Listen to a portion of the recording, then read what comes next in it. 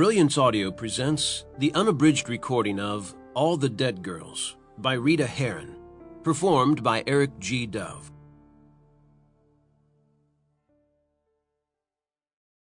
Prologue. She had to run away.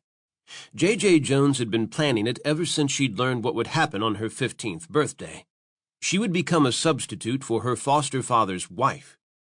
Her birthday was tomorrow.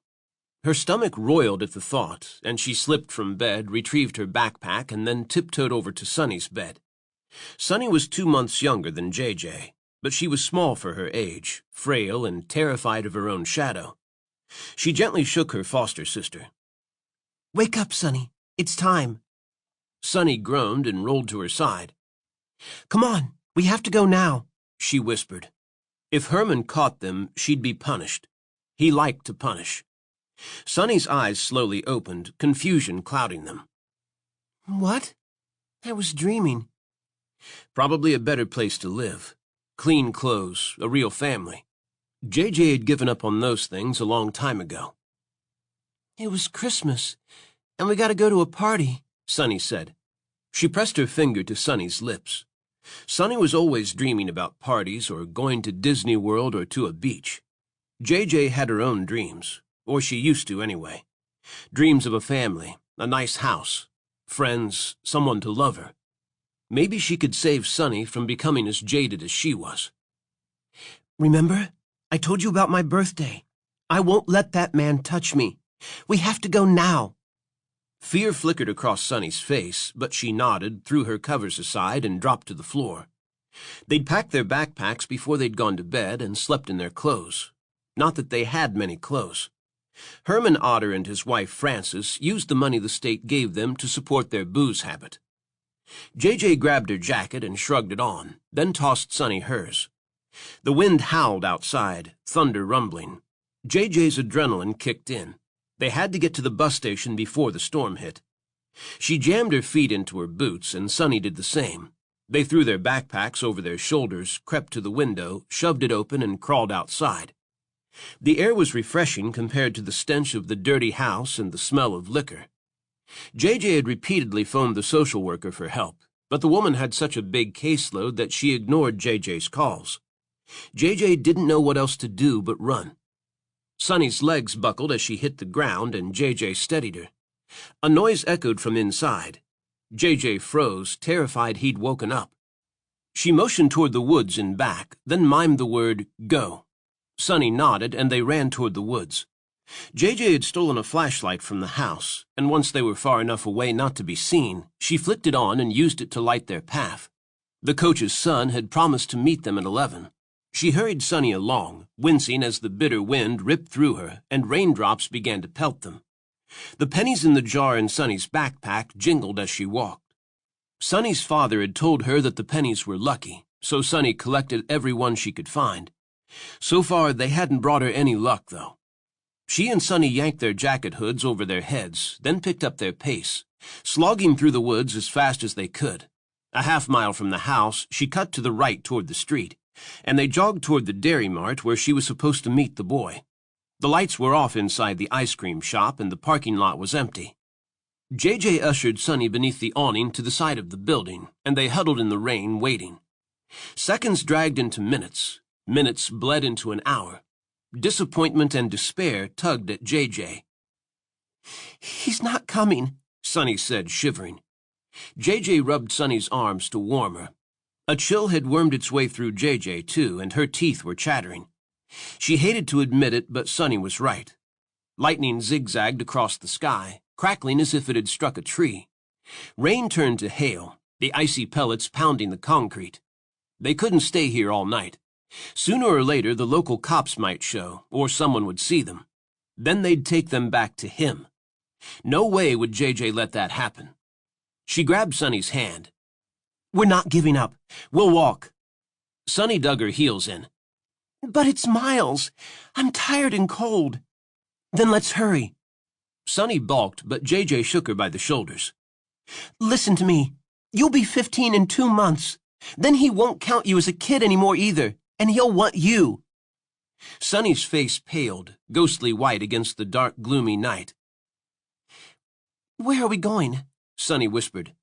My grandmother's. She lives in Nashville. I thought she didn't want you, Sonny said in a choked voice. JJ's heart clenched in pain. Sonny was right. Her grandmother hadn't wanted her as a baby. But JJ refused to let that stop her from finding a better place to live. A safe one. She was sick when I was born, JJ said. When she hears what Herman planned to do to me, she'll let us stay. At least she hoped she would. Otherwise, she had nowhere to turn. What if she lets you stay but won't keep me? Sonny cried. The fear in Sonny's voice tore at JJ. She had no idea how her grandmother would react. 15 years ago, she'd told social services she couldn't raise an infant. Would she feel the same about a teenager? No. JJ would convince her she could take care of herself. All she and Sonny needed was a roof over their heads and for people to leave them alone. Don't worry. She gave Sonny a reassuring look. I promise to take care of you, and I will. Sonny wiped at a tear, then gripped JJ's hand, and they headed down the street together. The country road had no streetlights, and the clouds shrouded the moon. Sonny stumbled, and JJ flicked on the flashlight again. She guessed it was about 10 miles to the bus station. Thunder rumbled, and the rain beat down, pounding the ground and soaking them to the core. Mud and water seeped into JJ's shoes, adding to the chill. A half hour later, Sonny complained that her legs were hurting. Occasionally, a car passed, but JJ would quickly turn off the flashlight, and they'd duck behind some trees to hide. Another mile, and despair threatened. Sonny tripped over a tree stump, collapsed to the ground, and cried out in pain. I hurt my ankle! JJ wiped rain from her face, willing herself not to cry too. They had a long way to go. She shined her light on Sonny's foot. It was turning red and swelling. Panic streaked through her. What were they going to do? The sound of an engine made her pause, and she pivoted. A truck was coming toward them. The headlights nearly blinded her, and she slid an arm around Sonny's waist to help her stand. I can't put weight on it, Sonny whined. Brakes screeched. The driver must have seen them. He slowed, gears grinding as he veered to the side of the road. The passenger door opened with a groan.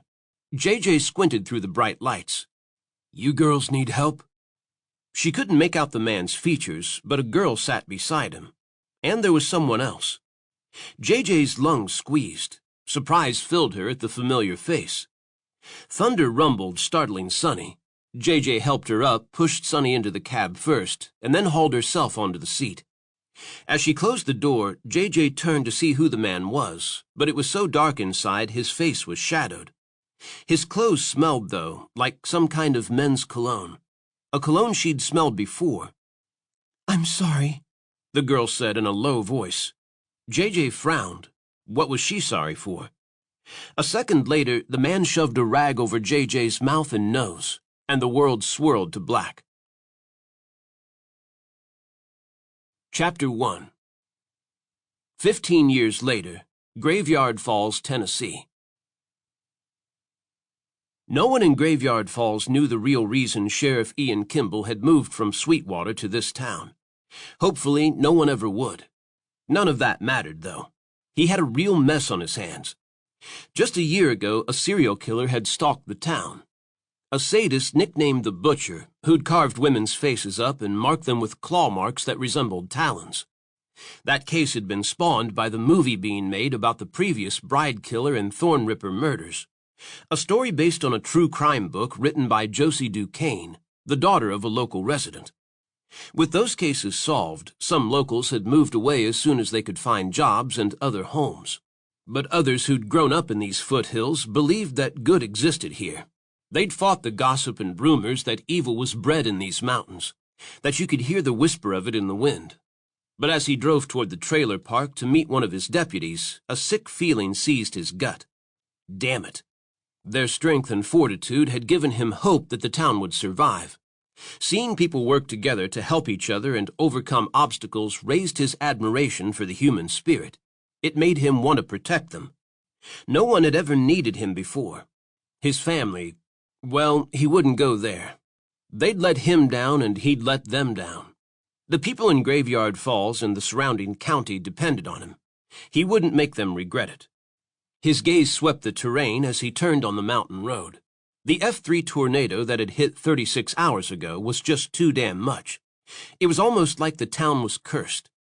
The nearly 200-mile-per-hour winds and flooding had swept over the southeast, striking 3 counties including Graveyard Falls, and Sweetwater where he'd grown up, with a funnel cloud that had ripped up trees by their roots and flung houses and cars as if they were ping-pong balls. The devastating damage had left the town picking up the broken pieces of their homes and shattered lives. His tires churned over gravel, and he swung left to dodge broken branches, then parked at the edge of the trailer park. One of his deputies, Clint Whitehorse, paced the edge of what had once been a mobile home, but now looked like a mountain of twisted metal and aluminum. Whitehorse had been with him over a year now, although sometimes Ian felt like he didn't know the man. He was quiet and intense, but he'd grown up in these mountains and knew them inside out. Shit. I can't believe this. Deputy Whitehorse removed his hat and rubbed sweat from his forehead. Just when the dust settled from that butcher case, now this storm. Ian's boots dug into the muddy earth as he assessed the damage. Metal, glass, household items, clothing, underwear, lamps, kitchen utensils, dishes, linens, broken furniture, and children's toys were scattered across miles of soggy soil.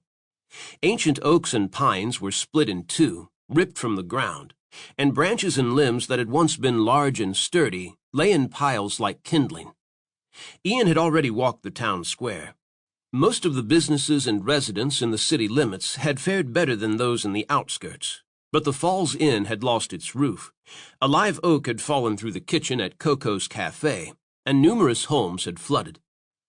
Ian had caught a couple of scam artists trying to rip people off with repairs, but he'd turned folks onto a couple of reputable renovation experts, and the neighbors had given him a deluge of casseroles for it.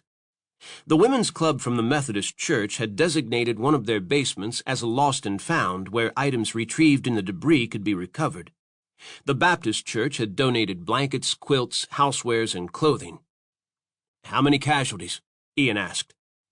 3 so far, the deputy said grimly. A woman trying to get home to her kids was struck by a tree when it crashed into her VW. Sympathy welled inside Ian. Jesus.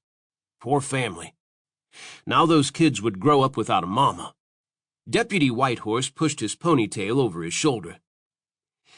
90-year-old Marvin Trollitt tried to save his chickens and got thrown against his tractor on the way to the barn. He died instantly.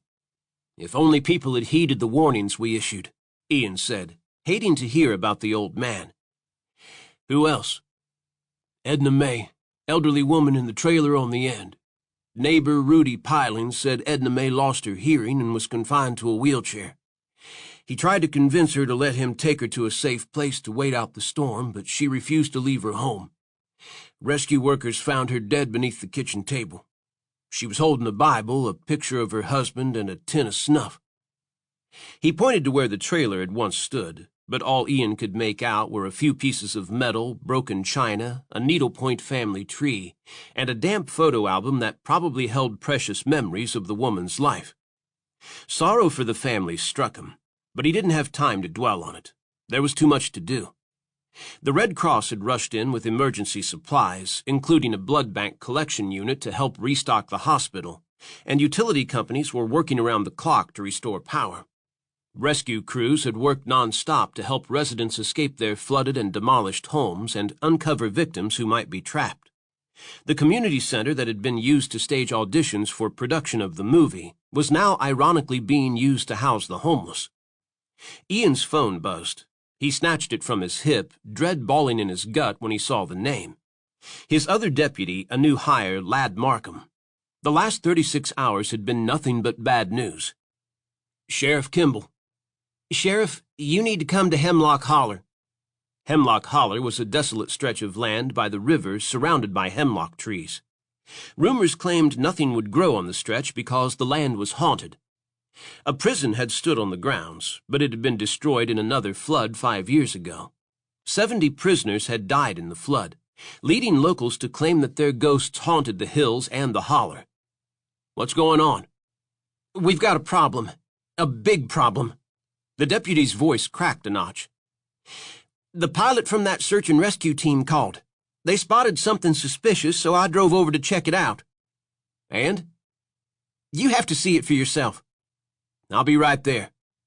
Wiping sweat from his forehead, Ian disconnected, then addressed Deputy Whitehorse.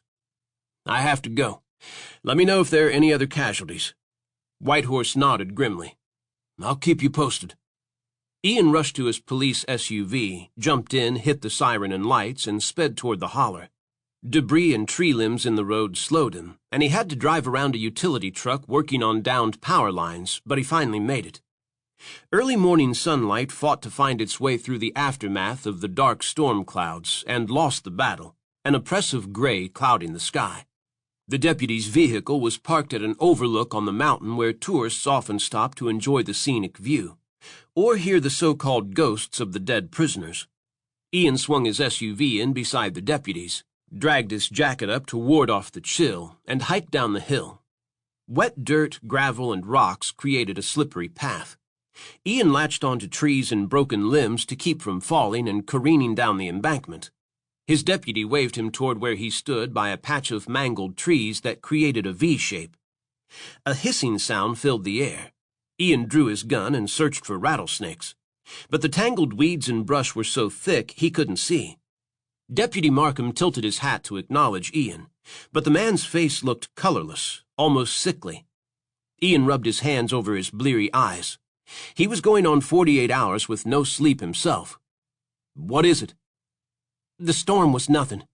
Just look. The deputy shined his flashlight across the ground.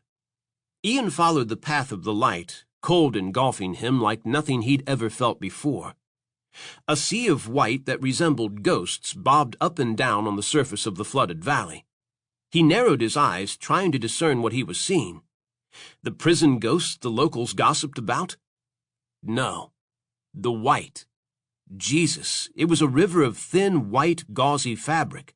Well, at least it used to be white. On further scrutiny, he realized the fabric was nightgowns. Gowns mired in mud, dirt, and leaves. What the hell? He moved his flashlight across the murky water with a grimace. More sticks and twigs, broken branches? No. The truth hit him like a fist in the gut. Bones. The ground was covered in bones. Human bones. They floated in the water, protruded from the earth, clung to the white fabric, and lay scattered over the ground where the water had receded. He swallowed back bile. Good God. His deputy coughed. Someone was buried here. Ian ground his teeth. Not someone. There are hundreds and hundreds of bones. He removed his hat and scrubbed a clammy hand through his hair. This is a damn graveyard. Knoxville, Tennessee. Terror seized Beth Fields. He hadn't died in the prison flood after all. He'd escaped. He was hiding out in the mountains. She'd moved to Knoxville in a secure building to be safe, but he'd found her. He was watching her through her bedroom window. The man who'd destroyed her life 15 years ago. The man who'd killed her best friend. The man who'd held her for 3 days and then dumped her like she was nothing but roadkill. His face was pressed against the glass, shadowed by the darkness. She strained to see his eyes, his mouth, something to help her identify him. Only she couldn't distinguish his features. A noise sounded, loud. A car horn, then a fire truck. Beth jerked awake and clenched the bed covers, barely stifling a scream. God help her. She'd done everything possible to escape him and the nightmares, but nothing worked. Every time she closed her eyes, she saw that blank face again, felt his breath on her cheek as he pressed a knife to her throat. His eyes pierced her through the darkness, the evil eyes of a predator, wild and sinister. They were hollow black holes, ghostly looking. Chest heaving for a breath, she slipped from bed and crept to the window to look out. But the face was gone. Trembling, she ran to the living room and peeked out the windows overlooking downtown Knoxville. Nothing but the first hints of sunlight streaking the dark. A self-deprecating chuckle rumbled in her throat. How could he be outside her window? She'd intentionally chosen an apartment on a higher floor, and a building with top-notch security so no one could get in. Especially him.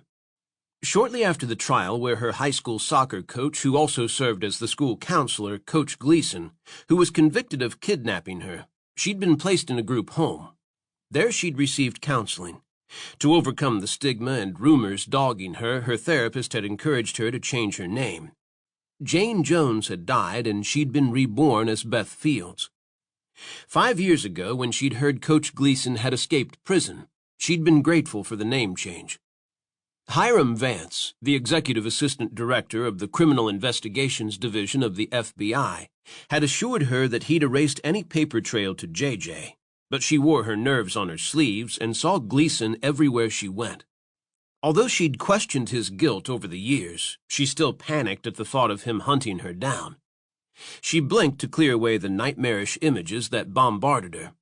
She was safe. Damn it. She'd taken self-defense classes, learned to shoot, and joined the Bureau in order to protect other girls from suffering as she had. Her specialty had become abductions, especially non-familial ones, and she'd honed profiling skills on the job. Immersing herself into the mindset of a killer helped her understand his motivation, his criteria for choosing his victims, and aided her in pinpointing his hunting ground. But nothing could change the fact that she'd been a victim, that her foster sister, Sunny, had never been found, and that the man accused of kidnapping her might want revenge for his imprisonment, that he could be searching for her. Snippets of the past taunted her. Whether they were real or figments of her imagination triggered by fear, she couldn't be certain. She and Sunny were trapped, locked in some dark place, their hands and feet bound. They huddled together, cold and crying. Sunny was afraid of the dark. Another girl screamed from somewhere deep in the cave. Yes, it was a cave. Water dripped, a monotonous sound that made her want to pull out her hair. Another scream. Footsteps. A knife glinted against the dark. She called out for help, but no sound came out. Then everything went blank. When she woke up, a deadly quiet surrounded her. No water dripping, no footsteps, no crying Sunny. Machines beeped instead. Low voices, carts clanging, a sea of white coats, a hospital. Shivering, she shut out the images. Determined to fight her demons, she yanked on running clothes, strapped her weapon in the holster, unlocked and opened the door, and stepped into the hallway. Old fears and training kicked in as she entered the elevator, and she kept her gaze focused on the door as it opened to the lobby. He saw the beautiful graves in his mind just as he dug them for the angels. He'd left each girl with a candle to chase away her fear of the dark and to light her way to heaven. He'd also given them a cross to cling to, a symbol that they'd been saved.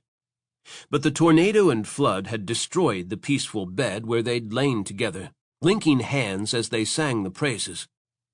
A wave of sadness washed over him that their peace had been destroyed. The sheriff had found the graveyard. He was here now. He and his deputies would scour the floodwaters and excavate the bones. Then his people would pick them apart and analyze them with their tools and tests, as if they were nothing but a science experiment. No longer would the sweetlings lie saintly in their white gowns as he'd left them. So young and innocent, so in need of prayer and guidance. He'd given them both. Until the storm ravaged the area, they'd had each other. Now a hand floated freely, a skull, a femur, the rib cage of another. They were scattered around randomly, disconnected, like a puzzle with missing pieces that needed to be put back together. He clutched the edge of the tree where he stood, clawing at the bark so hard that blood dripped from his hand. Mesmerized as he had been when the blood had flowed from the girls, freeing them of their pain, he watched his own blood spatter the ground. The droplets fell randomly like tears, creating a pattern on the soil. He always found a pattern in the blood spatters. This time the image looked like a face, features distorted. Voices dragged him from the image, and he glanced back at the graveyard. The sheriff snapped a picture, then another and another, then knelt to examine the skull of one of the angels. He bit down hard on his tongue to stop from shouting for the sheriff not to desecrate the girl's remains. Tears for the lost souls slipped down his face and fell, mingling with the blood at his feet. His work wasn't done. Only he'd have to find a new burial ground for the others. Chapter 2. Ian cursed. The wind kicked up, swirling leaves across the terrain and bringing the scent of damp earth and death. Graveyard Falls had earned notoriety for its ghost legends and the bizarre number of serial killers drawn to the area. Not the kind of publicity the town wanted or needed to bring in new businesses. Parishioners from the Holy Waters Church, the fundamentalist church his own mother belonged to, touted that the tornado was God's way of dealing with the evil, as God had done with the floods in the Bible. Gravel, sticks, and debris crunched beneath his boots as he slid down the hill. The cold floodwater seeped into his shoes, mud squishing. There were at least a dozen corpses here, maybe more. When he'd first heard about the prison flooding 5 years ago, he'd been sick to his stomach. His stepfather, Coach Gleason, the man he'd known as Dad, had been locked in that prison. Most of the inmates had been trapped inside and had drowned in their cells. The bodies of the ones with families had been sent home to be buried. The unclaimed ones were buried where the prison had stood, not far from the holler. But 2 bodies hadn't been recovered from the flood. The men had escaped. A month later, one of the inmates had been caught. He'd admitted that Ian's father had made it out, but they'd parted ways quickly. 5 years had passed, and Ian had heard nothing. He had no idea if his father was dead or alive. He hadn't given up, though. Every year he'd conducted searches of different parts of the mountain looking for him.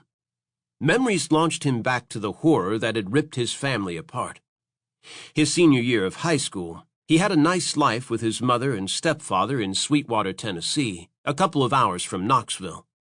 He was popular, athletic, and the girls liked him. But mid-year, a freshman female, Kelly Cousins, a student his father counseled, committed suicide. Rumors spread that his dad had had an inappropriate relationship with her. The gossip and accusations had destroyed the family. His mother divorced his stepfather, left Sweetwater, and moved to a neighborhood close to Graveyard Falls to escape the stigma. Ian had defended his father and insisted on staying with him so he could graduate with his class. But those months had been hell. His dad had become sullen and depressed. Kelly's parents claimed they'd found notes Kelly had written about being in love with Ian's father. She'd also implied he'd led her on and broken her heart. They accused the coach of seducing her. The kids at school had turned on Ian. Their parents didn't want their teens hanging out with him and refused to let them come to his house. His grades slipped. The girls stopped flirting with him. Instead, they acted as if they were afraid of him. 3 months later, just when he thought his dad was cleared, 2 girls from school disappeared, J.J. Jones and Sonny Smith. With his father already under police scrutiny over Kelly's suicide and the fact that he'd known all the girls, the sheriff automatically focused on Coach Gleason as the key person of interest. Because he was also the school counselor, the girls would have trusted his dad and gotten in the car with him. Ian couldn't believe the man who'd raised him like his own son would hurt anyone. His dad volunteered at school functions, donated to charities, took Ian fishing and camping, and taught him how to play soccer. He'd also instilled in Ian a respect for girls. But Ian's opinion of his father hadn't mattered to the sheriff. Sonny Smith had never been found. The other girl, J.J. Jones, had turned up alive but traumatized and suffering from amnesia. Judging from the bruises and cigarette burns on her arms, J.J. had been abused. He'd felt sorry for her and had stepped in to defend her when some of the it girls had teased her about her raggedy clothes. After that day, she'd looked at him like he was some kind of hero. But he was nobody's hero. He'd let her down in the worst way. On the morning before she disappeared, she'd told him she was going to her grandmother's. Ian had agreed to give her and Sonny a lift to the bus station that night. But at the last minute his father had refused to let him have the car. That fact had worked against his father at trial and intensified Ian's guilt over the kidnapping. If only his father had allowed him to visit while he was in prison. If he'd just talked to Ian, maybe Ian could have helped him. But the moment the verdict had been read, he'd completely shut Ian from his life. The wind screeched, the water churning and washing more bones onto the bank, drawing him back to the skeletal remains at his feet. "What do we do now?" Deputy Markham asked. Ian surveyed the sea of bones with a grimace. "This is too big for us," he said through gritted teeth. "We need help." A rescue team to excavate the bones, investigators, the medical examiner. They'd also need a forensic anthropologist. Knowing how the feds operated, they'd swoop in, take over, and treat him like he was a moron. Only he had worked with two agents who were decent, Special Agents Dane Hamrick and Cal Coulter. He'd call them for help. At least they knew he was competent and respected his position in the town. A human skull drifted through the water and landed at his feet, the hollow eyes staring up at him in horror. This one had begun to deteriorate, but not as severely as the others, as if it was a recent kill. Anger shot through him. Was another serial killer hiding out in these mountains? 5 days later, Knoxville. More nightmares. Another morning run. Beth was always running, always on guard. She quickly surveyed the street as she left her apartment. A handsome gentleman in a three-piece suit smiled at her as he emerged from the building's coffee shop. She barely gave him a nod. Flirting was not part of her life. Finding and tracking down criminals was what she lived for. She specialized in abduction cases and had instigated plans to change the foster care programs to prevent other kids from getting lost or abused in the system. Better safeguards for following up on placements, more home visits, and hiring additional staff to handle the workload were part of her proposal. Maybe one day she'd catch enough bad guys to make up for the one who'd stolen Sonny. Through the front window of the shop, a face appeared. Dark brown hair, scruffy beard, wide jaw. It was him, Coach Gleason. Fear momentarily paralyzed her as she recalled the trial. The rage in his eyes, anger aimed at her, when she'd sat silently and let the jury convict him. The bitterness in his son Ian's expression. Ian, the only boy she'd ever had a crush on, the high school soccer star, the boy everyone had liked, until his father had been accused of sleeping with one student, then kidnapping Sonny and herself. The brisk wind assaulted her as she stepped onto the sidewalk. A few pedestrians crossed the walkway to the left. A car pulled from the parking space behind the building. No, not him. A woman was driving. She scanned the area, checking across the street. A man in a gray coat walked up the steps to the church. Coach Gleason? She started to cross at the intersection, but tires screeched, and she jolted to a stop just before a cabbie slammed into her. He rolled down the window and shook his finger at her. "Watch out, lady!" She muttered that she was sorry and searched the street again, but the coach had disappeared, and she had no idea which direction he'd gone. Damn. Had she imagined seeing him, or had he tracked her down? Images of the photographs from her file taunted her. Some truck driver had found her lying in the bushes at a rest stop. Her clothes had been torn and muddy, her hair dirty, her face gaunt. In the hospital photos, her eyes had been vacant, and she'd looked thin and lost. Because she had been. Lost in her own dark world where Sonny's cries echoed constantly. Why she continued to torture herself by studying the file she didn't know. Yes, you do, she thought. You want to find Sonny. Only logic told her that her friend was dead. She plugged her earbuds in, flipped her music to shuffle, then broke into a jog. Need to Breathe's soulful mix of country gospel rock music filled her ears and rejuvenated her. Her feet pounded the sidewalk as she headed toward the river. She passed the park where mothers pushed their babies in strollers and children played, and then she jogged by the river, her gaze taking in the dreary fog over the water. God, she envied the mothers and kids. She wanted that family, that home. But she'd given up on it a long time ago. Not only had her past created trust issues, but her job wasn't conducive to a family life. Too many long hours, traveling, and the danger. She veered to the right and then ran up the hill toward Market Square.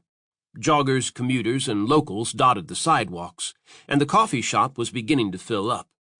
Beth's cell phone buzzed on her hip. She had an hour until it was time to report to the office, but crime knew no boundaries or clock. She quickly connected the call. Special Agent Fields. Beth, it's Vance. Beth tensed at his clipped tone. She could always tell when he was calling on a case. He didn't waste time on small talk. What's wrong? It's about you. He paused, making her stomach knot. Your case. The truth hit her like an ice bath. When she'd first joined the FBI, she'd been upfront about her past. Vance had assured her that her identity was safe, that he would alter records to keep her former name from leaking to co-workers. You found Coach Gleason? He's alive? No. Tension vibrated over the line. It's Sonny, he said in a low voice. They found her.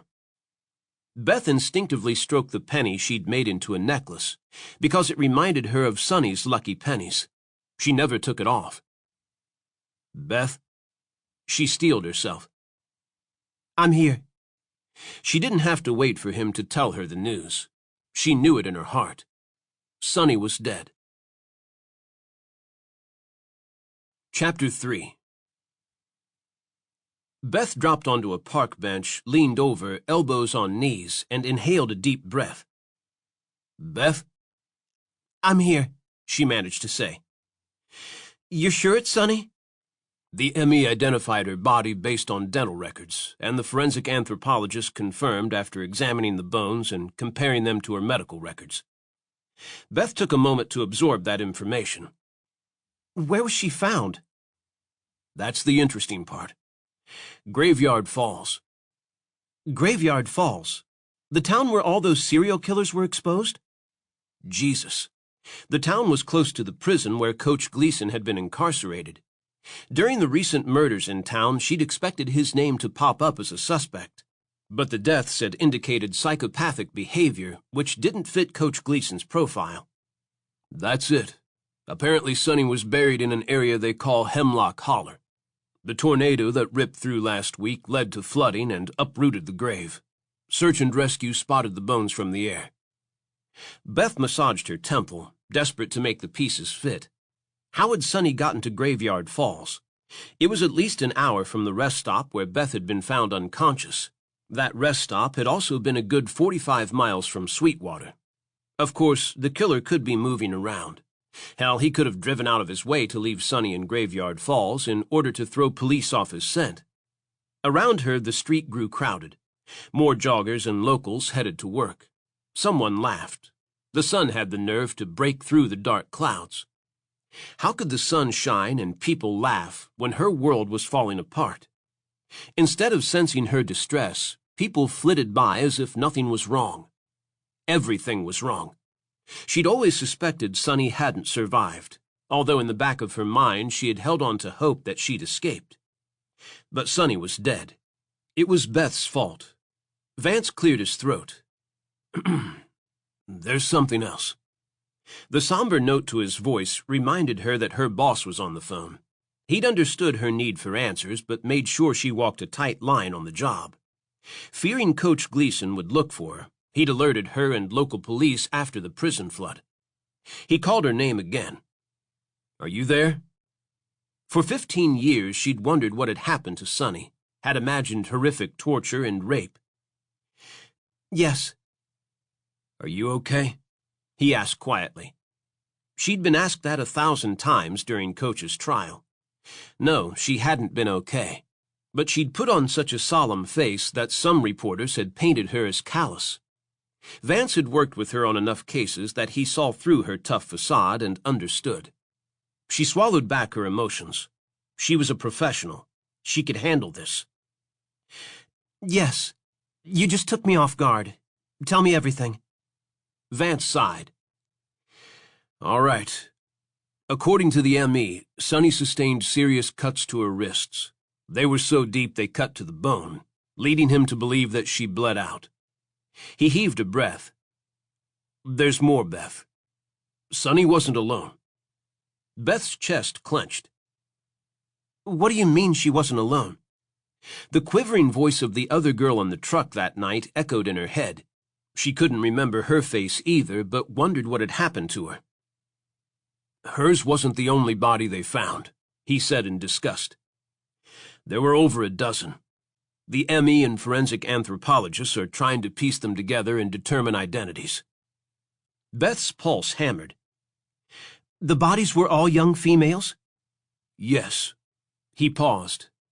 The local sheriff called us for help, so Agents Coulter and Hamrick went to the scene. It took a couple of days for the crime team to do its work and for them to recover all the bones. They transported the remains to the morgue at Graveyard Falls Hospital for analysis and identification. Beth shot to her feet, adrenaline kicking in. I won on the case. A heartbeat passed. I don't think that's such a good idea. This case is too personal to you. Damn right it was personal. All the more reason I need to work it. Beth scanned the area, her skin prickling as more questions assailed her. The fact that the location of the burial ground was near the prison was too coincidental not to take notice.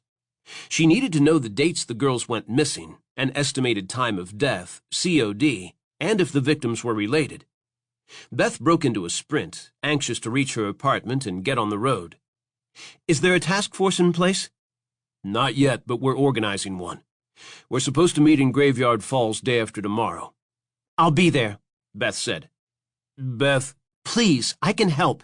If these victims were all adolescents and killed by the same man, you need someone who specializes in missing and exploited children. You know that's my area of expertise. She'd proven herself last year when she'd tracked down a killer who targeted teenage boys for sexual trafficking. Vance mumbled a sound of frustration. All right, but I don't like it. Promise me that if the case gets too difficult, you'll step away. Of course, Beth agreed, although there was no way in hell she'd walk away until she learned the truth about who killed Sonny. In spite of the conviction, the profiling skills she'd learned had made her question Coach Gleason's guilt. He hadn't fit the profile. Gleason was confident, educated, socially adept, and had grown up in a loving, normal home. No signs of abuse. No record of hurting animals, violence, or drug or alcohol abuse. Her friend deserved justice. Beth owed her that. And if the unsub was actively abducting girls, she'd track him down and make sure he never hurt another young girl again. Graveyard Falls. Tension knotted Ian's shoulders. It had been 7 days since they'd found the bodies. The panic was rising. The phone had been ringing off the hook with terrified locals and false leads. And that damned reporter Corbin Michaels, the same bastard who'd covered the other serial cases in Graveyard Falls, had pounced on the news of the Graveyard of Bones and had already dubbed the case the Boneyard Killer. Some hack who believed the town was cursed had started a damn blog post about weird cities in the southeast, featuring Graveyard Falls and the legends of ghosts. The blog was gaining followers fast, intensifying the hysteria. The number for the Holy Waters Church appeared on his caller ID. Ian answered, determined to keep the conversation short. He didn't like the preacher, Reverend Jim Benton. Sheriff Kimball. Hello, Sheriff. I've organized a prayer vigil at the Holy Waters tonight to honor the victims found in that graveyard. Ian reined in a crude comment. That church reminded him more of a cult than a place of peace. His mother's husband, Bernard, together with Reverend Benton, had alienated her from Ian. Thanks for letting me know. I'll pass the word. Benton started to say something else, but another call was coming through. I have to go. He clicked to take the call. Sheriff Kimball. This is Executive Assistant Director Vance with the Criminal Division of the FBI, the man said curtly. I've organized a task force. We're meeting at a room at the morgue in half an hour. The ME and forensic anthropologist will fill us in on what they've learned so far. I thought you might like to be present. Ian could barely contain his agitation. Just as he'd expected, Vance was swooping in to take over. Of course I'll be there. This is my town. All right. I just spoke with the ME, Dr. Wieland. So far, we've identified 3 of the dead. Sonny Smith, Retha Allen, and a third, Hillary Trenton. That meant several more to go. A specialist in facial reconstruction is recreating images of what the victims might have looked like, Vance continued. The FBI are running those pictures through facial recognition software, focusing on the database for the National Center for Missing and Exploited Children. What about the most recent victim? No ID yet, but hopefully soon. Special Agent Cal Coulter and Special Agent Dane Hamrick are in charge of questioning the families and friends of the victims to get a picture of what happened. So what was his role? He didn't intend to sit back and twiddle his thumbs. "I'll see you at the meeting," Vance said. Ian holstered his gun, grabbed his jacket and keys, strode outside, and then drove through town. Traffic was minimal, very few people on the streets. Residents seemed to think if they holed up in their houses, the killer couldn't touch them. A few locals had even moved away. They wanted to raise their families in a safer place, one that hadn't become famous for its serial killers. The wind swirled dead leaves across the street as Ian parked at the hospital. The past few days had been hell. How much bad news and horror could one town suffer? Dread nodded his gut as he walked down the steps to the morgue and entered. He was reeling from learning that Sonny's body was among the deceased in Hemlock Holler. When he pictured her in his mind, she was a shy, frail adolescent, just the type his father tried to help. Ian removed his father's picture from his wallet and studied it. Coach Gleason was tall and muscular, but he'd had gentle hands, and he'd never laid one on Ian in anger. His father couldn't have killed Sonny or any of those girls. He'd gone out of his way to supervise after-school functions and ensure the teens' safety. Twice he'd paid for medical care for families who couldn't afford their doctor bills. He'd also been an animal lover. Together they'd volunteered at the rescue shelter. More than once, Coach had brought home a sick dog and nursed it back to health. How could a kind man like that possibly kill a young girl? He tucked the picture back inside his pocket. Where had he been the last 5 years? How had he survived? What did he live off of? Did he have a job? If so, it would have to be something under the radar, a job that didn't require references or a background check. A job beneath his education and skills. His father had loved counseling and teaching and coaching. It must have torn him up inside to be deprived of doing that. The scent of death and cleaning chemicals jerked Ian from his memories. He glanced through the glass window on the door, but Dr. Whelan, the M.E., wasn't inside, so he walked next door to the room they'd dubbed the bone room, where the team had spread the skeletal remains across several tables. If one or more had died while his father was incarcerated, Ian could clear his name and give his father back his life. Finding the real killer would also help assuage his guilt over Sonny's death, and the trauma JJ had suffered too. During the trial, she'd been quiet, sullen, had avoided looking at him. He'd stared holes at her, hoping she'd remember something to clear his father. But she'd barely spoken or shown any emotion. The trauma nurses said JJ had repeatedly called his father's name when they'd brought her in. The police assumed she was trying to relay the name of her kidnapper. Did she know about Sonny? By 10 o'clock in the morning, Beth arrived at Graveyard Falls Hospital. The task force was meeting at the morgue in the basement. Nerves clawed at her stomach. Ever since that phone call, snippets of memories had tapped at her subconscious. Sonny crying and clinging to her hand the night they'd run away. The relentless rain. The smell on that rag. A smell she now knew had been chloroform. After that, everything went blank. The driver's face, where he'd taken them, what had happened while she'd been held captive. She clenched her briefcase with a white-knuckled grip. Occasionally, an image of a hand or shadow floated to her, and she sensed she was on the verge of remembering her attacker's face. Then she'd reach for the image and fall off a cliff into a vat of darkness. She inhaled a deep breath, giving her legs time to steady. Holding her head up high to feign an air of confidence, she stepped into the conference room down the hall from the autopsy room. Chairs surrounded a long table.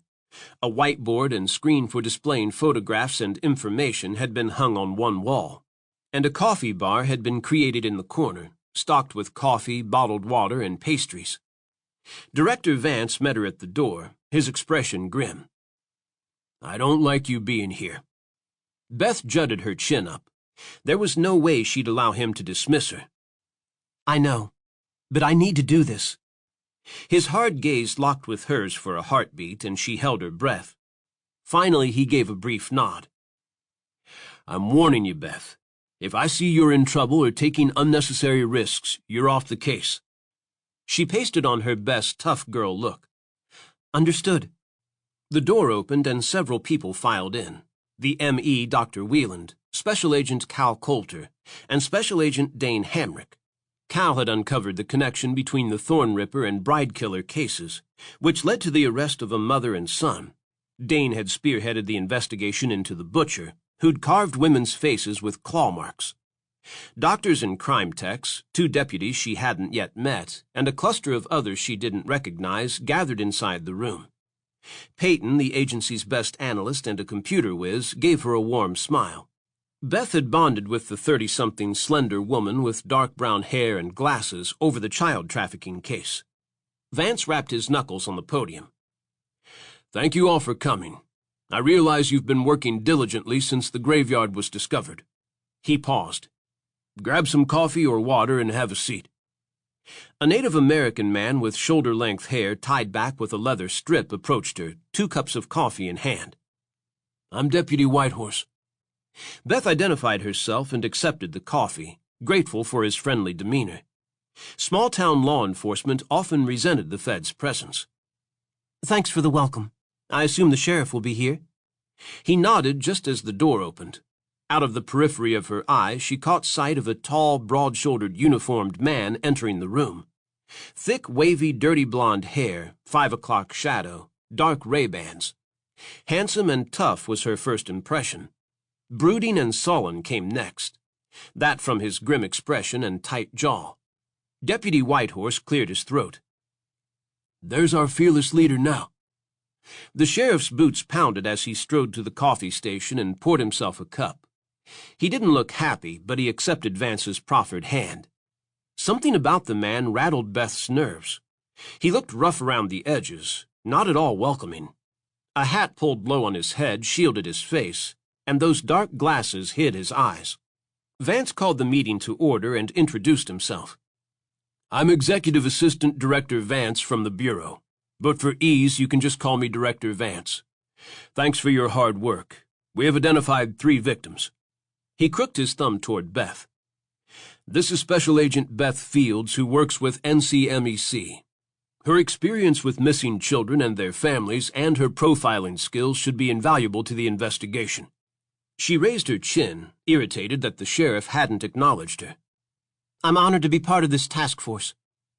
Director Vance gestured toward the table where everyone was seated. He quickly introduced everyone and their positions, ending with Sheriff Kimball. From her research on the town, Sheriff Kimball had proven helpful on the previous cases because he knew the area and the locals. But surely he realized this case was over his head. Special Agent Cal Coulter began. "We're investigating 2 of the victims, Retha Allen and Hillary Trenton. Unfortunately, we haven't found a connection between them. Hopefully the families of the girls can shed some light on their activities prior to the dates they went missing," Agent Hamrick said. "We were told the FBI has information on the 3rd girl, Sunny Smith."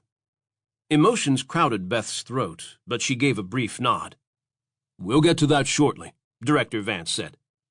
Dr. Wieland introduced himself and the 2 forensic anthropologists, Dr. Emma Wright and Dr. Harris Lee, who specialized in facial reconstruction.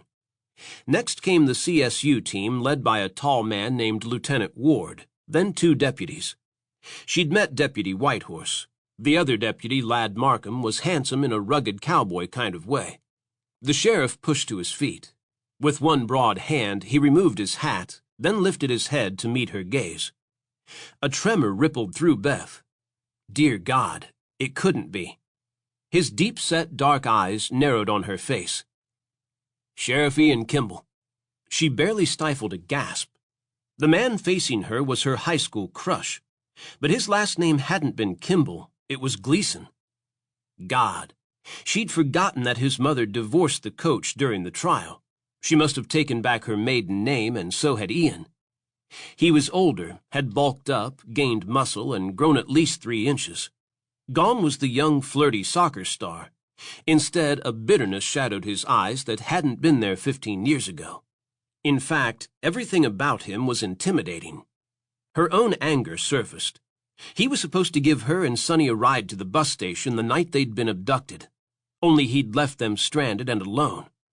If he'd shown up, Sonny might be alive.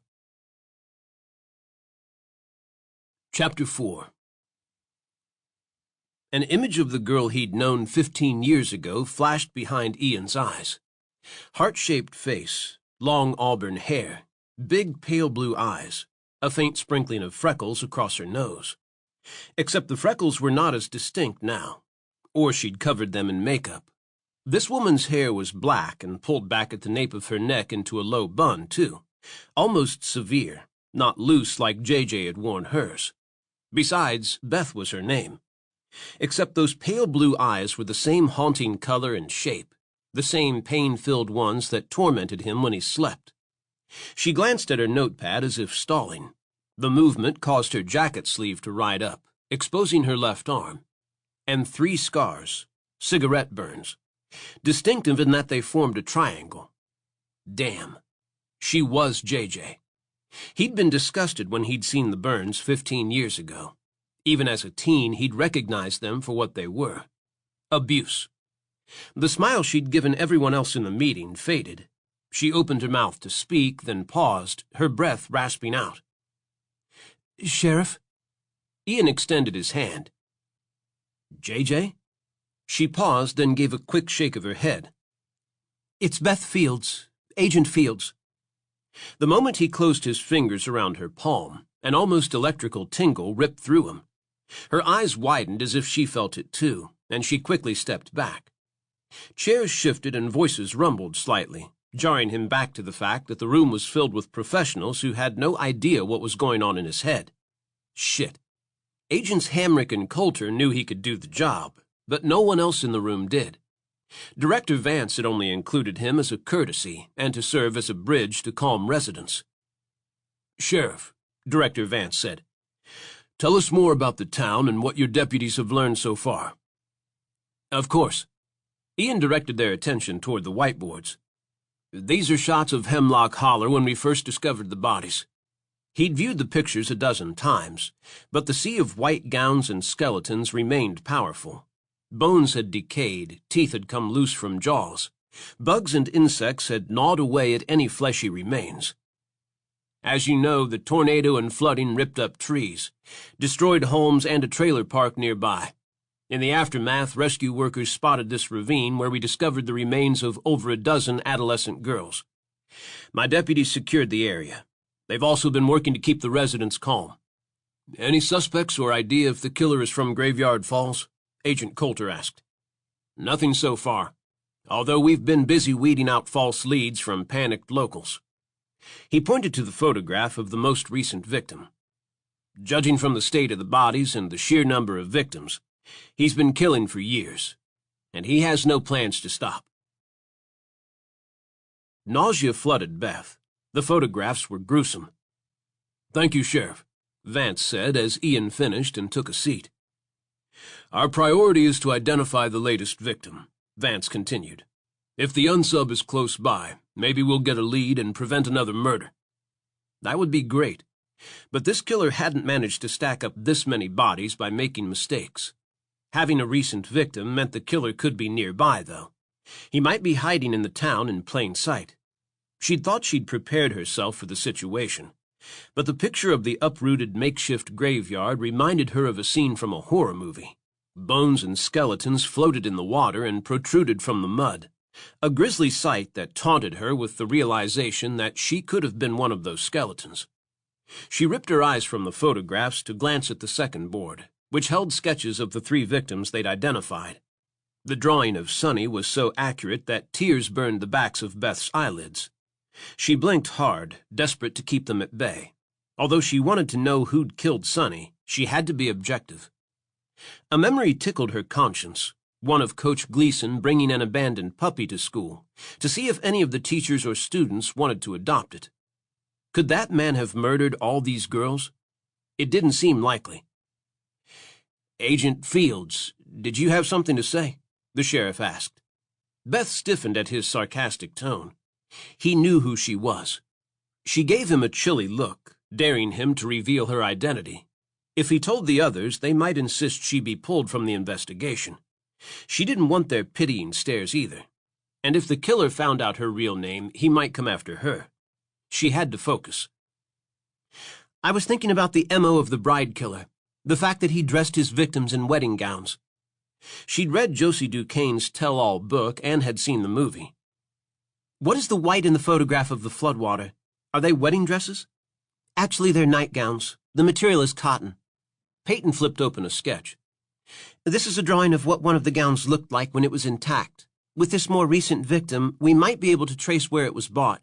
Although much of the fabric disintegrated from the elements, it resembles a christening gown. Beth began to mentally create a profile of the unsub. Why would this unsub dress his victims in christening gowns or nightgowns, as if he were baptizing them or putting them to bed? When she glanced at the sheriff, he was focused on her, his eyes cold, hard. She needed to talk to him after the meeting, find out how he'd ended up in Graveyard Falls overseeing the case where her friend's body had been discovered. Had he moved to town to be close to his father because Ian knew he was alive? Had Ian kept in contact with Coach during his incarceration, or since his escape? Peyton tapped another sketch. We also discovered pieces of candles buried with the bodies. Although many were broken and crumbled, mired in mud and water, they were plain white taper candles. Sheriff Kimball addressed Peyton. Can you trace where the killer purchased the candles? The candles are common and can be bought at any drugstore, discount store, department store, online, Peyton said with a shrug. Agent Hamrick pointed to a photo of several gold necklaces that had been recovered from the graveyard. What about those? They're inexpensive plain gold crosses, Peyton continued. Nothing outstanding about them, so they'll be hard to track down as well. Beth jotted another note. Crosses, white candles, christening gowns, religious symbols, an angle to explore and one that obviously held significance to the killer. Thanks. Keep us posted. Vance turned to the medical examiner. What can you tell us about cause and time of death? Dr. Wieland adjusted his bifocals and rubbed at his eyes as if the photos were getting to him, too. Beth had consulted with him on 2 missing child cases. He was detail-oriented, smart, insightful, and compassionate. The most recent victim was killed roughly 2 weeks ago. I'm working on time of death for the other victims. Our forensic anthropologists are making progress on identifying the remains, although it'll take time. The 3 victims we have identified are between the ages of 12 and 14. Judging from the deep cuts into the bone, their wrists were cut. And the most recent victim? Beth asked. She has the same wounds, deep cuts to the wrist. COD is exsanguination. Cuts to the wrist sound like suicide, Agent Coulter commented. Beth's heart beat like a drum. Are you suggesting the girls killed themselves? Dr. Whelan twisted his mouth in thought. I can't say at this point. Once we learn more about the victims, we can make that determination. You think they made a suicide pact? Deputy Whitehorse asked. Since the 3 deaths occurred at different times and in different states, I doubt it, Dr. Wieland replied. There are numerous factors to consider regarding suicide. The victim's frame of mind, right-handedness versus left-handedness, the presence or lack of defensive wounds. Perhaps the unsub forced the girls to slit their own wrists, Deputy Markham suggested. Dr. Wieland shrugged. It's possible, although I would expect hesitation marks if that was the case. There were no hesitation marks on the most recent victim. The wounds appear to be clean and direct, as in one swift, harsh cut. Beth lifted her hand to speak. These girls were buried in that holler with a candle and a cross. He also dressed them in gowns. That suggests a serial killer. His ritual is significant. A theory started to take shape in her mind. Sheriff, maybe your deputies can begin by exploring the local churches. We're in the South, the sheriff said. Do you know how many churches there are? Beth nodded. Yes, but it could be important. It would help if your people screened the pastors, church leaders, and gathered a list of parishioners. Yes, ma'am, he said tightly. Dr. Wieland pointed toward one photo on the board. This girl is Retha Allen. She was 12, suffered from anorexia, and sustained a broken leg when she was younger. He moved to the second victim. Hillary Trenton was 14, had injuries that are consistent with child abuse. She suffered several broken bones. Have you found any connection between the 2 girls? Sheriff Kimball asked. Agent Coulter's hand shot up. Not yet. Retha was from Lexington, Kentucky. She disappeared 4 years ago from a temporary foster home. Her mother was in rehab. You're going to Lexington to speak to the police? Ian asked. Yes, I'm driving there after the meeting. Hillary lived in Chattanooga, Agent Hamrick interjected. I'll notify her father. According to reports, she went missing 3 years ago after a teenage pool party. I pulled police reports and reviewed their investigation. The father admitted that he and Hillary argued earlier that day. She wanted to leave school, join a band, and be a country music star. Police questioned him, but he had an alibi the night she disappeared. Beth jotted down a note. These murders were fairly recent. Coach Gleason could be a suspect. Although the MO included a religious angle, she didn't recall that he'd been a super-religious man. Vance gestured toward the entire group. Report everything to our analyst, Peyton. She'll run comparisons and search for common denominators. Special Agent Fields has information regarding the third victim we've identified, Sonny Smith. He arched a brow. Agent Fields? Ian folded his arms, a challenge in his eyes. Was he going to reveal who she was now? All eyes settled on Agent Beth Fields. Tension crackled in the room as Ian's mind launched him back to his teenage years. Those cigarette burns on JJ's arm had infuriated him. Worse, he'd seen the way she'd tried to hide them, detected the shame in her eyes. Aware JJ was in foster care, he'd cornered her outside the school one day to ask if she was okay. She'd refused to talk about her home life or the burns. But the next week, she'd asked him for a ride, had told him she and Sonny were going to her grandmother's, that her grandmother was expecting her. 3 days later, when she and Sonny hadn't been found, the police were ready to write them off as runaways when suspicions turned toward his father. I do have information on Sonny Smith, Beth said. She was living in a foster home with a couple named Herman and Frances Otter. Sonny and another foster child, 14-year-old Jane Jones, who went by JJ, ran away one cold night in late February. A few hours later, the girls were picked up by someone in a truck near a dairy mart not far from Sweetwater, Tennessee, a small town about an hour from Graveyard Falls. The driver was never identified. Police investigated and arrested the counselor soccer coach at the girls' school. Was JJ able to identify her abductor? Dane said. Beth shook her head. No. She was found 3 days after the abduction at a rest area off I-75 near Chattanooga. She was traumatized, dehydrated, and suffered from amnesia. In her agitated state, she repeatedly murmured the coach's name. That led to the police focusing on Coach Gleason as a suspect, didn't it? Ian asked. Beth's mouth tightened. She obviously recognized him, too, and didn't like the fact that he was hiding his relationship to Coach Gleason. Actually, the coach was already under suspicion because one of his students, Kelly Cousins, had allegedly committed suicide, Beth said. What would a suicide have to do with a kidnapping? Agent Coulter asked. There were allegations that Coach Gleason pressured Kelly for sex, Beth said. Ian's chest clenched. Had Beth, JJ, really believed his father was guilty of sexual misconduct with a student? She hadn't said so at the trial. Then again, she hadn't said much. She'd looked stunned and confused. But there was no evidence of rape or sexual assault on JJ when she was found, was there? He asked. Beth shifted, biting on her lower lip. No. If sexual assault was part of his MO and the coach was guilty, why didn't he molest JJ? Ian asked. I don't know, Beth said. There are numerous questions about what happened to her when she was being held. However, it's possible that he molested Sonny. Ian turned to the ME. Can you confirm or deny that? It's impossible to tell with the condition of the remains. Although I completed the autopsy of the recent victim and there is no sign of sexual activity. Didn't JJ say a man in a small truck picked her and her friend up? Ian asked. Beth nodded. Yes. Coach Gleason didn't own a truck, he said bluntly. Low voices rumbled, then a sudden hush. Actually, a stolen truck was discovered not too far from Sweetwater where the crime occurred, Director Vance said.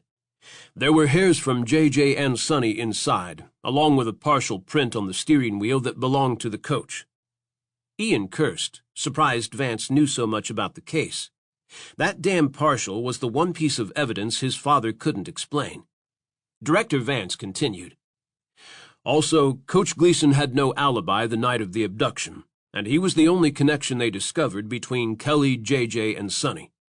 He was convicted of kidnapping and spent 10 years in the Graveyard Falls prison. That prison flooded 5 years ago. One prisoner who escaped confirmed that the coach got away. Director Vance gestured toward Peyton. Make sure each member of the task force receives a photo of what he might look like today. He angled his head toward the ME.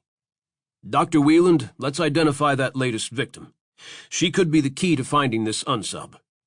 Beth jotted a note. Send me her photo and info, and I'll check with NCMEC. Peyton nodded. That would speed things along. Emotions churned through Ian. If the police hadn't spent all their time on his father, they might have determined another suspect. It's been 15 years since Sonny and JJ went missing, Ian pointed out. It's possible that since that time, some of JJ's memories have returned. I'll talk to her after the meeting. Beth's gaze met his, a wariness settling in her eyes. He didn't care if she was uncomfortable. He needed to know if Beth Fields, JJ, had recovered any details from the past about the true culprit. He hung the latest blood spatter pattern on the wall and studied the way the particles had dispersed. Just like a snowflake, every pattern was different, unique. This one reminded him of a tree branch. Not a maple or magnolia, but it mimicked the spiny ridges and sharp needles of a pine. He'd been collecting the blood spatters since he was a child. The first time he was 5. He'd thrown a rock at a squirrel and knocked it from a tree. While it lay dying, he'd been mesmerized by the blood flowing from the creature.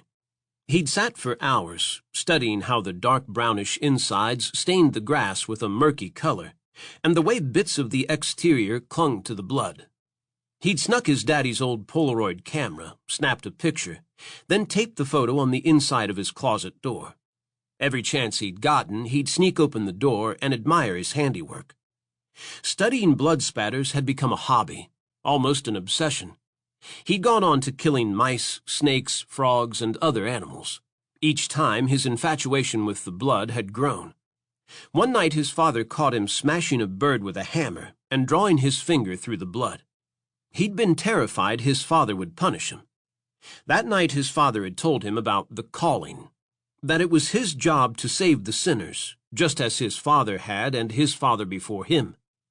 The thrill had intensified when he'd watched the blood spatter from the girl's wrists.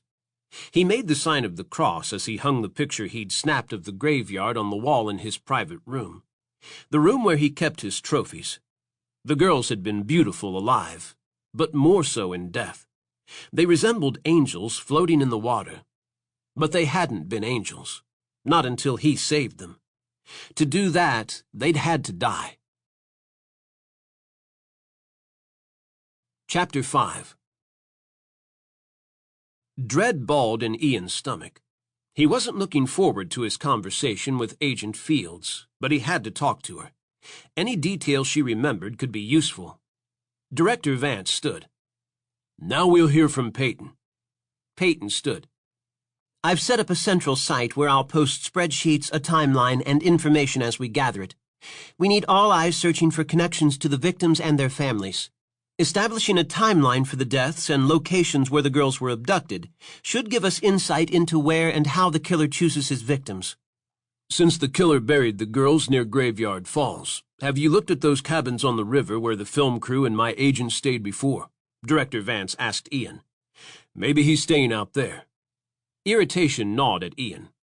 Of course we checked them, but I don't think the killer would stay so close to town. These mountains are full of old houses and shanties, places off the grid. Then have your deputies search the town and mountains for abandoned cabins, old homesteads, any place where our unsub might be hiding out, Director Vance said. If Gleason is our unsub, he's had plenty of time to get to know the area. Ian folded his arms. Damn it, Vance had to bring the suspicion back to his father. Beth tapped her fingernails on the table. With at least one of the victims from Kentucky, we can't assume the unsub lives close by. He could have killed the girls in different locations, and then dumped them in Graveyard Falls to throw off suspicion in case the bodies were discovered. Ian followed her train of thought. Sweetwater, Lexington, Chattanooga. All were in close proximity to I-75, a major interstate that ran all the way from Georgia to Tennessee to Kentucky. True. He could be traveling up and down the highway, Peyton pointed out. That's another reason we need to ID the victims as quickly as possible. Find their families and their hometowns. She indicated the photo of the last victim. Since her kill is fresher, maybe someone saw something. Talking to the girl who survived is imperative, Agent Hamrick said. The director spoke. Agent Fields has already established contact with Jane Jones and will follow up on that lead. Gratitude flickered in Beth's eyes as she and the director exchanged a look. Ian stiffened. The director knew her real identity.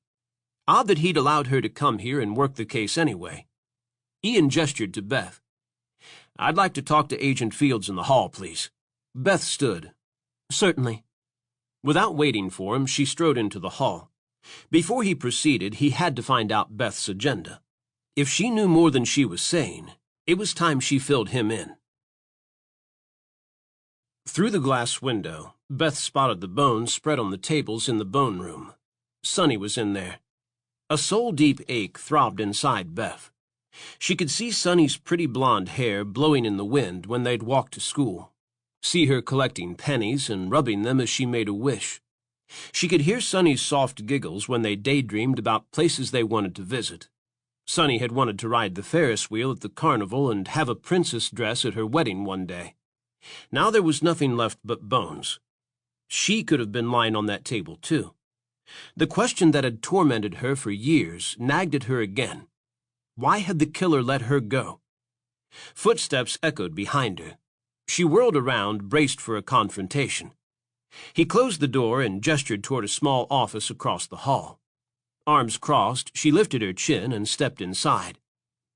"You are JJ, aren't you, Beth?" he asked as he released the handle. Her breath quickened. For so long she'd tried to create a new identity. Seeing Ian and hearing that name resurrected old fears. "Where have you been?" he asked, as if her silence had confirmed what he already knew. "Why did you change your name?" Beth held up a warning hand. I don't intend to be interrogated, Sheriff Kimball. A muscle ticked in Ian's jaw. "This is not an interrogation. But you came to my town with a false name and are deceiving everyone in that room. I deserve an explanation." You deserve it? Beth bit out. You blamed me for your father's arrest. Ian sucked in a sharp breath. "I didn't blame you for anything," he said. "I just believed my father was innocent. Maybe if the police hadn't been so quick to throw the book at my father, they would have found another suspect." Beth twisted her hands together. I wish I could tell you what you want to hear, but I don't remember any more today than I did 15 years ago. Ian raised a brow as if suspicious. "Nothing?" The image of a man's hand flashed back, then dark eyes. No. The image blurred. I saw a therapist to help me recover the memories, but it didn't work. She suggested I change my name to protect myself. After all, her name and picture had been plastered all over the TV and in the papers. "You changed your hair color to disguise yourself, too," he said matter-of-factly. Beth nodded. You have no idea what it was like to have everyone, especially other teenagers, staring at me and whispering behind my back. They treated me like I was a freak. I didn't want their questions or skepticism or pity. She squared her shoulders. I don't want it now. "That's not what this is about," Ian said. "And I do know what it was like to have others stare at you. You're forgetting that my family was ripped apart because of Kelly Cousin's suicide, then because of your abduction and the trial." Beth swallowed hard. I'm sorry. That wasn't fair of me. Tension stretched between them for a long minute. Finally, Ian broke the silence. "We can't work together if you're not honest." Anger seized Beth. Like you're being honest? She folded her arms. Are you going to tell the other agents that you knew me? That you were supposed to pick me up the night I was abducted? That your stepfather was convicted of my abduction? Ian's lips compressed into a thin line. She hadn't meant to say that, but the words just slipped out. Now they stood between them like a giant boulder that couldn't be crossed. It was the truth in all its ugliness. just like the ugliness Beth had lived with all her life. Ian's chest ached with the effort to breathe. He'd expected JJ, Beth, to hate him. Hell, he'd blamed himself for what had happened to her. But the bitterness in her voice cut through him like a knife. "I'm sorry," he said, his voice gravelly with regret. She had no idea how tormented he'd been those 3 days she'd been missing, how nightmares of her shock-glazed face had dogged him. He'd imagined the worst kind of torture. Then the sheriff had hauled his father in for kidnapping. His mother had been so caught up in her grief and shame she'd fallen apart. Ian had tried to convince the authorities that they were wasting precious time by not searching for other suspects. But more than one authority figure suggested that he'd lied for his father. With the crime happening in a small town and pressure from the locals, the DA had moved quickly to prosecute his father. 10 months later, he'd been convicted. The judge had made an example of him and given him the maximum sentence. Ian tried to visit, but his father refused to see him. He told Ian to get on with his life. What life? His friends had turned against him. He went to live with his mother, but their differing opinions over his father's guilt had caused a chasm between them. Then she joined that cult-like church, and the distance became greater. As soon as he was 18, he'd moved out. Driven to clear his father, he'd signed up for the police academy. After the prison flooding, he'd moved to Graveyard Falls to search for his father. No wonder his father had run after the flood. If he hadn't, he'd have spent the rest of his life in jail. "So do you know where your father is?" "No. I moved to Graveyard Falls to look for him." "Have you found evidence to exonerate him?" "Not yet, but I've studied the case files. Except for his partial print on that truck, which could have been planted, there was no concrete evidence that my father did anything but prevent me from driving his car that night. Think of all the students he helped over the years. He's not a killer." He pounded his chest. "He treated me like a son when I wasn't even his kid." Beth ran a shaky hand over her hair. "I'm sorry, Ian. I never said that your father was the driver. I honestly don't know who was behind the wheel." Ian jammed his hands in his pockets. "If my father is innocent, then another man took you and Sonny." He swallowed hard. "Another man who's been free all this time to hunt and kill." "Don't you think I know that?" she hissed. "I'm well aware that if I'd remembered what happened, I could have ensured that the right man went to jail. Every time I walk out the door, I wonder if my kidnapper is hunting me down. I look at men on the street and wonder if it was one of them instead of Coach." The agony in her tone tore at him, but it was a relief to hear that she wasn't convinced of his father's guilt. "Not a day has passed that I haven't kicked myself for not picking up you and Sonny." Silence stood between them, thick with the pain of their admissions. Finally, Beth heaved a breath. "Look, Ian, we both want the same thing." Her voice became a hushed whisper. "We both want the truth." He gave a clipped nod. "That's the reason I became a cop." "And the reason I became an agent." Beth straightened. The door to the room squeaked open, and Director Vance appeared, Peyton behind him holding a laptop. "We have to talk," the director said. Peyton set the computer on the desk and angled it toward them. "I ran a search on Jane Jones. She went to live in a group home near Knoxville after Coach Gleason's trial, but 6 months later, it's as if she disappeared. There's no paper trail, no driver's license, address, education, or job." Ian tensed. He and Beth couldn't possibly lie to the people they worked with and expect the team to trust them. Damn it. He hadn't wanted anyone in town to know the reason he'd come here. But soon, everyone would know. Beth had seen Peyton working on her computer during their meeting, but hadn't realized what she'd been doing. A photograph of JJ the day she'd been found on the side of the road was displayed on Peyton's screen, along with news articles and photos of her hospital stay. Just as Peyton had used age progression software on the victims, she'd done so on JJ, and a sketch appeared. The resemblance was so accurate it was eerie. Her glasses were gone, but the heart-shaped face, slightly buttoned nose, and deep-set eyes remained the same. Beth forced herself to face the truth. She was foolish if she thought she could keep her identity from these trained experts. Finding missing people and murderers was their job. Peyton's voice softened. Am I wrong, Special Agent Fields? Or is this you? Beth had tried so hard to create a new identity, but finding Sonny's body had thrust her back in time to when she was a confused teenager. Yes, it's me, she said, relieved that her voice held out. I changed my name after the abduction. I can understand that, Peyton said sympathetically. But the members of the team, they're going to figure it out. Beth nodded. I know. We were just discussing the situation. In spite of her bravado, she gripped the desk edge. The image of those bones flashed behind her eyes. Then Sonny's face the first time she'd met her when Sonny was 10 and had come to live with the Otters. She'd been so thin, so sickly. Beth had taken her under her wing, protected her. Grief threatened to make her ill. If only she hadn't gotten into that truck. She'd literally pushed Sonny into the cab with a killer.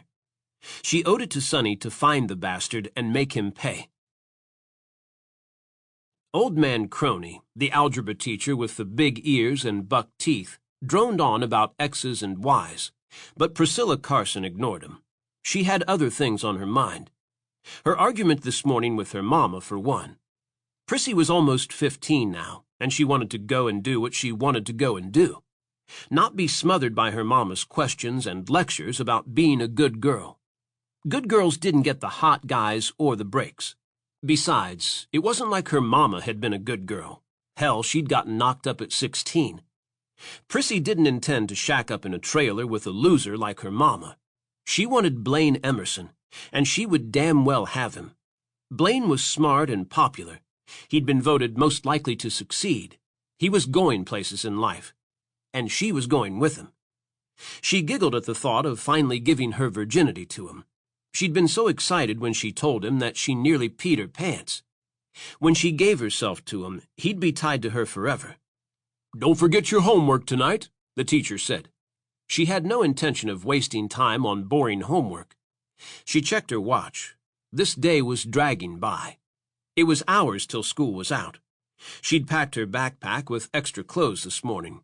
After school, she and Blaine planned to sneak off to one of the empty cabins in the woods by the creek.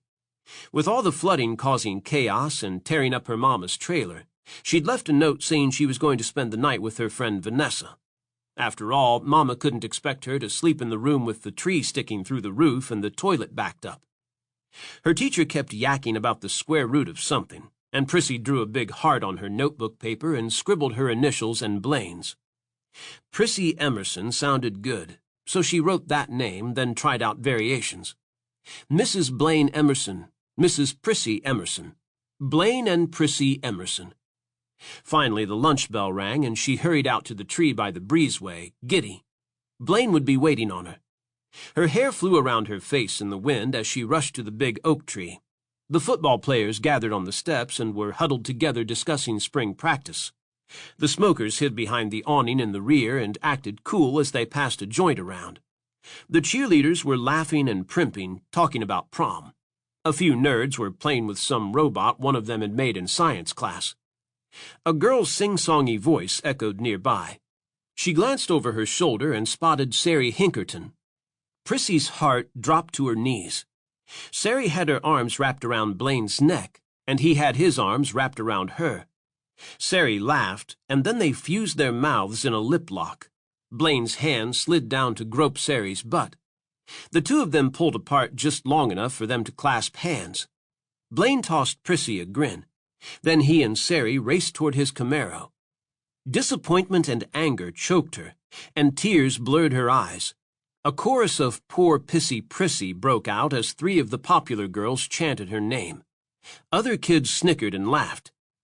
"Did you really think Blaine would go out with you?" one of the girls said as she passed Prissy. More tears burned Prissy's eyes. She was such an idiot. "Poor Pissy Prissy, poor Pissy Prissy." The chanting grew louder. "Gonna piss your pants?" someone else said. Humiliated, she clutched her backpack and ran toward the parking lot. She didn't have a car, but she had to get out of here.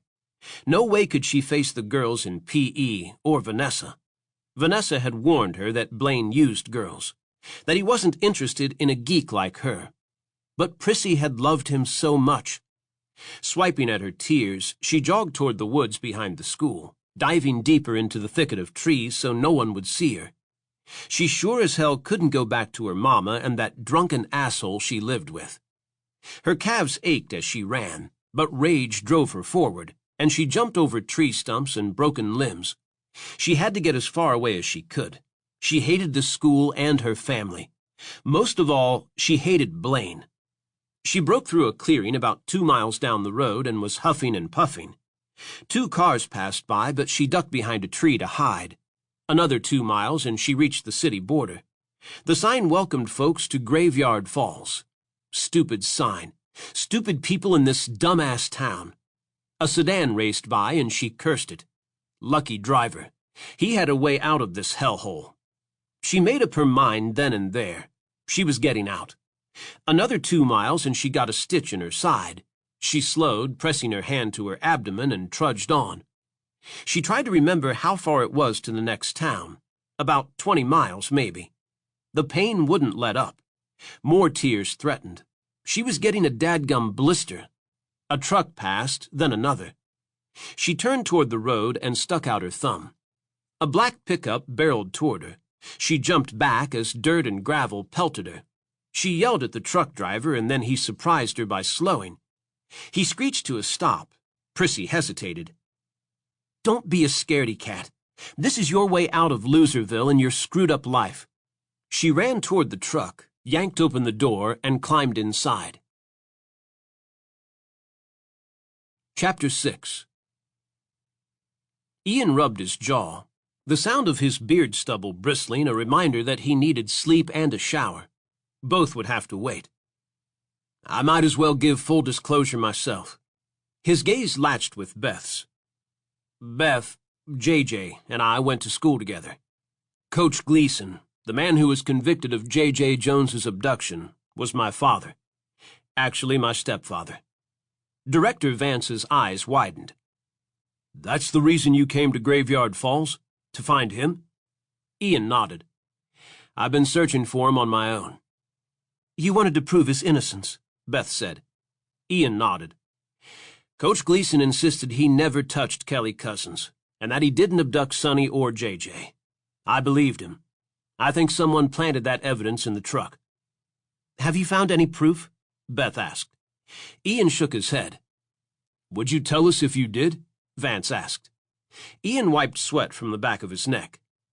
Yes, but I haven't heard from him. I don't even know if he's still alive.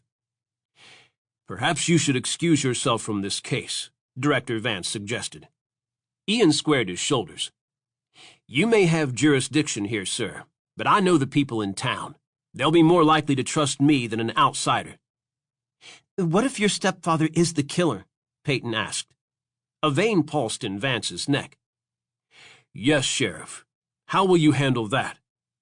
Ian swung his gaze toward the bone room. Then I'll bring him in myself. But you have to be questioning his guilt. My father was connected to Kelly Cousins, to Sonny and JJ, but he had no connection to these other girls. Ian took a breath. Think about it. How would he have access to girls in different states? He's right. That would have been difficult, Beth agreed. I've worked with profiling. Serial killers often have a history of child abuse or a mental disorder which doesn't fit Coach Gleason. As we learn more about these victims, I can narrow that profile down. Vance turned to Beth. Then you're in charge. Sheriff Kimball, you'll answer to Agent Fields. Anger at the idea of working under Beth heated Ian's blood. He opened his mouth to protest, but Vance cut him off. I'm giving you both fair warning. If I see signs that you aren't handling the case objectively, or if you aren't sharing information, I'll pull you both from the case. Anxiety knotted Beth's shoulders as she, Ian, Peyton, and Director Vance crossed the hall to the meeting room. She was surprised Ian had confessed to his past, but he obviously realized Peyton and the others on the team were savvy, and that holding back might work against him later. When they entered, the director walked to the front of the room, and the rest of the team took their seats. Director Vance tapped the podium, and voices quieted. Thank you for your patience, Director Vance said. Before we broke, we were about to hear from Special Agent Fields regarding what she knows about Sonny Smith and the girl who was abducted with her, Jane Jones. He waved to Beth. Special Agent Fields. Beth rose on shaky legs, mentally chastising herself for letting Ian affect her. She had survived 15 years ago. She was trained in self-defense, interrogation tactics, tracking and hunting down criminals, reading behavior cues, and compartmentalizing her emotions. She'd also undergone therapy to understand her amnesia, and she'd taken classes on child and adolescent behavior. Early in her career, she'd worked as a forensic interviewer for abused children, an eye-opening experience about predators and their manipulative ploys to lure young girls and boys into a trap. From there, she'd studied profiling. Thank you, Director Vance. I'm glad to be part of this team. She adopted her most professional mask, pushing her feelings to the side. I chose to work with NCMEC for personal reasons. Although the hunt for Sonny Smith went cold years ago, I've been searching for Sonny ever since. Special Agent Hamrick raised a hand. Have you interviewed Jane Jones? Nerves gathered along Beth's spine. I know a lot about her, because I am Jane Jones. Shocked looks and murmurs floated through the room. She lifted a hand to signal for them to listen. Let me start from the beginning. Sonny and I were living in the same foster home when conditions became unbearable. Our foster father, Herman Otter, had molested another foster child named May, who ran away. 15 was the age Herman Otter liked. He thought 12, 13, and 14-year-olds were children. But at 15, girls were women, so he could justify taking them to bed. An awkward silence fell across the room. Gathering her courage, she continued. The night before my 15th birthday, we ran away to escape him. That night it was storming. Her voice cracked, but she didn't dare look at Ian.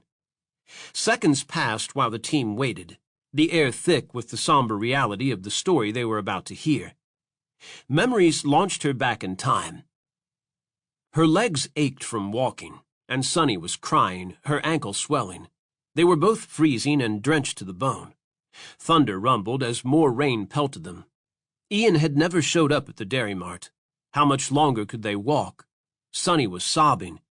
Then the sound of a truck's brakes squealed as it rolled to a stop. Vance cleared his throat, drawing her back to the present. She tucked a strand of hair back into the tight bun at the nape of her neck. Anyway, we were cold and wet, and a truck came along, so we accepted a ride. A shudder ripped through her. That's the last thing I remember before I woke up in the hospital.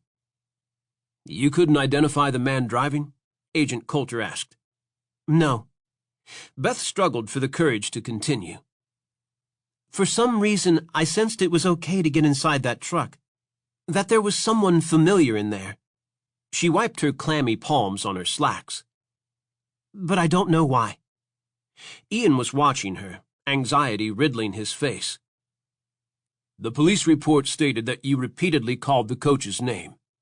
They thought you were trying to tell them that he was driving, Director Vance said. Maybe you asked for him because he was the counselor, Ian suggested. I suppose that's possible, Beth said. Did you recall anything about where you were kept? Where the man might have been headed? Peyton asked.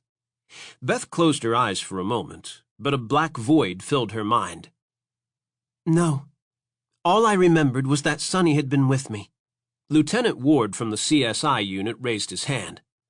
How about forensics? Beth gripped the podium edge. I'll have copies of the police report and investigation forwarded to each of you, but there wasn't much to go on. They identified mud on my sneakers but found no helpful traces of DNA under my nails or on my body. Why would the unsub kill Sonny and release you? Agent Coulter asked. Beth's heart pounded. I have no idea. The police speculated that perhaps I wasn't his type. Now that we know there are others, maybe we can figure out what his type is. Special Agent Coulter waved a finger. Do you believe that the coach was responsible for your abduction? Beth bit her lip, struggling with her response. I honestly don't know. Considering the evidence and lack of it, it's possible that he's innocent. The connection with the suicide was incriminating, But some of it was born from gossip that the students started. That and the notes Kelly's mother found where Kelly confessed her undying love for the coach. But the police never proved that he molested Kelly Cousins. He pled innocent to the abduction charges? Agent Hamrick said. Yes. The coach denied having any kind of intimate relationship with Kelly, and he denied kidnapping me. But the gossip had a life of its own. With one teen suicide and Sonny missing, the parents were up in arms, demanding answers. And for someone to pay, Agent Hamrick muttered. Did the police investigate Sonny's family? Agent Coulter asked. Unfortunately, both her parents died in a car accident when she was 4, and she had no other family. What about yours? Agent Coulter asked. Beth should have been prepared for the question, but it always pained her. My mother was killed shortly after she gave birth to me. She was only 15 at the time. I have no idea who my father was. What about the foster father you were running away from? Agent Coulter asked. I assume police questioned Otter regarding the abuse and your disappearance? Yes, but it was my word against his. Beth fidgeted. His wife vouched for him in both instances. What happened to Otter? Agent Hamrick asked. He got what he deserved, she thought. He died 10 years ago of liver failure. Agent Coulter crossed his arms. How about the girl, May? I don't know, Beth said. I never saw her again. When I started working with NCMEC, I looked for her name on the list, but no one ever reported her missing. Dr. Whelan squared his shoulders. Do you think she's one of our victims? Beth's pulse clamored. I guess it's possible. Although she prayed May had escaped and found a better life. She sank into a seat, her legs weak, while Ian explained his connection to her and Sonny and to Coach Gleason. The agents pummeled Ian with questions, just as they had her, but their voices faded as she struggled for composure. She rarely discussed her past, had only confided in a handful of people. But today she'd spilled her guts to a roomful of crime workers, and she'd faced Ian. With this team of experts working together, she might finally learn the truth. Finding the kill spot could provide us valuable insight into the unsub's M.O., Ian said. Guilt nagged at Beth. If she could remember where he'd driven them, where she'd been for those 3 missing days, she could lead them to that spot. Then they might get the forensics necessary to find the bastard and stop him from killing again. Vance dismissed the meeting, and the members of the team dispersed, some stopping to chat. Beth couldn't get out of the room quickly enough. Ian caught her at the door. Beth, Lieutenant Ward said they have a collection of personal items that were recovered with the bodies. He wants to see if you recognize anything. Her stomach twisted. Of course. Beth followed him to a small room with tables where a variety of bagged items lay spread out. One section held a bevy of candles, another held book bags and backpacks, sneakers, jackets, hair ribbons, purses, CDs, and 3 stuffed animals. We thought these items might be useful in identifying the victims, Lieutenant Ward said as he joined them. Her gaze settled on a tiny yellow bunny rabbit. It was tattered and soggy, one eye missing, a necklace bearing a best friend charm around its neck. Tears blurred Beth's eyes, and she cradled the stuffed animal to her chest. It was the only thing Sonny had left from her family. Her father had given it to her on her 4th birthday, just a few months before he and his wife died. She'd been so afraid of the dark that she couldn't sleep without the rabbit. Beth? Ian's hand touched her arm. Beth choked back tears. It's Sonny's, she whispered. A second later, she rushed from the room. She made it to the bathroom just in time to run into a stall and drop to her knees before her silent tears turned into a sob. The anguish in Beth's voice when she'd held that toy rabbit aided Ian as he stepped back into the hallway. Do you really think she's going to be able to handle this? Dr. Whelan asked. I'm not sure, Ian said, hating to cast doubt on her. But we need her help. His personal motive bound them together. Finding her friend and making sure the killer is in prison could give her closure. Dr. Whelan pursed his lips. Or it could tear her completely apart. Ian would do whatever he could to make it easier. He owed her that much. Why do you think the unsub buried these items with the girls? Ian asked. The ME shook his head. Because he didn't want to leave evidence behind?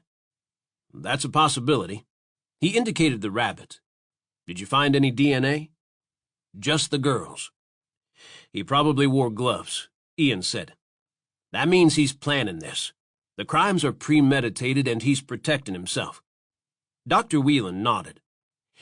Planning, yes. But do you think he stalks the girls in advance and chooses them for a reason? Or does he randomly select them when the opportunity presents itself? Ian scratched his head. Good question. When we learn more about the victims, that'll give us the answer. That answer could help lead them to the killer. He told the ME to call when he had more information, then headed down the hall to check on Beth. She was exiting the ladies' room, so he jogged toward her. Beth, wait. Her heels clicked as she hurried forward. Beth? He caught her before she reached the exit. The moment he touched her arm, she jerked around, eyes blazing. Eyes that looked red-rimmed as if she'd been crying. Are you all right? He asked quietly. A steely expression replaced the pain. Yes, I just need some air. God, she was trying to be tough, but she'd been a victim of the maniac who'd killed more than a dozen adolescents. I understand seeing Sonny's stuffed animal was difficult. Did it trigger any memories of what happened that night? Irritation sharpened her delicate features. No, and if we're going to work together, you can't constantly be watching me, dissecting my every movement, asking me that question. Her voice grew hard. If I remember anything, I'll tell you. I don't intend to hold back any gory details either. I'll do whatever I have to find this bastard. With one last tormented gaze, she stormed out the front door. Regret filled him for not being more sensitive. Voices echoed down the hall as other team members dispersed. He pushed open the door to catch up with Beth and apologize. But that unscrupulous reporter Corbin Michaels was rushing toward her. The parasite had covered the previous serial murders in Graveyard Falls and would do anything for a story. Beth froze as a camera flashed. Ian rushed to her side just as Michaels fired a question. You're working with the task force on the Boneyard murders, aren't you, miss? What's your name? Beth fidgeted. Special Agent Beth Fields. We're busy, Michaels. Ian took Beth's arm to rescue her. Sheriff, there were a dozen bodies found, correct? Michaels pressed. Ian silently cursed. Like it or not, he had to deal with the media. Yes, we've organized a task force. An investigation is underway. Michaels lifted a brow. Have you identified the victims? We have identified 3 of them, but not all. At the moment, we're working to contact the victims' families. Now, Mr. Michaels, step aside. We have work to do. Together, he and Beth hurried down the steps. Beth's legs wobbled slightly, but he kept a firm grip until they reached the car. Before he could speak, she spun around. Good God, Ian. What if that man plasters my picture on the news? Ian raised a brow in question, then realized her concern. Peyton had recognized her from the facial progression sketch, and he'd known her from the past. What if the killer recognized her? Would he come after her? He left the new girl to think about her sins. Her name was Prissy, so fitting. Except she wasn't the showy type like her name suggested. She was plain, homely, desperate for attention. Maybe she could be saved. Her screams echoed off the cavern walls as he eased into the shadows. The lingering scent of the last one's decaying body wafted toward him, clouding the air with an acrid odor. He didn't remember her name, but the police had found her. He had to be careful. They were all over the mountains hunting for him. Excitement stirred as he gazed at the beautiful wall of blood. Each one was labeled with the giver's name. Each one was noted by date of extraction, blood type, and as he had the time to test them, with genetic markers, including any imperfections in the blood. One day he would find a way to remove the bad blood and replace it. Until then, he would preserve it and continue his calling.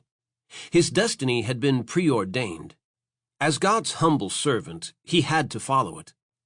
The tarp he'd used to catch the last girl's blood held spatters from the draining. They resembled the outline of a dragonfly. He hung it on the wall as his inspiration, then mixed a small amount of her blood with his paint. His hand trembled with anticipation as he dipped the brush into the blood paint and began to create a garden of dragonflies on his canvas. Chapter 7. Beth couldn't escape the reporter fast enough. Ian ushered her down the steps, staying close to her side as they put distance between themselves and Corbin Michaels. "Where are you parked?" Ian asked. "The black Volvo, third row." He steered her toward it. "I'm sorry about Michaels," Ian said. "He covered the previous serial killer case involving the butcher. He's persistent." Beth sucked in a breath. "I created a new identity so the man who abducted me wouldn't be able to track me down." "It's been years, Beth. If Michaels prints a photo, your kidnapper probably won't recognize you." "You did, and so did Peyton," Beth bit out. They reached her car, and she removed her keys and pressed the key fob to unlock the car. 2 rows over, a ball cap caught her eye. Her skin prickled. Was the killer watching them? Ian leaned against the side of the vehicle, oblivious to her thoughts. "Peyton only recognized you because of the facial progression software, and because she's trained." The keys jangled in Beth's hand. "But you knew the moment you laid eyes on me." "Because I never forgot you." His voice roughened with emotions. "Your face has been imprinted in my mind every day for the past 15 years. Beth shifted restlessly. "Because you hated me for your father's conviction." He shook his head. "No. I hated myself for leaving you in the lurch that night." Emotions vibrated between them, as thick and dark as the storm clouds hovering above. The regret in his voice touched Beth deeply. "You barely knew me, Ian. I wasn't surprised when you didn't show. I was a loser. I figured you had better things to do." The wind fluttered, rippling through Ian's hair. Beth had the insane urge to smooth it down. As it was, it gave him a wild and untamed image. He was so damn handsome that she felt a tingle of desire. "You weren't a loser, Beth. And I'm not making excuses," Ian said. "I told you I'd be there, and I should have come. If I had, you and Sonny wouldn't have gotten in that truck, and she'd be alive." Beth chewed her bottom lip. Hadn't she thought the same thing a million times? But she couldn't allow Ian to blame himself. "Maybe," she admitted. "But we were runaways. Easy targets. I should have tried harder to convince the social worker that Herman Otter was a predator." "Did you tell the social worker?" Ian asked. "Yes, but she was so busy she didn't take the time to listen. I was a problem child. She had too many cases to probe into what was going on." Remorse flickered in Ian's eyes. "I'm sorry, Beth. If I could go back and change things, I would." Her gaze met his, some emotion she didn't want to think about welling in her chest. "So would I."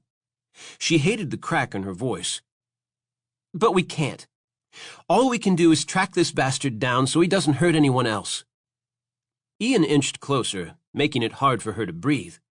His masculine scent wafted around her, arousing sensations she hadn't felt before. The need to lean into someone, to be held by a man. Although in college she'd dated and slept with one guy, nothing had lasted. It had felt all wrong, impersonal, as if she'd never really connected with any of them. Trust was not in her vocabulary. For some crazy reason, though, she sensed she could trust Ian. "I'm glad you survived," Ian said gruffly. His comment reminded her of the dark place she'd lived when she'd been released from the hospital. The dark place that beckoned her at night when she was alone. One of the counselors at the group home had encouraged her to attend therapy and take self-defense classes. She'd also introduced them to a nice little church where the preacher was kind and soft-spoken, the music calming, the people welcoming and personable. So different from the fundamentalist snake-handling ways at the church Otter had forced them to attend. That man had ranted about hellfire and damnation and convinced Beth she would end up in hell. Self-deprecation lingered, taunting her that she'd caused Sonny's death. "Who says I survived?" His expression softened. "You're here. And you're tough, Beth. One of the strongest women I've ever met. Everything isn't always what it seems, she murmured. Compassion filled his expression, maybe even a sliver of admiration. Or attraction? The urge to be closer to him made her lean toward him. His gaze fell to her mouth, and fear trampled that urge. I have to go, she said, desperate to escape. I need to get settled in the cabin. I can follow you over. Make sure that reporter doesn't bother you. She shook her head and slid into the car. There was no way she wanted him inside that place with her. She was too vulnerable. She might be tempted to ask him to stay. And that would be a mistake. Beth didn't depend on anyone but herself. She had a job to do. She had to focus. Thanks, but I need to do this alone. Call me if you learn anything else. All right. He laid one hand on the door to keep her from shutting it. If you want to see the place where Sonny was found, let me know. It's been roped off and a guard is on duty day and night in case the killer returns. Beth shivered at the thought, but that sight might trigger memories from the past. Memories that would give her answers. Maybe her abductor's face would finally emerge from the shadows. Admiration and regret flooded Ian as Beth drove away. Whether she believed it or not, she was a survivor. A weaker person might have allowed the trauma from her ordeal to stunt her growth as a person.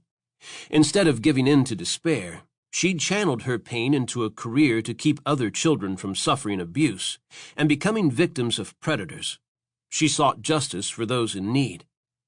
Knowing it was dangerous for Beth's picture to go public, Ian strode toward the reporter. Listen to me, Michaels. Our team is aware that the public has a right to know what's happening, but we have to protect the investigation. Hamrick looked pissed. We'll give you information on a need-to-know basis, but if you interfere, I'll have you locked up. Ian reached for the camera. Give me that picture you took of Agent Fields.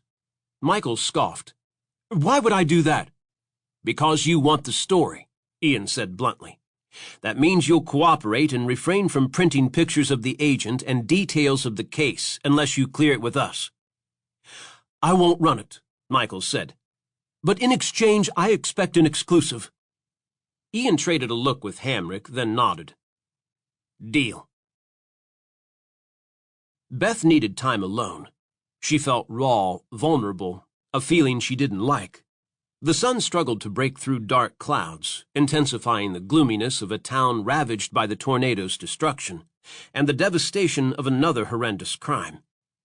Memories of Sonny dogged Beth as she turned onto the road that led toward the cabins on the river. Sonny's pale, thin face as she gripped that stuffed bunny haunted her and launched Beth back in time, back to when she was still JJ. It was raining outside, the wind howling. Sonny cried as the social worker left her with the otters. JJ had shut herself off from caring about anyone, hadn't made friends with the other kids in the homes. It hurt too much when she had to say goodbye. That night, though, as she lay in the dark, huddled beneath the faded bedspread, Sonny's soft whimpers filled the cold room. JJ reminded herself not to care, to stay in her twin bed. Sonny had to learn to be tough like her, or she'd never survive. A streak of lightning zigzagged through the room and Sonny screamed, a blood-curdling sound that made JJ cringe. Herman Otter darted through the door, fists raised as he shook them at Sonny. Shut up, or I'll give you something to cry about! Sonny huddled under the covers, shaking and burying her face in the pillow. JJ wanted to attack the hateful man, hit him with something. But terror forced her to lie still. She'd tried fighting back once and had gotten the shit beat out of her for it. He whirled on her, his beady eyes shooting a warning to keep her mouth shut. JJ twisted the covers in her fingers and dropped her head onto the pillow, then froze until he stalked from the room. When that door closed and another streak of lightning slashed the darkness, JJ could see Sonny shaking under the covers. Her soft cries ripped at JJ, and her rage at Otter forced her from bed. She crawled in beside Sonny and pulled her next to her, the bunny snug between them. I hate him, Sonny whispered between sobs. I hate him too. JJ stroked Sonny's golden hair. Sonny was so thin her bones poked at JJ as she wrapped her tighter into her embrace. "We'll stick together and get through it," she murmured. Sonny lifted her head, tears streaming. "But I'm not big and strong like you." JJ rubbed her back. "Don't worry. I'll take care of you, okay?" Sonny's chin wobbled, but she nodded. Then JJ offered her pinky finger. "Pinky swear we'll be sisters forever." Sonny joined her tiny pinky finger with JJ's. From then on, Sonny was JJ's shadow. The sight of trees ripped from their roots jarred Beth from the memory, and she wiped at the tears she didn't realize she'd been crying. Tall pines had been cracked in two, branches and limbs broken and scattered along the road, giving the appearance of a war zone. Blue tarps covered roofs that had been shattered by the storm, and the trailer park had been demolished. She felt just as ravaged as the town. Exhausted, she veered onto a side road and headed toward Hemlock Holler. Remembering the legend of the town, that the cries of 3 murder victims echoed off the mountain, sent a chill through her. She could practically hear the cries of the dead girls who'd been left in that graveyard. Then Sonny's sweet voice whispered through her mind. "You pinky swore, JJ." Beth rubbed the penny necklace. She hadn't saved Sonny, but she would get justice for her. She parked on the side of the scenic drop-off near a dark SUV. An older man in a deputy's uniform slid from the vehicle and introduced himself as Clyde Barron. Beth showed him her credentials. "I retired last year from the county, but under the circumstances I offered to work security till this case is solved." "Any trouble?" Beth asked. He shook his head. "Nah, a few locals drove up to see the boneyard. Just curious, I guess. But no one has crossed the barrier." "Keep us posted if anyone looks suspicious." He agreed and returned to his SUV while she walked to the edge of the ridge and stared across the land at the flooded valley. The area had been roped off with crime scene tape. The wind screeched again. Ghostly images rose from the depths of the muddy water. Something floated along the edge of the embankment. The hair on the back of her neck prickled and she shivered. Something shifted in the woods. A tree limb moved. Leaves fluttered down. Eyes peered through the darkness. Beth froze, defenses mounting as she searched the thicket of trees. Someone was out there watching her. Was it the killer? He ducked behind a tree on the opposite side of the valley, frustrated that his boneyard had been exposed, but grateful one grave lay untouched at the top of the hill overlooking the others. He placed the flowers on top of it and said a prayer. Leaves rustled to the right. He jerked his head up, senses honed. Somebody was at the edge, gawking. A woman. She didn't belong. This holler was sacred, a grassy field where he'd laid the girls he'd saved to rest. Hemlock trees thickened the woods, but from the bottom of the holler looking up, on a clear day the clouds looked like angels praying over the land, just as he'd prayed for each girl he'd buried. Prissy's cries rang in his ears. She was just like the others. She'd disobeyed her parents, turned against them and the Lord. She was a heathen. She wore short skirts and tight blouses and told him she'd run away because the boy she loved didn't want her. Whore. She couldn't help it. It was the bad blood. He hadn't been able to let her go yet. He felt sorry for her because he couldn't bury her here with the others. He had to find a new home for his angels. A ray of sunshine broke through the clouds and slanted light on the figure standing by the boneyard. She wore black slacks and a black jacket. Man clothes. Her hair was dark, pulled back in a tight bun. Her mood somber. One of the feds. She'd come to the holler to track him down. Then she tilted her face toward the sky, and something clicked in his brain. That dainty nose, heart-shaped face. He raised his binoculars and focused on her profile as she scanned the holler. Not red hair, but dark. Black. Unnatural, as if she dyed it.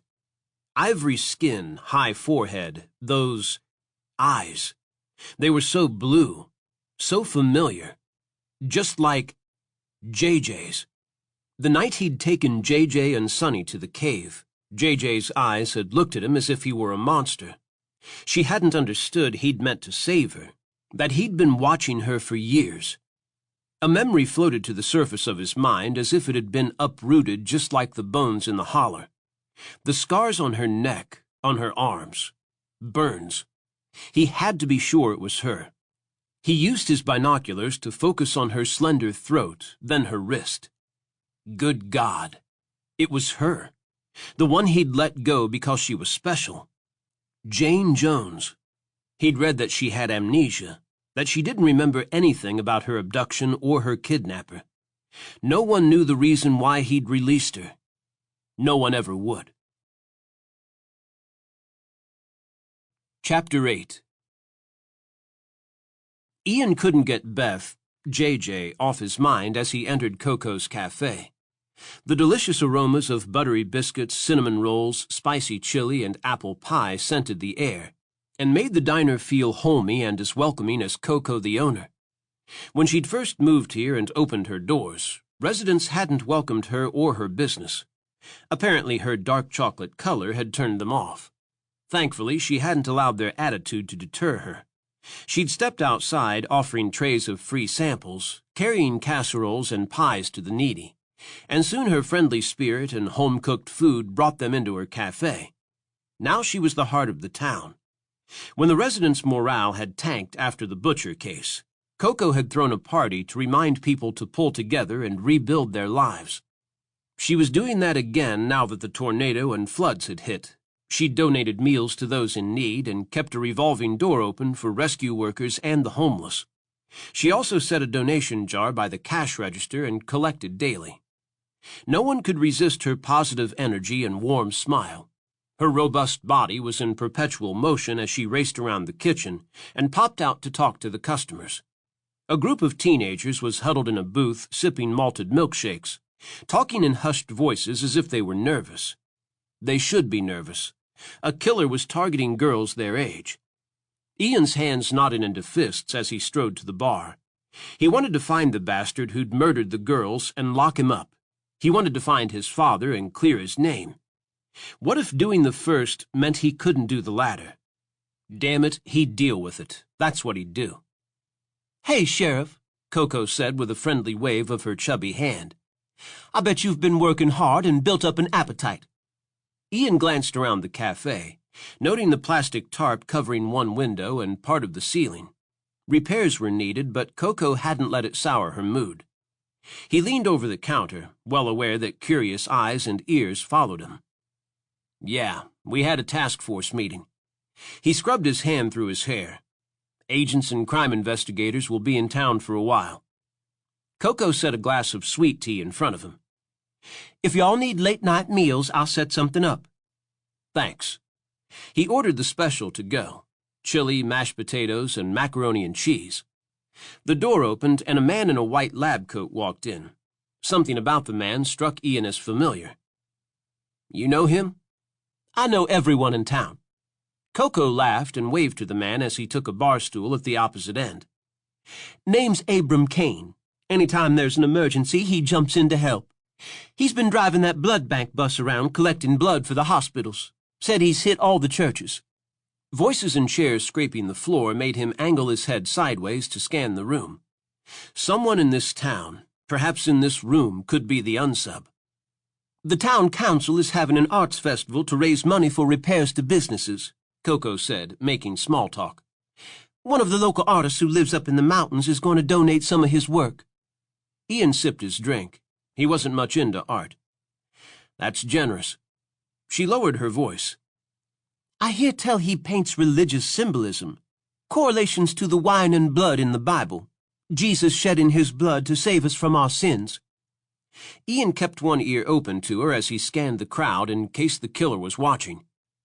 A gust of wind swept through the room as Deputy Whitehorse entered and claimed the stool beside him. "What's our next step?" Deputy Whitehorse asked. "Or should I be asking that Fed since he made it plain he's in charge?"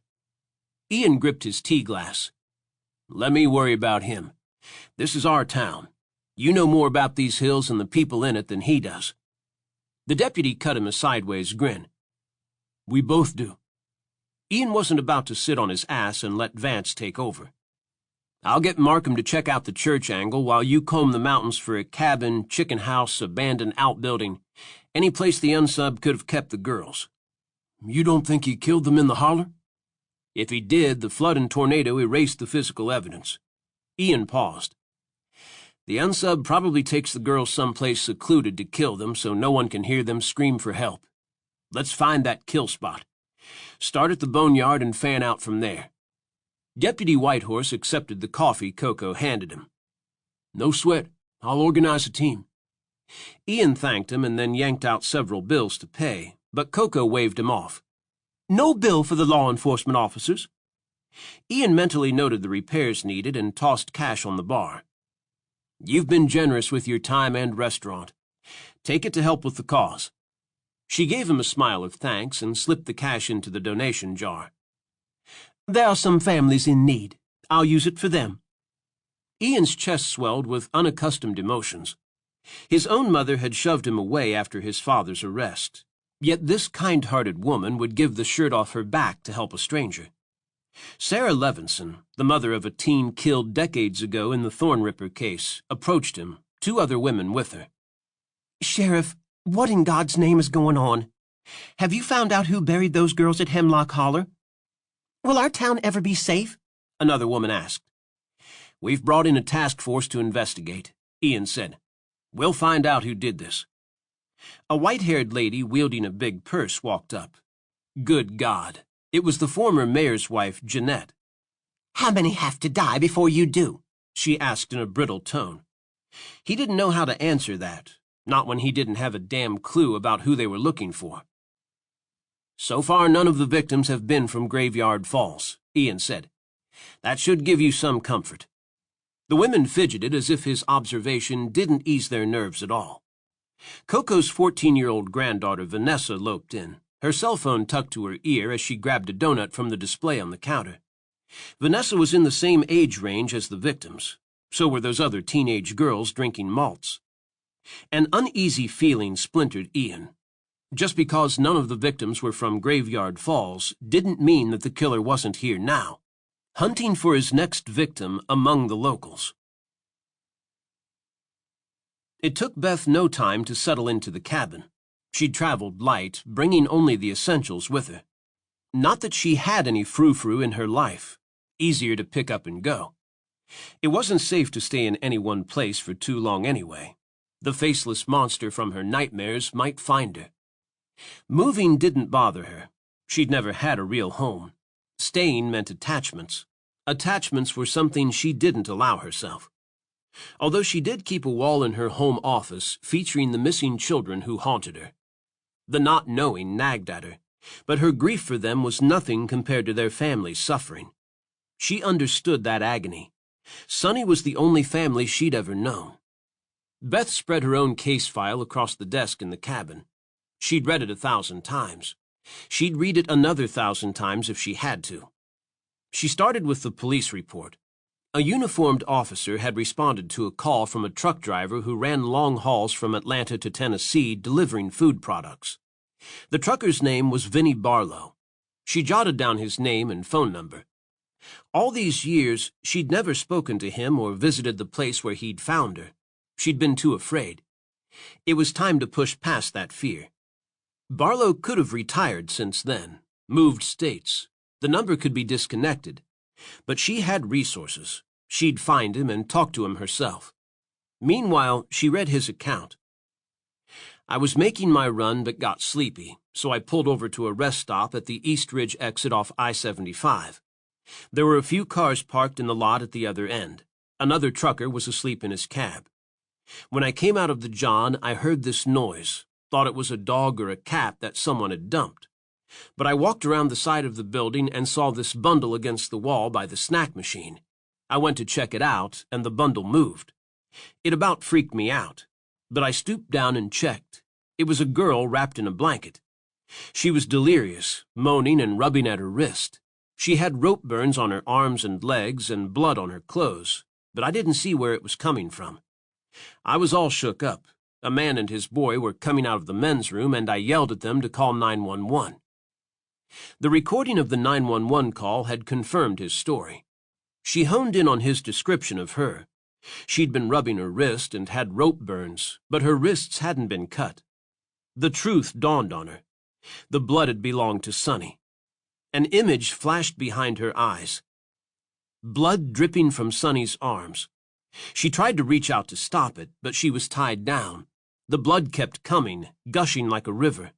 She screamed. She had to get loose, had to save Sonny. A cold sweat broke out all over Beth. She'd been rubbing her wrist because she was trying to tell them that he'd cut Sonny's arms, that they had to hurry to save her. She flipped to the lawyer's notes on Kelly Cousins, the girl Coach Gleason had been accused of misconduct with. Her wrists had been cut as well. Had she committed suicide, or had she been one of this unsub's victims? She closed her eyes, struggling to recall more details of that fatal night with Sonny. She could see Sonny's terrified eyes, see the blood trickling down her arm. Why couldn't she see the man's face? Ian had barely talked to his mother the last 10 years, not since the day she'd married Bernie. She'd met him at the Holy Waters, a church Ian thought was more of a cult than a place of true worship. Bernie had brainwashed her into following his fundamentalist beliefs: fire and brimstone, talking in tongues, snake handling. Every sinner was going to hell. Except for the church parishioners, Bernie kept her isolated. Easier to keep her under his thumb if no one else was around to sway her mind or encourage her to think for herself. Ian tossed the container from his meal, picked up the office phone, and called his mother. If she hadn't seen the news about Hemlock Holler, Ian wanted to talk to her about it. The phone rang 3 times. Woods residence? Damn it, Bernie never let her answer. Bernie, this is Ian. Let me speak to my mother. A second passed, then Bernie heaved a weary breath. No, Ian, I don't want her upset. I have news she needs to know about, Ian said, determined not to give up. We found several bodies near Graveyard Falls. We believe the same man who abducted Jane Jones and Sonny Smith killed Sonny, then killed more than a dozen others, Ian said. I think I can finally prove Dad's innocence. Talking to her about that is only going to agitate her, Bernie said, his voice rising. Every muscle in Ian's body nodded. Has my father contacted her since that prison flood? No, and if he did, I'd call the police.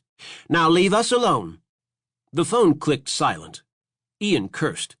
How dare that asswipe deny him a conversation with his mother, as if Ian was a criminal himself. In spite of the way she'd abandoned him, he loved her. Proving his father's innocence would comfort her. Not that it would bring them back together again. His family had been destroyed the moment those allegations had been made. His phone buzzed. Damn. He grabbed it, hoping to hear his mother's voice, but it was another female. Ian, it's Beth. Yeah. I want to talk to the trucker who found me, and the sheriff who handled the case in Sweetwater. Heedler was the sheriff of Sweetwater 15 years ago when Beth had been abducted. At that time, Sweetwater and Graveyard Falls had been in separate counties, but 5 years ago the lines had been redrawn. Now they fell under the same county, making Sweetwater also Ian's territory. Ian? Yes, I'll make the call. We should interview Kelly Cousins' parents, too, now that we know these victims' wrists were cut. We have to consider the fact that Kelly might not have taken her own life. But she wasn't buried in the holler or wearing a white dress, Ian said. No, but she was holding a white candle and a cross. Prissy slowly opened her eyes, but it was so dark she couldn't make out where she was. What had happened to her? Her mind felt fuzzy, her head hurt, and her stomach. She rolled to her side and heaved onto the ground. The world spun. She tasted dirt and bile. A shudder ripped through her. A faint memory nagged at her. She'd climbed into a truck. Someone had drugged her, or put something over her face. God, the past few hours were a blur. She'd been at school, excited over being with Blaine. But he was kissing Sari, and everyone was making fun of her, chanting, "Pissy, prissy, pissy, prissy." She'd been so embarrassed. She'd run. She tried to wipe her tears with her hands, but they were tied behind her back. Her feet were bound, too, and her glasses were missing. She felt exposed without the familiar weight of them on her nose. Fear clawed at her. Where was she? In some abandoned building? An underground basement? A cave? How had she gotten here? The sound of water dripping came from a distant corner. Rain? Cold air swirled around her. The scent of something rancid. A dead animal? Music wafted from somewhere nearby. An iPod? A phone? No. A man's voice. He was singing soft, low, some kind of religious hymn about the blood of Jesus. A door opened, letting in the faintest sliver of light. She couldn't see his face. He was tall, though, and he wore some kind of cloak. "Please help me," she cried. "I'm afraid of the dark." He stooped to light a candle by the door, then lifted it in one hand. The flames flickered, but his face remained in the shadows. "Don't worry. I'm here." Only his voice sounded menacing, not reassuring, and the shiny glint of a knife flickered against the darkness. Chapter 9. While Beth waited for Ian, she phoned Peyton. "Can you send me a projected picture of what the most recent victim looked like before decomp set in?" "The forensic artist is working on it," Peyton said. "Dr. Whelan thinks her body might have been kept in a freezer, which would have slowed down decomp and messes with time of death." So wherever he kept the girls, he had access to a freezer. It could be a house or someplace with a basement. She shivered at her next thought. Possibly a grocery store or an ice cream factory or a meat-packing plant. Hell, even a morgue. "We did identify 2 more victims," Peyton continued.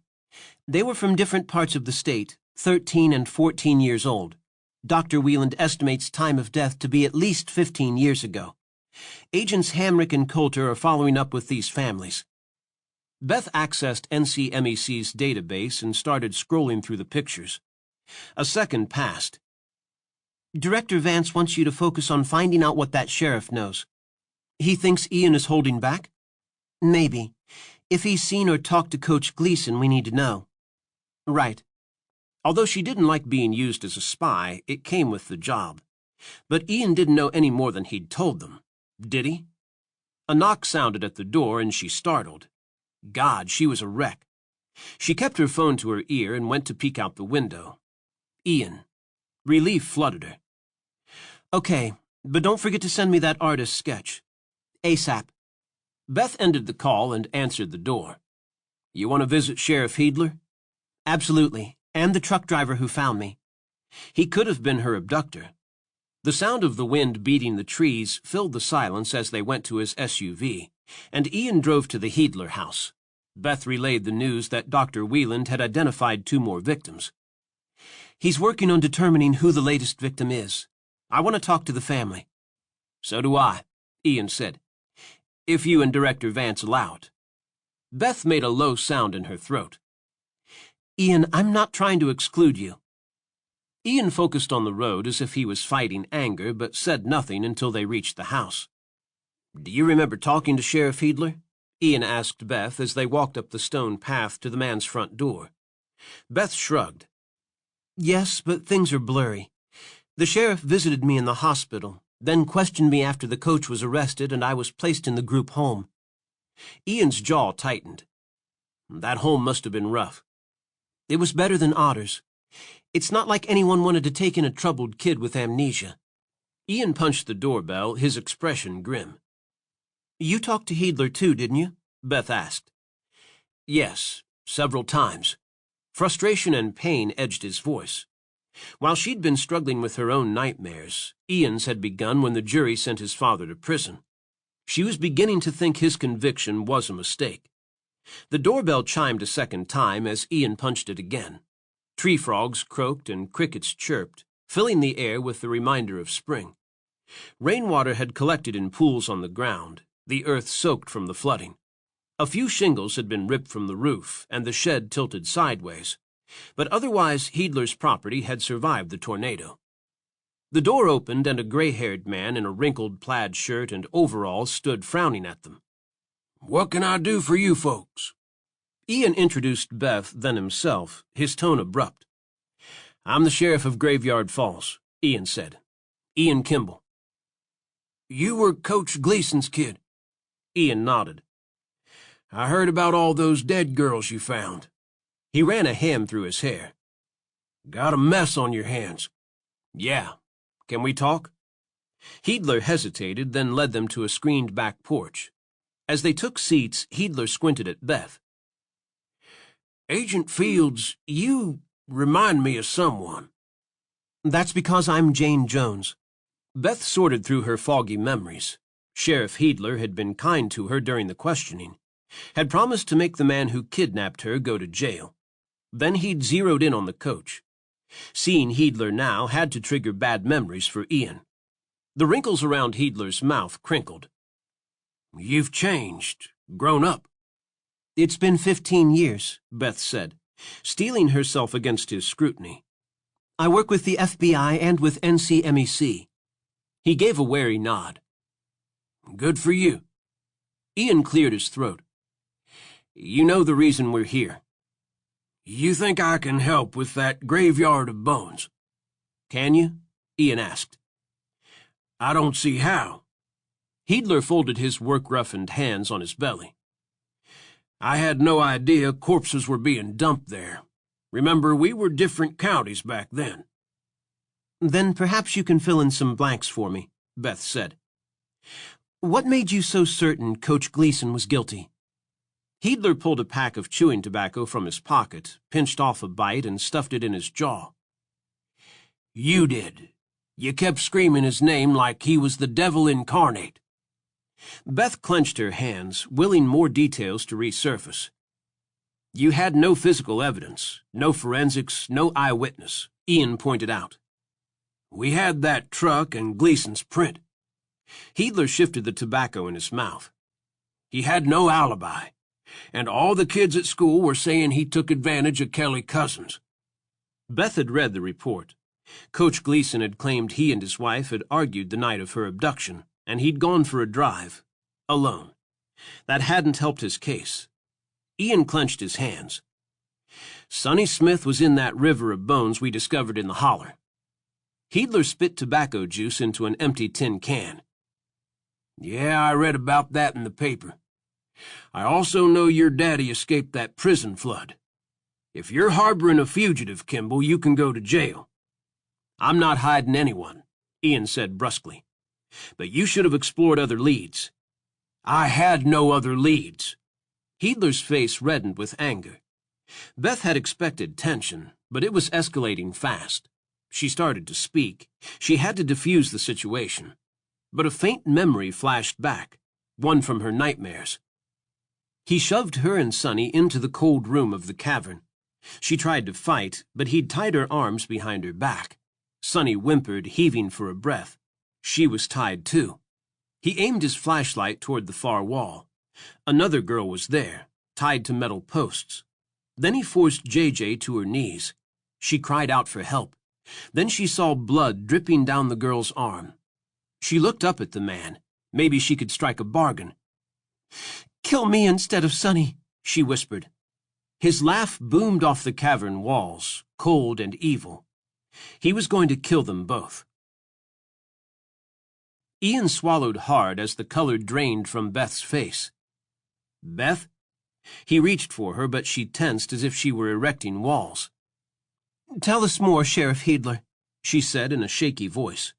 The man was watching both him and Beth with snake eyes. The quicker Ian got what he'd come for, the sooner they could leave. "Why did you think my father had an inappropriate relationship with Kelly Cousins?" Ian asked. "One of the boys at school said he saw them together. Saw the coach cornering Kelly. Said she looked scared. Then her mama found that note.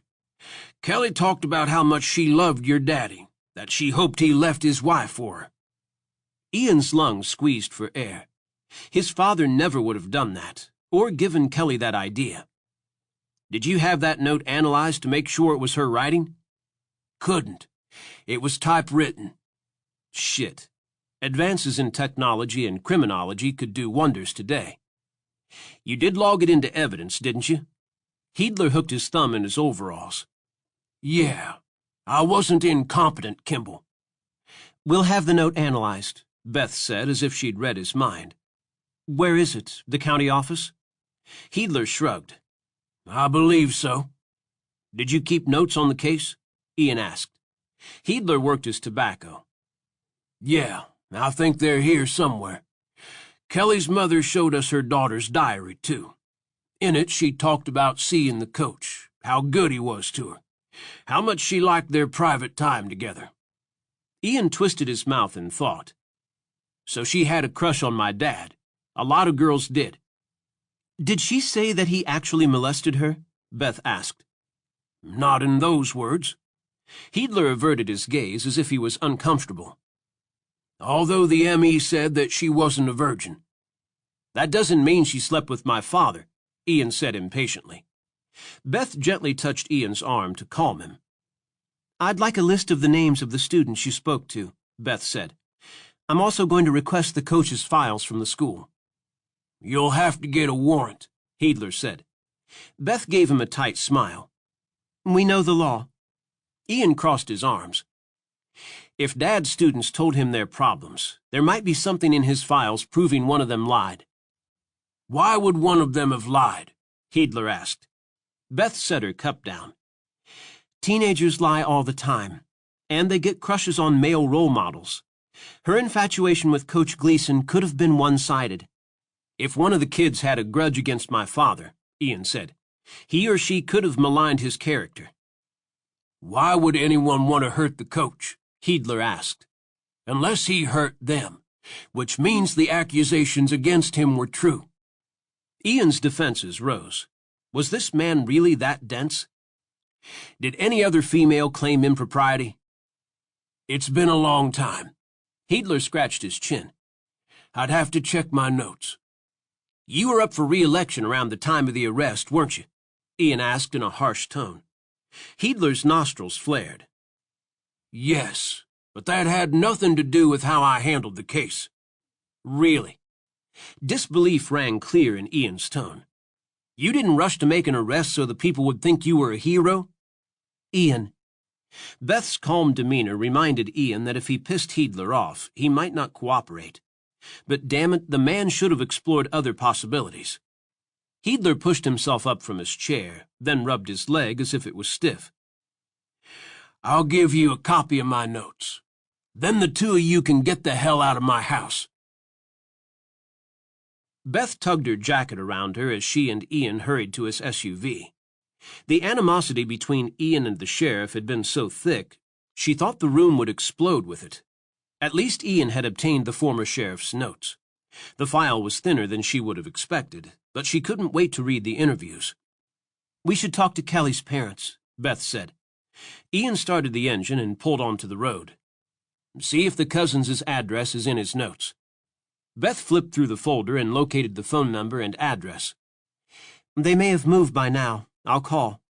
Ian shook his head. Let's just stop by. They might not want to talk to us if they get a heads up first. I wouldn't blame them. Dredging up their painful past won't be easy.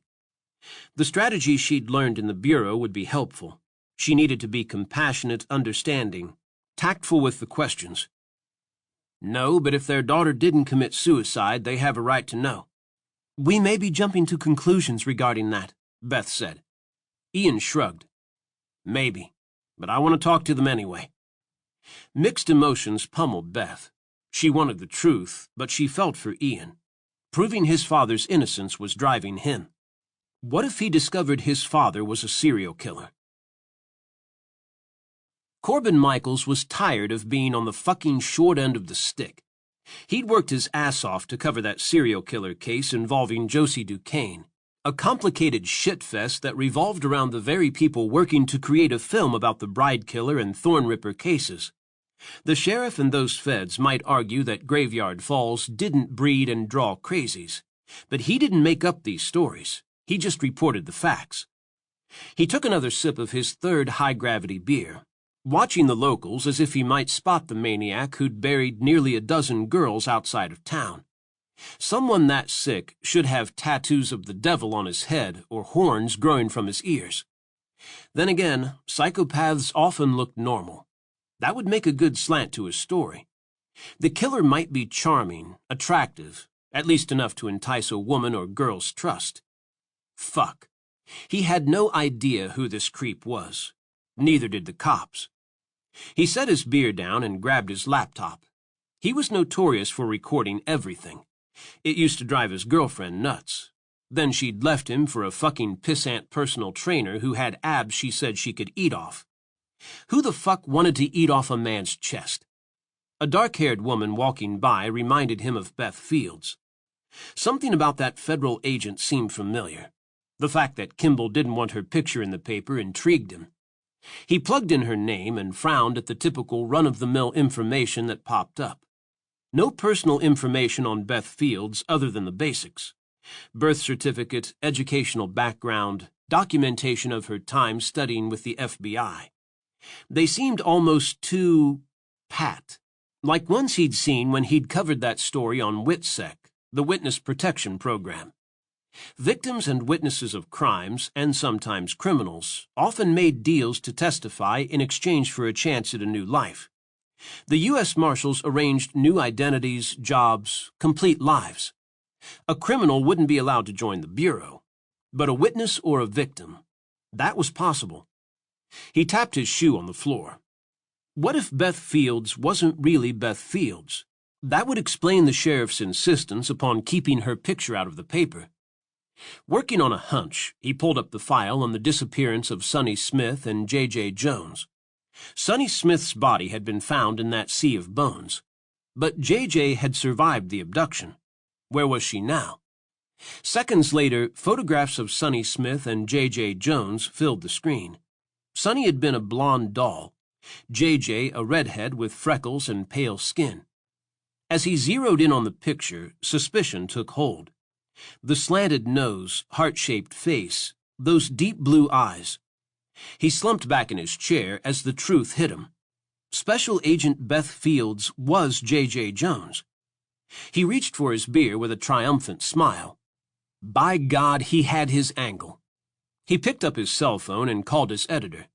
Just wait until his headline ran. Survivor of Boneyard Killer returns as FBI agent to track down her abductor. Chapter 10. Ian punched the couple's address into his GPS and drove back onto the interstate. They lived just a few miles from Heedler. Night was setting in, the skies gloomy, adding a macabre feeling to the land. Although the tornado had swept through, the devastation wasn't as bad as it was in Graveyard Falls. A few trees were down, limbs and debris dotted the roads, and a couple of old outbuildings and barns had been damaged. The Cousinses lived in a small neighborhood with older brick houses that had probably once been nice, but had been ravaged by age. I've worked with families who've lost a child. Some of them never recover from the loss, Beth said. I can understand that, Ian said. Beth shifted, her tightly wound bun starting to slip. For a brief second, he glimpsed the sweet, shy young girl she'd been. He'd seen her watching him on the soccer field. Knew she'd had a little bit of a crush on him. She certainly didn't anymore. He had the urge to tuck her hair back in place, restore order for her. Yet at the same time, his body heated. He wanted to tear the strands down, run his hands through the loose ends, and make her lose control in a different way. The thought of getting involved with her shook him to the core. Ian had never let himself get close to anyone before. Didn't want to get hurt, to lose someone else he cared about. She absent-mindedly rubbed one finger along her wrist.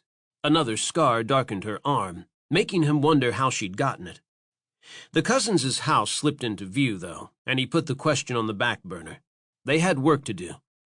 Ian studied the house as he parked.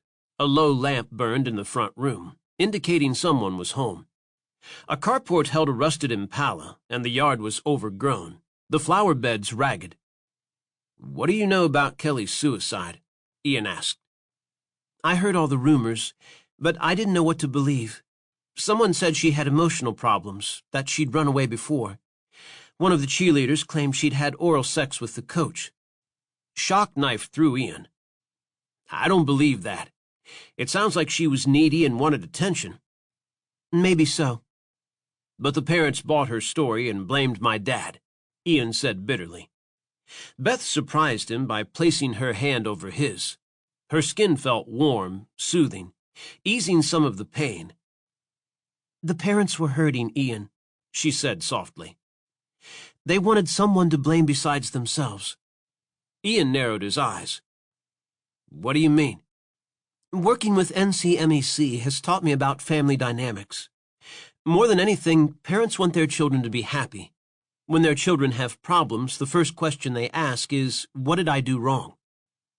Ian cut the engine. His father had taken the fall for their guilt. Although if Kelly hadn't committed suicide, that meant she'd been murdered. Beth hated to dredge up the painful past for the Cousinses, but if Kelly hadn't committed suicide, they deserved to know. Not that learning she was possibly the victim of a serial killer was any comfort. Worse, if Kelly was murdered, she might have been the man's first victim, which was significant. First victims were more likely a personal kill than a random one. Kelly's death was slightly different than the others. There was a suicide note. Her body had been found near a church, not buried in Hemlock Holler. But the cross and candle were common denominators. The profile taking shape pointed toward an insecure person, one with a strong religious upbringing, one who, in his own twisted mind, thought he was saving these girls. The killer could have started out with the cross and candle with Kelly, then evolved over the years, adding to his M.O. with the white gowns. Chilled, Beth wrapped her sweater around herself and walked up the sidewalk. Ian knocked. A minute later, feet shuffled and the door opened. A short, pudgy woman with wavy hair streaked with gray looked up at them, the hollow look in her eyes mirroring the emptiness Beth had seen in the eyes of other mothers who'd lost children. 15 years might dim the pain, but nothing could completely alleviate the anguish. "Mrs. Cousins?" Beth said. Kelly's mother wiped a hand over her tired face. "If you're selling something, I don't want it." She started to close the door, but Ian caught it with one hand. "We're not selling anything, ma'am. My name is Sheriff Ian Kimball, and this is Special Agent Beth Fields. Please let us come in. It's important." Wariness flashed in the woman's eyes, but she stepped aside and let them enter. "What do you want?" "Have you seen the news about the bodies that we recently discovered in Graveyard Falls?" Ian asked. The woman paled slightly. "Yes. What does that have to do with me?" Beth gently laid a hand on the woman's arm. "Those bodies were all adolescent girls, all the same age as your daughter when she died." Mrs. Cousins' frown deepened. "I don't understand. Is your husband home?" Beth asked. Her shoulders sagged. "No. We separated 10 years ago." "Your daughter's death tore you apart?" Beth asked softly. Anguish shadowed her eyes. "Yes. Now please leave me alone. I've been through enough." Ian held the door firmly with one hand. "What if we told you that Kelly might not have killed herself?" "What?" she gasped. "It's possible that the same man who murdered the girls in the holler may have killed your daughter and made it appear like a suicide," Ian replied. A choked sound erupted from deep in the woman's throat, and she leaned against the door jamb. "You mean Coach Gleason didn't just drive Kelly to cut her wrists? He actually cut her himself?" "That's not what I'm implying," Ian said. "I believe someone else murdered Kelly, then planted suspicion on the coach with phony allegations." Beth's heart ached for the woman. She hoped Ian wasn't jumping to conclusions. Maybe they should have had more evidence before approaching Mrs. Cousins. Denial raged in the woman's eyes. "That can't be true. He did it. I know he did." "How do you know?" Ian asked. "Sheriff Heedler said he did." The woman cinched the belt on her robe tighter. "Besides, I finally made peace with my daughter's death. Finally got over my husband leaving. And now you want to stir it up by telling me my little girl was murdered." Beth patted the woman's shoulder. "Mrs. Cousins, I'm sorry. I realize this is a shock. But we all want the truth. If Coach Gleason didn't hurt Kelly, you want to find out who did, don't you?" Pain clouded the woman's face. "Of course I do. Beth squeezed her arm. Then tell us more about Kelly. Mrs. Cousins blew her nose on a tissue, then went to the bookshelf and removed a scrapbook. She opened it on the side table, and Beth and Ian watched as she showed them cards Kelly had made as a child, then photographs of her daughter. This was Kelly at her dance recital when she was 5, the woman said with a sniffle. All she talked about was being a ballerina one day. Did she continue dance lessons? Ian asked. Mrs. Cousins shook her head. She tore a muscle in her calf when she was 11. After that, she never went back. She tapped a picture of Kelly in a canoe with her father when she was a little older, maybe 13. But hormones hit and she became sullen. She used to want to go fishing with her father, but suddenly she didn't want to be with the family anymore. All she talked about was dieting and staying slim so the popular girls would like her. That's not uncommon for teenagers, Beth said. It was those girls' fault that Kelly was so depressed, Mrs. Cousins said. They were so mean to her. She just wanted to fit in, to be popular like they were. That's when she started seeing the coach for counseling, Beth said. Mrs. Cousins nodded. At the time, I thought it would help. But then she became obsessed with him. And when he hurt her, she slunk further and further away. What do you mean? How did he hurt her? Beth asked. She was vulnerable, Mrs. Cousins said. She thought she was in love with the coach. At first, he led her on, but later he rejected her. Beth narrowed her eyes. He rejected her? He told her she was just a kid. Then he recommended a different counselor. She couldn't stand the thought of that. She closed the book with a disgusted heave. The day I heard Coach Gleason escaped prison, I felt like I'd lost her all over again. Connecting Kelly's case to the Boneyard murders was a stretch, but Beth had to know. My friend Sonny Smith was abducted 3 months after your daughter died. She was one of the victims found in Hemlock Holler. Oh, my God, Mrs. Cousins gasped. Do you think Coach Gleason killed her and those other poor girls? Beth shook her head. I don't think so. There's something else, Mrs. Cousins. I'm JJ, Jane Jones, the girl who was kidnapped with Sonny. The woman's brows furrowed together. Then you know who killed her? I'm afraid not. I was traumatized and suffered from amnesia, Beth said. Ian lowered his voice. The number of victims we found in Graveyard Falls indicates that we're dealing with a serial killer. Coach Gleason doesn't fit that profile, which makes us question his guilt in JJ's kidnapping and the accusations against him regarding Kelly. Mrs. Cousins turned toward Ian, her eyes widening as recognition dawned. Ian is your name? You're his son. That awful man's son, aren't you? Ian tensed. Yes, ma'am, he was my father. Beth rushed to calm the woman. Please, we need your help. Was there anyone Kelly was afraid of? Another man who seemed too friendly with her? No, just the coach. Mrs. Cousins flattened a hand over her chest. That's why you're here. To make me say he wasn't a bad man. But he was. Now get out. Ian stepped back as the woman slammed the door in his face. Beth called to him as he strode to his SUV, but he ignored her, yanked open the door, and got in. Beth slipped onto the seat. Ian, she's been through a lot. It's obvious she's grieving. He threw up a hand to halt her. Believe me, I know she's suffered. He gave her a sideways glance. So did you. We all did, Beth murmured. Exactly the reason we find the truth. That was one thing they agreed on. She opened the folder containing Heedler's notes while Ian called the local judge in Graveyard Falls. He explained about the investigation. I need a warrant for files belonging to Coach Gleason during the time he worked at the high school in Sweetwater. Damn it, he probably should have reviewed them sooner. I'll get right on it, the judge said. Ian thanked him, but his phone was buzzing with another call. Sheriff Kimball. What in God's name is going on? A man bellowed. Who is this? Ian asked. David Cousins. I haven't talked to my wife in 3 years, and she just called me hysterical. Ian gripped the steering wheel with white-knuckled fingers. I'm sorry. The man cut Ian off. She said you think Kelly was murdered. It's about time someone figured that out. I told everyone that Kelly wouldn't have killed herself. The photograph of the man and Kelly in the canoe flashed behind Ian's eyes. He'd obviously loved his daughter.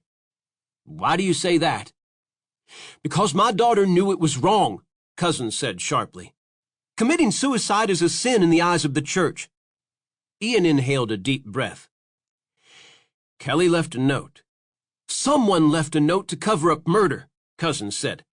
The note was written on a typewriter. We didn't have one at our house back then. Ian scrubbed a hand through his hair. She could have written it at school. The coach wrote it, Cousins said. How could you not know he was a killer? Pain ripped through Ian. Mr. Cousins, if my father did this, I'll find him and lock him up. But if he's innocent, someone else got away scot-free. Someone who's murdered several more teenagers since. Ian forced himself to remain professional. Was there anyone else? Another boyfriend, an older man, a neighbor or male relative who took an interest in her? Silence fell as the man's breath rasped out. No, no one. We raised her right, to attend church, to respect the Lord, to be a good girl. His voice emanated authority. We had rules, and we made her live by them. Ian's pulse jumped. Just how did Cousins enforce the rules? Did you have reason to be concerned that she wasn't following your rules? A hesitant pause. Ian could almost hear the turmoil churning in his mind. Nothing specific, but she was at that age where she thought she was a grown-up. She started talking back, sneaking out, missing curfew. Twice I caught a boy in her bedroom. We asked Coach Gleason for help, but that bastard took advantage of her. He played on her vulnerability and made her think he cared about her. His father had cared about all the kids at school, and the teenage girls had liked him. He was the soccer coach. He talked to them like they were people. He listened to their problems. I heard he might have escaped that prison flood, Cousins said. You'd better hope you find him, because if I do, he won't live to see the inside of a cell. I thought you were a religious man, Mr. Cousins. I am, Cousins snapped. The Bible says an eye for an eye. Then the man hung up on him. The cold dampness of the cavern soothed the raging heat inflaming him. Here he could escape, hide out, be at peace. Except the sound of Prissy's crying haunted him. He clenched the candle in one hand and opened the wooden door. It screeched, announcing his arrival, and she started to scream. Please, I'll do anything you want, she cried. Anything! Let me go and you can have me! Her sobs increased his agitation, yet his father's voice replayed in his head, calming him. She's a sinner, son. You can show her the way to salvation. He nodded, then slowly walked over to her.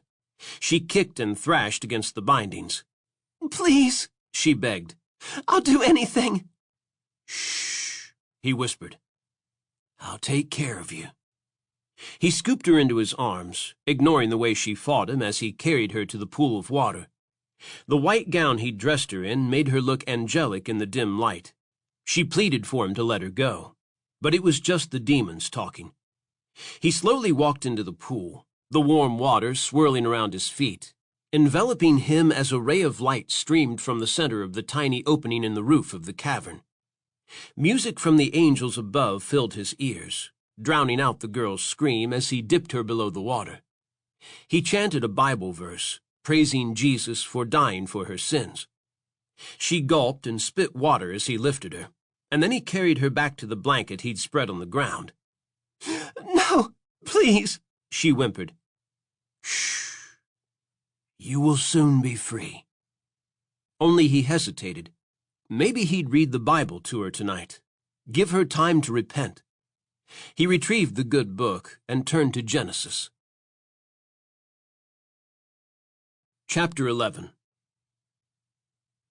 Ian's low curse drew Beth's attention from Sheriff Heedler's notes. What's wrong? Ian sighed. That was Mr. Cousins. His wife phoned him about our visit. He claimed he always thought my father murdered Kelly, that he never believed she killed herself. Beth contemplated his statement. There are contradictory comments regarding the suicide in the Cousins' statements. Mrs. Cousins admitted that her daughter had been depressed, that her grades slipped that year. She encouraged Kelly to see the coach for counseling, but Mr. Cousins was vocal against counseling. He insisted his daughter was a good girl, that all she needed was to go to church and pray. Ian raised a brow. Something could have been happening at home. Kelly was balking at his strict rules, sneaking out, missing curfew, and bringing boys into her room. Beth tapped her nails on the file.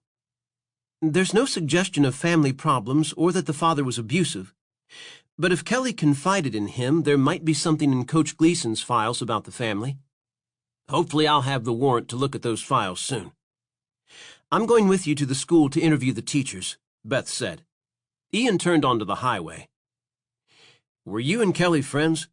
Beth shook her head. Are you kidding? I didn't have many friends, Ian. He gave her a sideways look. I'm sorry. She shrugged. She'd been a loner so long she'd accepted it. It's not your fault. But I can understand if Kelly felt smothered by her father's overbearing attitude. Herman Otter was a snake-handling Christian. He vowed to love God by day, but by night he put aside his vows to his wife to force young girls into his bed. She would have considered him a suspect in these murders, but he was dead. Beth's head swirled with memories. Although Herman and Francis didn't keep a clean house and our clothes were ratty, he was fanatical about forcing us to our knees to say prayers at night and attend church. But that wasn't the worst. Ian swung the vehicle off the road into a diner, cut the engine, and looked at her. What happened, JJ? Beth. JJ was the scared young girl who'd run away to save herself and gotten her best friend, the girl who'd been a little sister to her, killed. Damn it, Beth, tell me. Beth lifted her chin, the concern in Ian's voice touching her inside. She'd told the task force about Otter, but talking to Ian in private felt too intimate. She felt vulnerable. Her therapist would encourage her to be honest. She insisted that talking about what had happened would free Beth of the pain and the power it held over her. But Beth refused to break down in front of Ian. She was a professional. Like I said, he thought he was lord of the house. When May was there, she protected me just like I did Sonny after May left. How did he take it when May ran away? He flew into a rage, Beth admitted. Sonny and I locked ourselves in the bedroom so he couldn't get to us that night. Then he beat Francis. He said it was her fault that May got away. Silence fell between them for a heartbeat. Were there others before May? I think so, but May didn't talk about them. It's hard to imagine his wife standing by and allowing that to happen, Ian said. Bitterness welled inside Beth. She seemed relieved. When he had a girl, he left her alone. What happened to her? Ian asked. Beth shrugged. After they were questioned about the abuse, she took some pills and killed herself. Sick fucks. Ian's dark eyes gleamed with disgust. When did May run away? A couple of weeks before I did. Then he turned his attention toward you? Yes. I heard his wife telling him about my birthday, that he had to wait until then. You were about to turn 15? Ian asked. Beth nodded. My birthday was the next day. That's why I left that night. Otter was planning the celebration. Ian's stomach roiled. He'd suspected JJ was being abused, but he'd never imagined Otter's depravity. The gritty details compounded his guilt. She had needed him that night, and he'd failed her. You didn't tell my dad? He might have helped. Beth looked away, stared at the neon light on the diner. I was too ashamed. His throat thickened. You have nothing to be ashamed of. For a long moment, neither one of them spoke. Ian traced a finger over her hand. She flashed him a weak smile. That tender moment made emotions well in his throat. It took courage for her to open up. He wanted to pull her into his arms and hold her. He wanted to tell her how much he admired her. but he didn't dare break the tentative trust they'd just built. He gestured toward the diner. "Let's grab some dinner. We'll talk more inside." Beth tucked the files in her shoulder bag and they climbed from the car. The scent of fried chicken and peach pie drifted toward him as they entered. Chatter and laughter warmed the room. They slid into a booth, ordered coffee and the day's special. Beth laid the files on the Formica tabletop. "You asked if this girl May could be among our victims," Ian said. "You could be right." Beth picked at her food. "I should have told the social worker when she first ran away, but I heard her crying and I knew the reason, so I covered for her." If the man weren't already dead, Ian would have wrapped his hands around Herman Otter's neck and made him suffer. "If you can sketch out what May looked like or find a picture of her, it would help." "I will. And I'll have Peyton compare images of the victims to her." Beth pulled a photograph from Heedler's files. "Here's a photo of the Cousins family." "Does Mr. Cousins seem familiar, Beth? Could he have been the man who picked you and Sonny up?" Beth shook her head. "I don't know. I don't think so." "What does Cousins do for a living?" Ian asked. "He's a traveling salesman," Beth said. "He sells children's toys." Ian's brow shot up. He could have lured a kid into his truck with the toys. "I was almost 15, Beth said. "I wouldn't have been lured by a toy." "Maybe not. But if he had toys with him, you might have sensed he was trustworthy because you thought he had children." Beth rubbed her temple. "That's possible, I suppose." "As a traveling salesman, he could have been in Lexington and Chattanooga at the time the other two victims disappeared," Ian continued. "If his wife thought he was working, she wouldn't have been suspicious if he didn't come home those nights." "I'll have Peyton find out where he was the nights the other two victims went missing." "I know you're in charge, but I'll take care of it if you want," Ian offered. The day seemed as if it was wearing on Beth. She looked exhausted.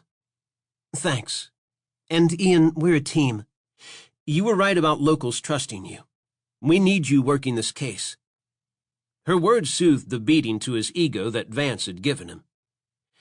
"Thanks. I appreciate you saying that." Beth excused herself to go to the ladies' room, and Ian phoned Peyton.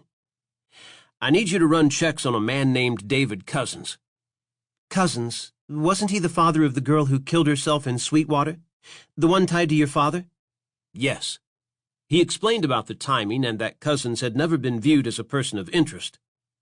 "I should have files from my father's office tomorrow. That will give us more insight into Kelly Cousins' state of mind." "If her father had something to do with her death, we'll find it," Peyton assured him. "By the way, Hamrick and Coulter both checked in.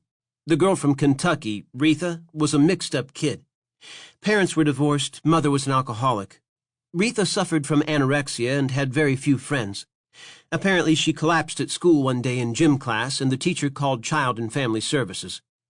"What happened there?" Ian asked. "They assigned a caseworker and a doctor evaluated her. He discovered the eating disorder and the mother confirmed." "Was Retha seeing a counselor?" Ian asked. "She was supposed to, but she refused. The mother seemed caring when she was sober, but let things slip when she was drinking, which was a lot. One morning she was coming off a bender when she found Retha passed out. She rushed her to the hospital. Retha was severely dehydrated." Peyton paused. "A social worker convinced the mother she had to get sober to help her daughter, so she checked herself into rehab. Retha went to a temporary foster home." "She ran away from there?" "Afraid so," Peyton said. Ian sighed. Another troubled girl. Unfortunately, they made easy targets for predators. "Where was the father when she disappeared?" "Dad worked on an oil rig out of the country for 6 months at a time." That eliminated him as a suspect. "What about the timing?" "We don't know the exact date she disappeared. Sometime during the first week of November that year." "Damn it, an exact date would help." "Now for Hillary Trenton. Her mother died in a car accident the year before she went missing, although there were allegations of abuse in the family. The mother reported it twice, but backed down from pressing charges. Daughter kept to herself at school, became withdrawn, and started smoking weed." Ian rubbed his chin. The girls were from 2 different states, but they both were from troubled homes. Was there any connection between the two girls? Any way they might have crossed paths? Not that I found. He didn't want to consider his father, but he had to in order to clear him. How about sporting events? Either one of them play soccer? Keys clicked in the background. No. How about connecting online? Zilch. Was Hillary's father abusive? Allegedly. But he had an alibi for when Hillary disappeared. Damn, another dead end. Ian, I located the truck driver, Vinnie Barlow. He still works for that food delivery trucking company. I checked his schedule. He's in Chattanooga. That might be a lucky break. Ian waved the waitress over for the check and punched in the number Peyton gave him for Vinnie. Through his trucking job, Barlow had the means to have met Retha, Hillary, Sonny, and JJ. Sometimes the person who reported a crime turned out to be the perpetrator. When Beth returned to the table, Ian was ready to go. Vinnie Barlow, the truck driver who found you, is in Chattanooga. Let's go talk to him. Nerves tingled along Beth's spine, although she was uncertain why. Barlow had never been a suspect in her kidnapping. He had discovered her at that rest area off I-75 at the East Ridge exit near Chattanooga. Although he could have abducted her, then for some reason decided to let her go, left her at the rest area, and pretended to have found her. Are you up for that? Ian asked. Beth jammed her hands in the pockets of her jacket. Yes. By the way, I remembered something about Sonny, the night he killed her. What? He asked, hope tinging his voice. I begged him to kill me instead of Sonny, but he didn't. Ian shook his head. You were brave to do that, Beth. No, I wasn't. I promised Sonny I'd take care of her, and I didn't. He squeezed her hand. We will find him and make him pay for what he did. Beth bit her lip, battling guilt again. Would she ever forgive herself? It was too dark for her to read the file in the car, so she stuffed it in her bag and glanced out the window at the dismal scenery as Ian veered onto I-75 and headed toward Chattanooga. A light rain began to drizzle, reminding her of the night she and Sonny had run away. Fog blurred the windshield. Ian slowed, battling the trucks and vehicles clogging the road. Wood chips from a passing truck pinged against the roof of the SUV. The dispatch officer over the police scanner reported an overturned truck in the northbound lane ahead. Hopefully it wasn't Barlow. He might have answers for her. Ian took the next exit and drove the back roads until they reached the outskirts of the city. Where's Barlow exactly? Beth asked. I called when you were in the ladies' room. He had a delivery at a local grocery chain. He agreed to meet us at the rest area where he found you. Beth gripped the car door. She'd seen photographs of the rest area, but she needed to revisit it. Yet dread sent a shudder through her as Ian parked. Rain continued to beat down, and the lights of several cars bled through the haze. An 18-wheeler was parked along one side, the food delivery truck near the restrooms and snack area. The glow of a cigarette flickered in the dark, the man smoking it pacing in front of the entrance. For a second, her surroundings faded, but the sound of rain intensified as the glow of the cigarette grew brighter. Then darkness swallowed her. She gasped, lungs straining for air as the scent of blood swirled around her. Light flickered again. Not a cigarette, candlelight. Fear not the dark or death, love. Death is only the beginning, a voice whispered. Just follow the light to salvation. JJ shook her head no, choking out a protest. She tried to get up, but she was tied down, arms and legs bound. Her gaze latched onto the candle, but a pinging sound made her look to the right. Not the rain this time. Blood. A stream of Sonny's crimson life force trickled down her arm and pinged into the vial on the ground below her. Reverend Wally Benton's lessons on salvation reverberated in JJ's mind. She murmured a prayer for forgiveness for failing Sonny. Self-hate mushroomed inside JJ. She was a bad girl. No one wanted her or loved her. How could they? Chapter 12. Ian felt helpless at the torment on Beth's face. Was she in the throes of a memory? As much as they needed her to recall the details of her abduction, Returning to that frightening place would be painful for her. It could be dangerous. When he'd first attended the police academy, he'd asked questions about amnesia. He'd wanted to know if Beth could have faked it. A specialist in recovering memories had explained that trauma-induced amnesia was usually the mind's way of protecting a person until he or she could handle it. At 15, Beth hadn't been ready. Was she now? Beth? She closed her eyes and pressed her hand against her eyelids. He hated the fear on her face. Beth, talk to me. What happened? She blinked several times. The candle. He lit one because Sonny was afraid of the dark. That's odd. It sounds like he cared for her. Beth chewed her bottom lip. He acted like he did. He called her love. Love like a term of endearment? Beth nodded again. He told her not to fear the dark or death, to follow the light to salvation. She gripped Ian's arm. He thought he was saving her. There's something else, Beth said, an urgency to her tone. When he cut her wrists, he saved her blood. He caught it in a vial and kept it on his wall with the others. Good God. He collected the blood? What for? I don't know yet, but he had a lot of vials. Ian's stomach nodded. Were there more victims than the ones they'd found in the holler? Beth rubbed her arms to ward off the chill the memory evoked. The soft, soothing candlelight and the voice murmuring comforting words to Sonny contrasted with the sharp act of slicing her wrist to the bone and watching the blood drain from her. What was he doing with the blood? Was he some kind of sicko who drank it? Could he be experimenting with it? Was the blood his trophy? Beth? Ian's voice dragged her from her troubled thoughts. He stores their blood in vials, she told Ian. He has a bookcase of vials against one wall. No, wait. I think it was some kind of refrigerated case. The air grew hot, suffocating. He was preserving it. Ian arched a brow. What wall? Can you see where it is? Beth frowned. There were rooms in the cave. When the door screeched open, I tried to see his face, but it was too dark. What else did you see? Beth inhaled a deep breath. Just the candle, a hand lighting it. Then Sonny was screaming. She covered her ears to drown out the sound, but it replayed in her head. She would never forget her friend's pleas to live, and the soft male voice of her killer acting as if he cared while he took her life. God help her. She couldn't give in to the fear those memories resurrected. She needed to face them to uncover the truth. A tap on the window startled Beth. She jerked her head around and bit back a gasp. A burly man with a beard was staring at them through the window. Ian exhaled sharply, then powered down the window. Mr. Barlow?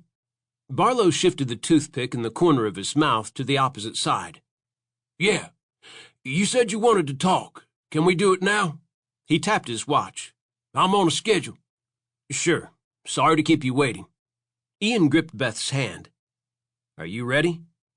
She nodded, although her legs felt weak as she opened the door, and she was relieved at the moment to let Ian lead the questions.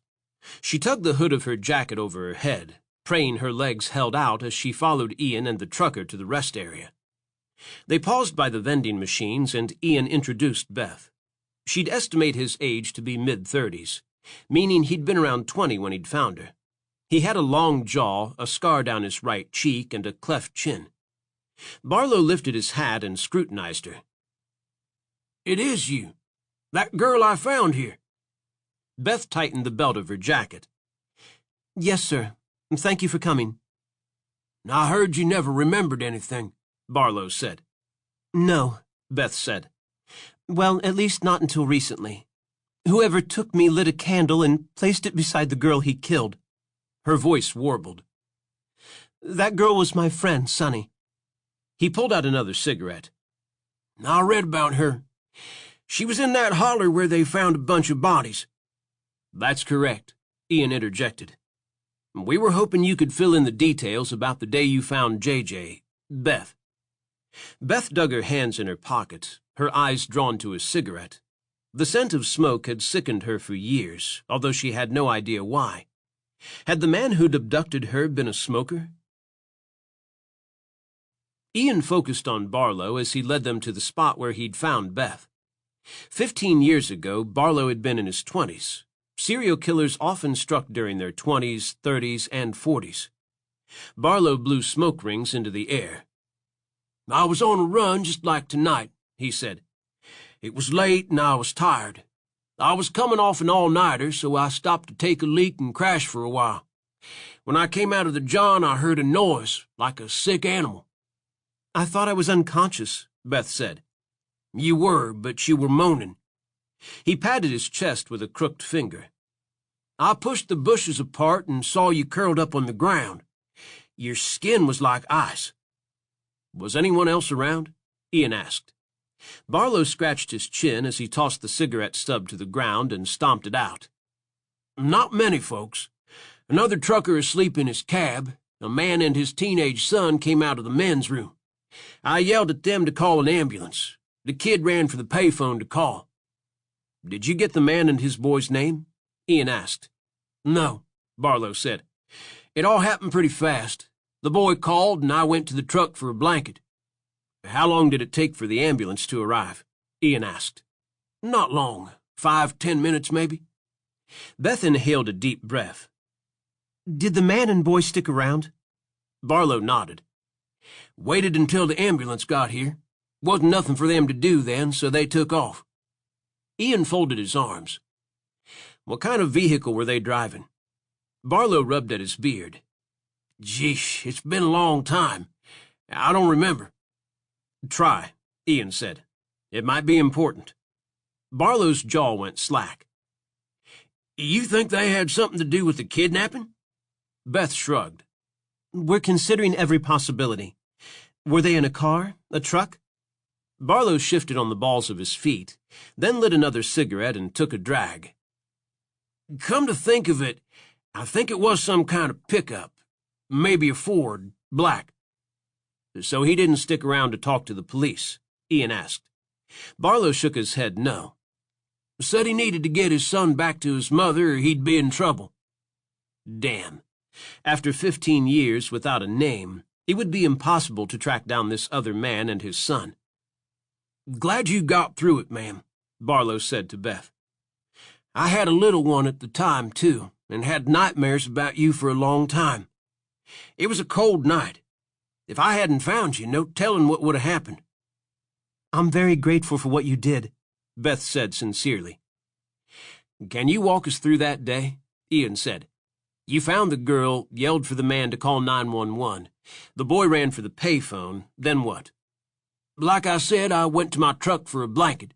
I always keep one in the back in case of a breakdown or if I need to catch some Z's." Ian gestured to the parking lot. "Where you were parked?" Barlow looked confused about the reason Ian asked, but he pointed to a space 3 rows down. Then he walked Beth and Ian to his truck. He lifted the back of the cab and indicated a couple of blankets in the corner. A Bible lay in the midst of the pile. Ian's gut tightened at the sight. Stacks of canned and boxed goods filled the back. Boxes and boxes of candles were stacked together, wrapped in heavy plastic, ready to be delivered. Long white taper candles like the ones they'd found floating with the bones of the dead girls.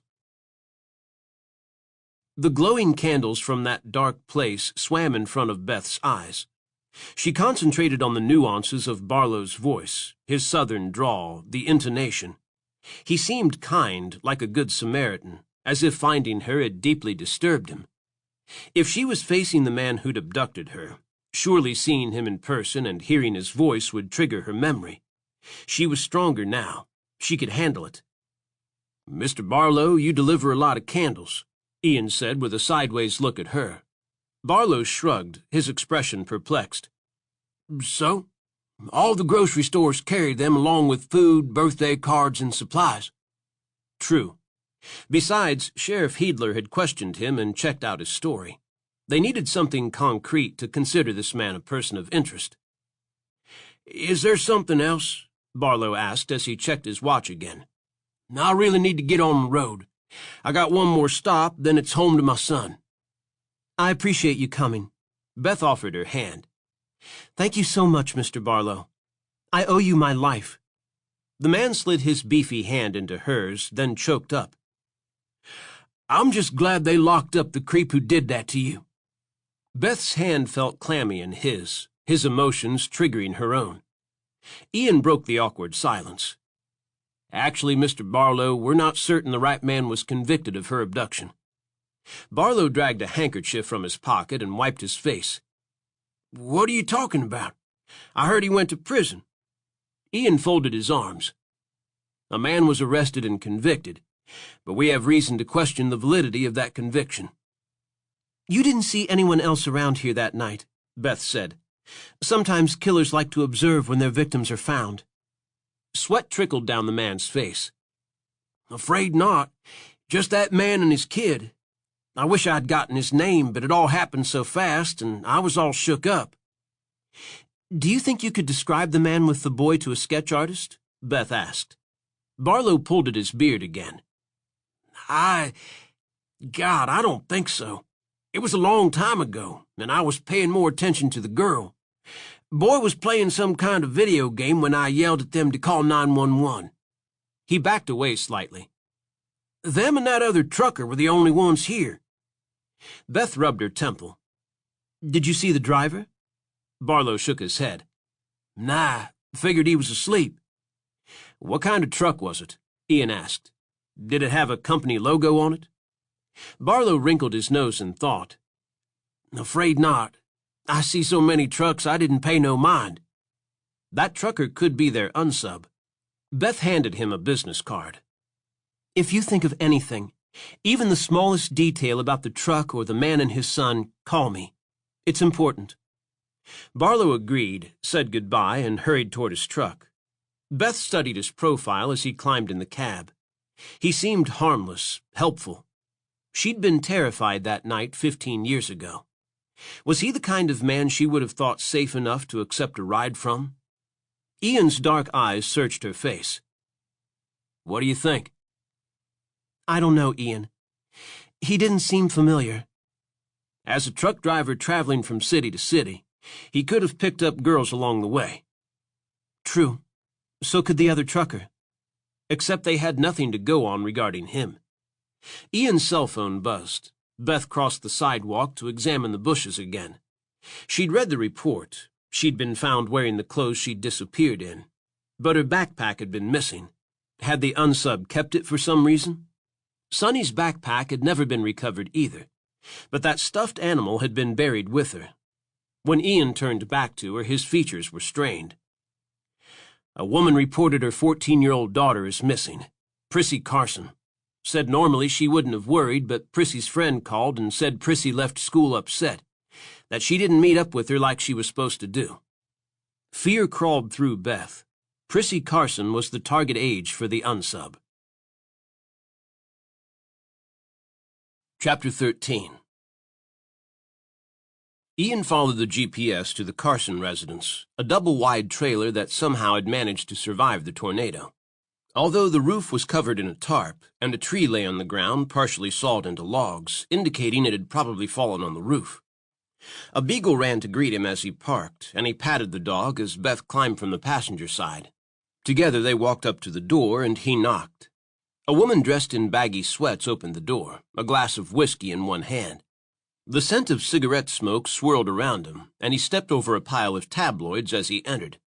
A bald man wearing a wife-beater T-shirt with a sleeve of tattoos stood behind her. Ian introduced them both. Miss Carson?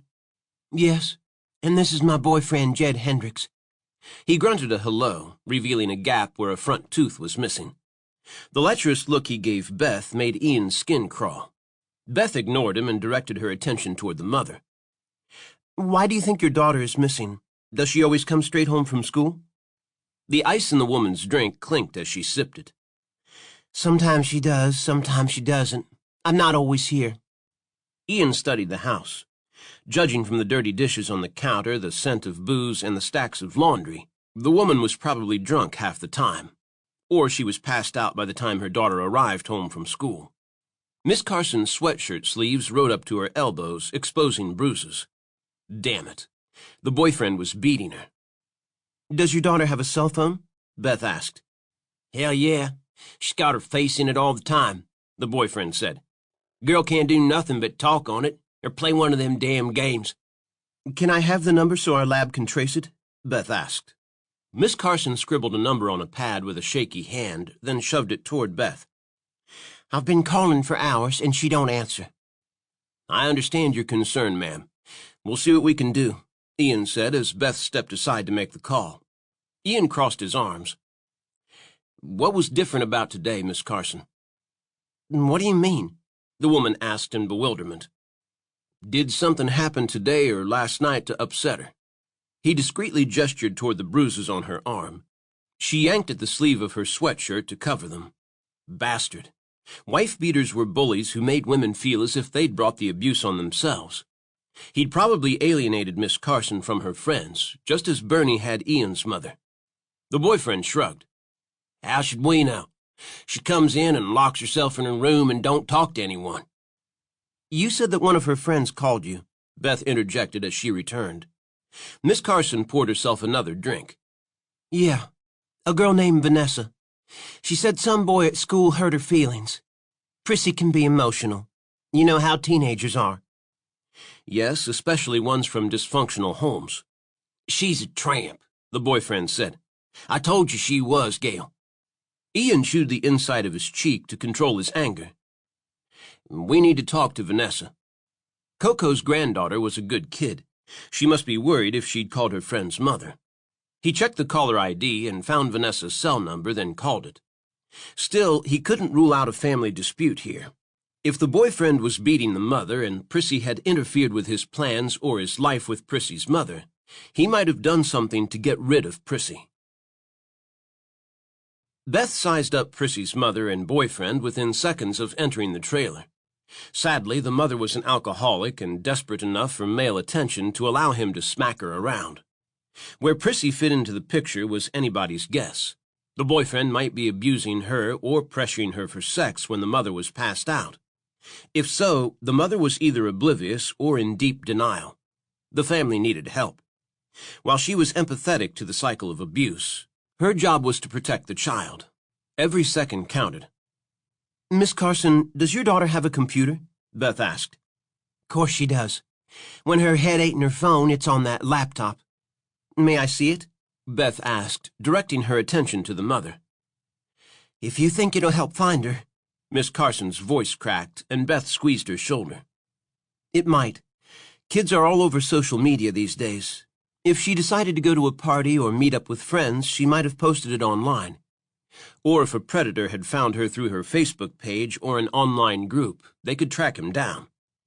The Rockstar posters on the wall in Prissy's room contrasted with the pink and white gingham curtains that must have been there since she was born. Stuffed animals sat on a faded white wicker bookshelf, mingling with a collection of ceramic frogs, a reminder that Prissy was still a kid. Beth opened the closet, surprised at the sight of the neatly hung T-shirts and sweaters. Jeans were stacked with precision on a shelf, perhaps her attempt at order amongst the chaos in her life. Beth's stomach clenched. She kept her closet neat and organized as well. Her wardrobe consisted of boring suits, plain jackets, jeans, basic black boots, and flats.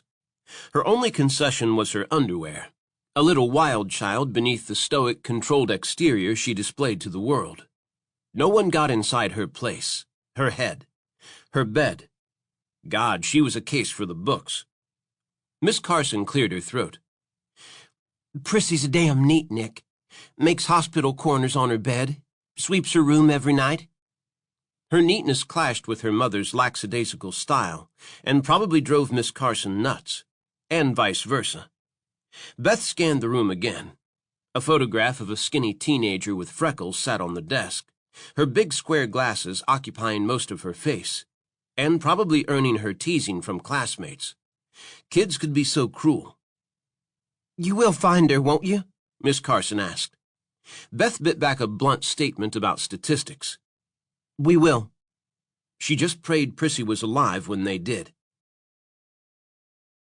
Ian mentally crossed his fingers that Peyton could track Prissy Carson's phone. He had a bad feeling in the pit of his stomach. Grateful that the mother had joined Beth in the bedroom and he had a moment alone with the boyfriend, Ian stepped onto the back porch. The man was chugging a PBR as he puffed on a Camel. "Mr. Hendricks, where is Prissy's birth father?" The girl could have run off to be with him. "Dead.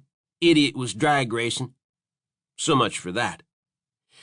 "I understand it's difficult to talk candidly in front of Prissy's mother, but I sensed you think Prissy is in trouble. Do you have any idea where she might be?" The beefy man leveled him with a cold look. "That girl is fucking weird. One minute she's cleaning like some damn fanatic, then obsessing on that computer. The next crying 'cause she doesn't have friends." "So she's awkward socially?" He shrugged. "Listen, I don't mean to be a hard ass, but she ain't much of a looker. The girl has no tits, wears clunky glasses, and she stutters when she gets nervous." Ian rolled his hand into a fist to keep from slamming it into the man's jaw. That wouldn't get him answers. Testing the man might. "Sounds like she's desperate for male attention. Has she ever come on to you?"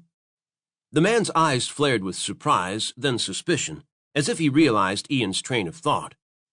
"Hell no. I'm not one of those pervs that's into kids." "I see. Beating up grown women is more your style, huh?" The man tossed his cigarette on the porch floor and stomped on it. "What I do in my house is my fucking business." Ian crossed his arms and took an intimidating step toward the man. "Not if it involves abuse or hurting a child. Prissy is a minor. Get out of my damn house." Ian gave him a menacing look. "Prissy's mother called me mister. I won't give up until I find her daughter." He poked the man in his beefy arm. "And if you touched one hair on her head, I'll lock you in a cell and throw away the key." Beth studied Prissy's computer, analyzing the sites she'd recently visited. One was a teen magazine that offered advice on makeovers and how to attract boys. Her Facebook page was sad. She had very few friends. She belonged to a science club and a math club, and she liked paranormal fiction, especially zombie stories. She searched Prissy's posts but couldn't pinpoint whether or not the girl was considering running away. Her email box was practically empty. Then again, teens didn't email, they texted. Beth searched further and discovered Prissy had spent hours playing a video game called Deathscape. She clicked on the icon and scanned the contents. The game enticed the player into a dark world of dragons and monsters, offering various paths to choose from. Depending on the choice the player made, he or she battled through simulations of real-life dangers and obstacles. The paths, Road to Temptation, Path to Destruction, Sin Valley, Fun City, Friendship Avenue, The Easy Route, The Loving Hut, Money Mountain, Party Town, Freedom Ride, Weed Walk, Flying High. The list went on and on. The game's premise, you couldn't escape death, but each path you chose determined your ultimate destiny, heaven or hell. Religious undertones were strong, the graphics vivid and frightening. White candles burned like torches, crosses everywhere. Deja vu struck Beth. Some of these scenes seemed hauntingly similar to the cave she'd dreamed about. She clicked on an icon and found herself plunging into a cavern. It was dark, yet a hot springs pool shimmered at one end, a baptismal pool holding a candle. "Time to cleanse your sins," the voice said in a deep tone. "Repent and wash away the evil." The ping of dripping water launched her back to the time when she was abducted. A cold sweat broke out over Beth. May was there, dead, her wrist cut, blood on the floor. The dripping sound, water inside the cave? Or, no, blood dripping down Sunny's arms, pinging into the vial. Sunny's scream as she watched her die. Then he was coming toward JJ. She cowered against the cold rock, struggling to see his face, praying she had the strength to fight him. She crawled sideways, searching for a weapon on the ground. Her hand brushed dirt, rock, then something thin, sharp, brittle. A bone. She jerked back, A skeleton was staring at her. Eyes bulged in the sockets. JJ tried to scream, but terror choked her voice. Then he yanked her by the hair and dragged her across the floor. Bones, more bones. The sharp, brittle edges jabbed her hands as she clawed for a weapon. God. Sonny was dead now, and she was next. No one would ever find their bodies here in this cave. No one cared enough to look for them. Tradition meant everything to his family. His father had passed down the family rules, the values, the job they were destined to do. To be a humble servant. He'd been groomed for his role since he was a boy. Find the bad girls and weed them out. Save them from the path to hell they'd already embarked on. He loved them anyway. He truly valued his role as the saver. But things were different from past centuries, past decades. Each generation perfected his own technique and style. He had a better way to do things than his father, and his father before him. His son didn't yet know about the calling, but one day soon he would. And he would find his own way to light the girl's way into heaven. Chapter 14. Sheriff, I think you'd better check on that agent. She doesn't look so good. Ian jerked his head toward the door where Miss Carson stood. What happened? I don't know. She was looking at Prissy's computer, and then she grabbed the desk like she was going to pass out. Ian hurried to the teenager's bedroom. Beth was ashen-faced. He quickly scanned the room, noting the teenage posters, neatly made bed and closet. Nothing in the room that looked suspicious. He'd been half afraid she'd found Prissy's battered body under the bed or stuffed in the closet. Beth, he said in a hushed voice. What's wrong?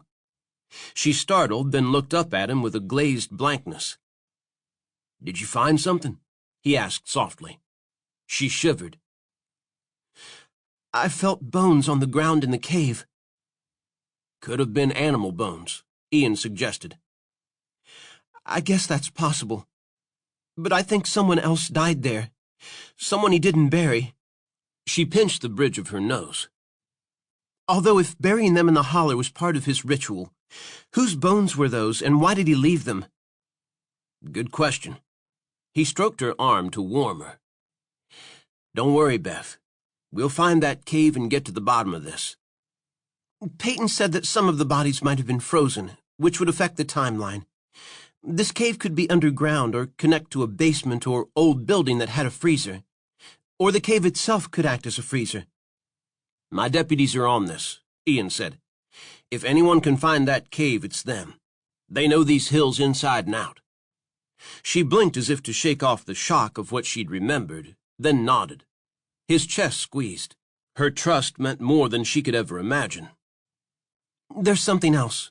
She gestured to Prissy's computer. This game, Beth murmured. It's called Deathscape. Ian wrinkled his brow. What did a game have to do with finding Prissy Carson? Go on.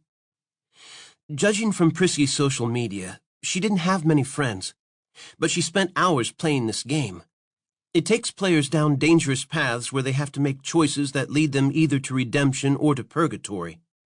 The paths include Road to Redemption, Sinners in Salvation, The Poisonous Apple, Pleasures of the Flesh, Riding Out the Flood, The Parting of the Sea, The Serpent Strikes. It goes on and on. A lot of the teen games are violent, Ian said. I know, but the religious undertones bother me. I haven't gone through all the levels, but I've looked at the overviews. She paused. One takes players into a dark world, one with punishments laid out in the Bible. There's a cave with a hot springs pool where the players participate in a ceremony similar to a baptism. It reminded me of the cave where I was held. Ian stiffened. Is there anything on the game to indicate the cave's location? Nothing that I've found so far. She straightened. I remember being there, though. My hands and feet were tied. Sonny was begging for her life. Then I heard what I thought was water dripping, but it wasn't water. It was blood dripping into a vial. He saves the blood, Ian said. Have you figured out what he does with it? Silence filled the air, mingling with the sound of Beth's labored breathing. No. but it's his trophy. I'm working the element of the blood collection into the profile. Ian wanted to haul her into his arms and comfort her, but he kept his hands by his side. What if there are more bodies, Ian? He could have buried some of them in Hemlock Holler, then left others in that cave, or in a freezer. Ian considered her statement. If that was true, they had more victims than they thought, which would complicate the investigation even more. Beth lapsed into a pained silence, the remnants of her memory lingering in her troubled eyes. They confiscated Prissy's computer to take to the lab. Ian phoned Deputy Whitehorse as they left the Carson house. I know you've been searching the hills, but have the team hunt for caves near the site of the bones and other remote areas in the mountains near Hemlock Holler. He explained about the freezer and the possibility of an old building that might have one. Whitehorse grunted. So that big Fed wants us working on this? I don't care what he wants, Ian said. You're an expert tracker and have worked these mountains for years with search and rescue. You grew up here. You know where to look. Whitehorse had always been quiet and kept his thoughts to himself.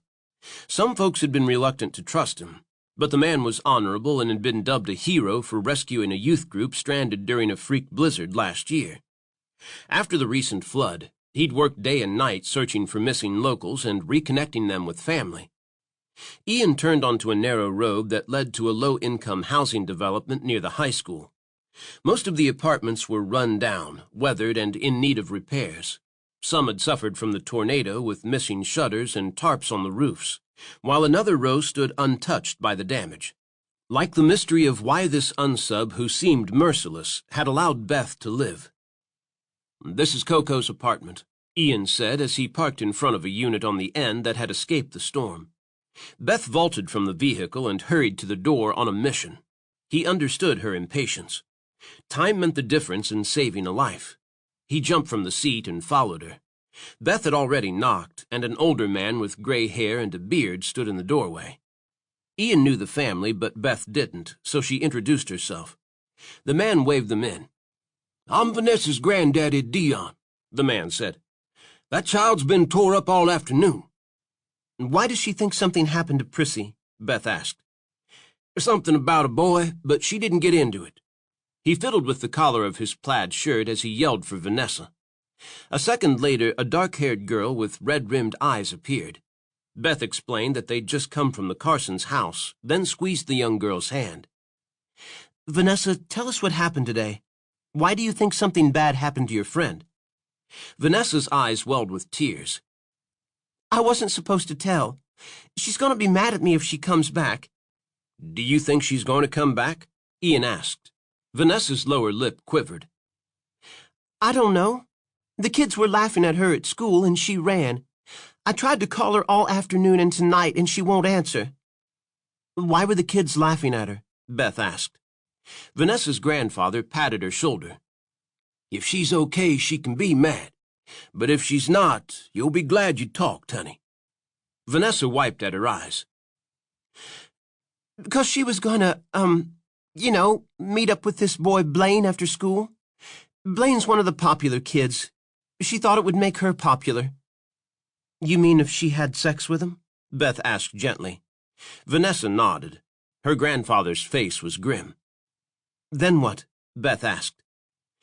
He ditched Prissy in front of all his friends. That's why the kids laughed at her. She gulped. They called her Pissy Prissy. She started crying and ran off. What's this boy's full name? Ian asked in a voice tight with anger. Vanessa dropped her head forward. Blaine Emerson. Beth's phone beeped with a text. She checked it, then gave Ian a troubled look and handed it to him. A text from Peyton. Tracked Prissy Carson's cell phone. Somewhere off Route 9, sending general coordinates.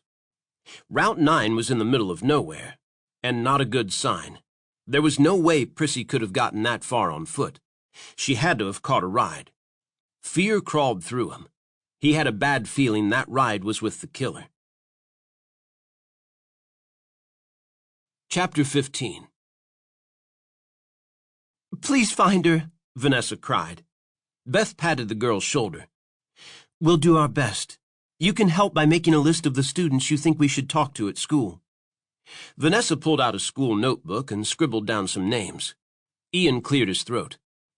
"We should go, Beth." She gave him a quick nod. "Just one more question, Vanessa. Do you know anything about that video game Prissy was playing?" Vanessa tapped her pencil on the paper. "You mean Deathscape?" "Yes. Do you play it?" Beth asked. Vanessa shook her head. "Granddaddy won't let me. He says video games are bad. Why?" "All those paths, the choices, none of them lead to anywhere good."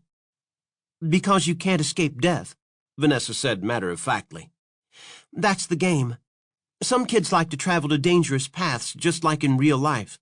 They say it's a rush to see how close to the edge you can get and come back." Beth texted Peyton to have her check into the game and its maker. That cave in the video disturbed her. What if it was modeled after the cave where she'd been held?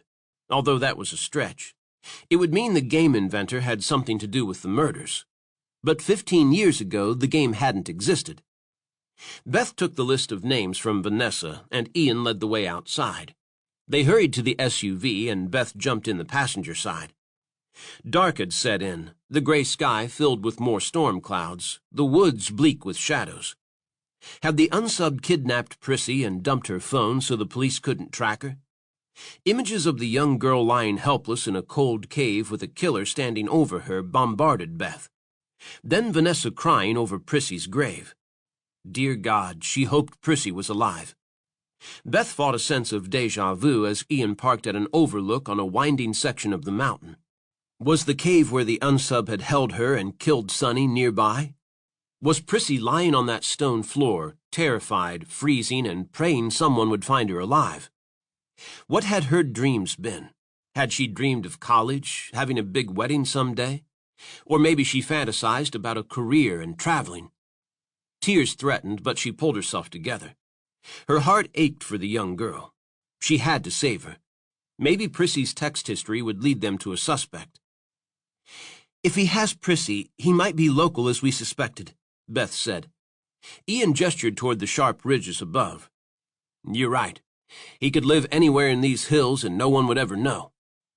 Ian handed Beth a flashlight, then aimed his on the ground as they walked along the road's shoulder. Gravel and dirt crunched beneath Beth's boots. Somewhere in the distance, a coyote howled. A smaller animal skittered through the woods. Beth shined her light in a circle, then along the edge of the road. Ian stepped closer to the embankment, leaned over the rail, and scanned below. Beth paced several feet down the road and then turned around and started back. But something shiny caught her eye on the other side of the rail. Probably trash, a tin can. She'd check it out. She inched closer to the trail, battling dizziness at the height. The ridges were sharp, steep, and unforgiving, with drop-offs over a mile deep. She gripped the rail and let the dizzy spell pass. When her vision cleared, she maneuvered the flashlight to cover the ground and spotted the object. A cell phone. She yanked on plastic gloves, then reached over the rail to dig the phone from the weeds. "It's over here," Beth shouted. "I've got it." Ian jogged over to her, his expression grim. "Look, Beth. A few feet down." Beth's head swirled as she aimed her gaze down the embankment. A backpack lay in the weeds. Ian climbed over the rail, rocks and dirt skittering as he crept down the side of the hill. Seconds later, he retrieved the backpack and hauled it back up to the road. Various scenarios raced through Beth's head. Prissy had accepted a ride with someone, realized she was in danger, and then escaped and ran down the embankment. The unsub had thrown her belongings off, thinking no one would ever find them. Then he took Prissy God knows where. Or Prissy's dead body lay somewhere in those dark, desolate woods below. Ian dropped the backpack into the back of his open SUV trunk. He wanted to run the show here, but Vance's order taunted him. He had to answer to Beth. "You're in charge, Beth. You want to call my deputy in Vance?" She stiffened. "Forget that Vance said that, Ian. I told you earlier, we're working together as a team. I'll call him while you phone your people." He nodded, grateful for her concession. She stepped aside to call Vance. Ian phoned Deputy Whitehorse. "Agent Fields has the Carson girl's computer. We're bringing it to the lab for analysis along with her backpack and phone. We found those in the woods. I'll put together a search team and get out there ASAP, Whitehorse said. Did you find that cave? Ian asked. I'm afraid not. There was an old abandoned apple house, but that was it, Whitehorse said. I'm on my way. Thanks. We need you. The county lab is closer than the federal one, Beth said. I asked Vance to make some calls so we can work through there. He agreed? Ian asked, surprised. Yes. We can't waste time driving back and forth. She was right. Beth's shoulders tensed as she examined Prissy's phone. Do you see anything? Ian asked. Disappointment streaked Beth's eyes. The last phone call she made was to Vanessa. Last text at 2:45 this afternoon, telling Blaine Emerson that she couldn't wait to be with him. She suggested they meet after 5th period, skip their last class, and sneak away. Ian grimaced. Poor girl. Did the boy respond? Just with an emoji, smiley face. Beth sighed. He was leading her on. Punk, Ian muttered in disgust. I'd like to tear him a new one. At least my father taught me to respect women. Beth's gaze met his comment lingering between them. But Ian didn't retract the words. Coach Gleason had cared about the students. Once he'd told Ian that he wanted to empower females to stand up for themselves because his own mother had been bullied by her husband. All the more reason he felt for Prissy's mother and despised her boyfriend, just as he despised Bernie. If only Ian could find his father and tell him that he loved him. Beth saw the wheels turning in Ian's head. More questions about his father. What could she say? If she remembered the face of her abductor, she could clear him. I've worked with teens before, Beth said. It's a vulnerable, stressful age. Everyone's trying to fit in, find their place, break away from their parents. Hormones, insecurities, self-esteem, love. Everything is dramatic and life-shattering. The humiliating incident with Blaine was probably the trigger. But do you think she ran away to escape her mother and stepfather? Ian asked. Sure, that's possible. If it wasn't for the discovery of those bodies at Hemlock Holler, we wouldn't know Prissy was missing right now. Just like with me and Sonny. Ian grew quiet, but tension emanated from his every pore. That's right. No one reported you and Sonny as missing, did they? Beth shook her head. The Otters wouldn't have. They didn't want to get in trouble and lose the money the state designated for us. Beth's phone dinged and she checked the text. Director Vance. Have identified more victims. Task force meeting at noon tomorrow. Beth texted that she and Ian would be there. Hopefully someone on the team had found a lead. Damn it, Ian wanted to find Prissy Carson and find her alive. But instincts warned him that was not going to happen. There are a few pictures on Prissy's phone. Some at a science fair, another couple at a blood drive where she volunteered. Then several of her and Vanessa. Beth angled the phone to show Ian. There are some candids of a teenage boy, probably the jerk who blew her off. He might be a punk, but he's only a teenager, Beth. He was just a baby when you and Sonny were taken. He couldn't be responsible for the boneyard victims. I know, Beth said.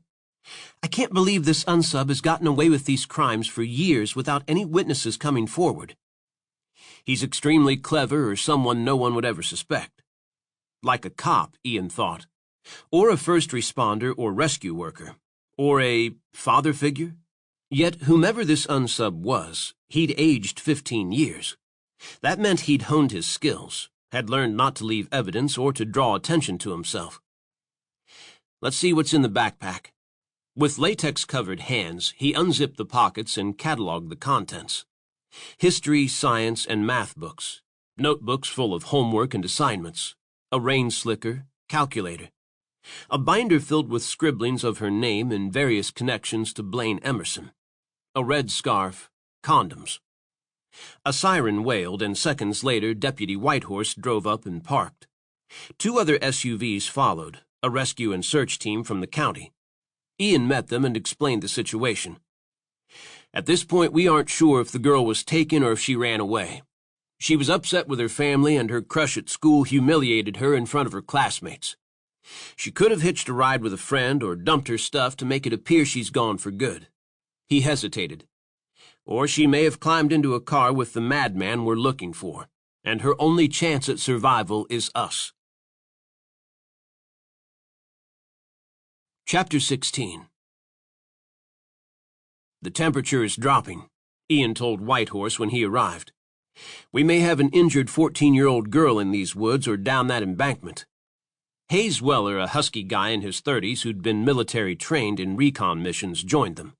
He was the leader of the local search and rescue team. He was also an experienced helicopter pilot, lived in town, and ran transports from accidents and smaller hospitals to more critical care units. Weller made quick introductions and then ordered his volunteer team to work. They brought flashlights, set up larger lights to illuminate the area, and attached ropes harnessing 2 men to climb down to the bottom of the canyon. Whitehorse divided the area into grids, assigned each man an area to search, then handed Ian a portable handheld radio so they could keep in touch. Beth cleared her throat. "I'm going down." Ian shook his head.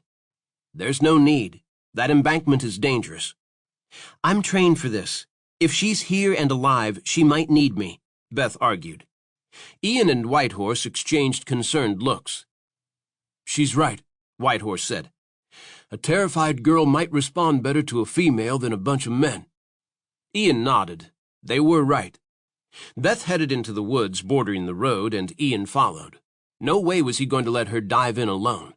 He used his flashlight to scan for signs of life in the deep pockets of trees covering the ridge. Beth skidded and reached out for a tree limb to break her fall, but he caught her arm. Her gaze locked with his, the fear in her expression tearing at his gut. She was probably thinking about Prissy, relating to what she might be going through. But she didn't comment or turn back. She shook off his touch and continued on. Brush and bramble clawed at Ian's and Beth's arms and legs. Tree branches snapped, showering them with raindrops that clung to the leaves. The moon struggled to break through the storm clouds, but only a thumbnail surfaced. The wind picked up, howling off the mountain. The temperature had dropped to a cool 50. The middle of the night would feel more like 30, and hypothermia could be an issue. Minutes bled into an hour, then another and another as they combed the woods. The temperature dropped to freezing and storm clouds moved in. A low wailing sound came from the right, and Beth halted to listen. Ian gestured to a section thick with fallen branches. He hadn't lived here at the time of the prison flood, but people still talked about it.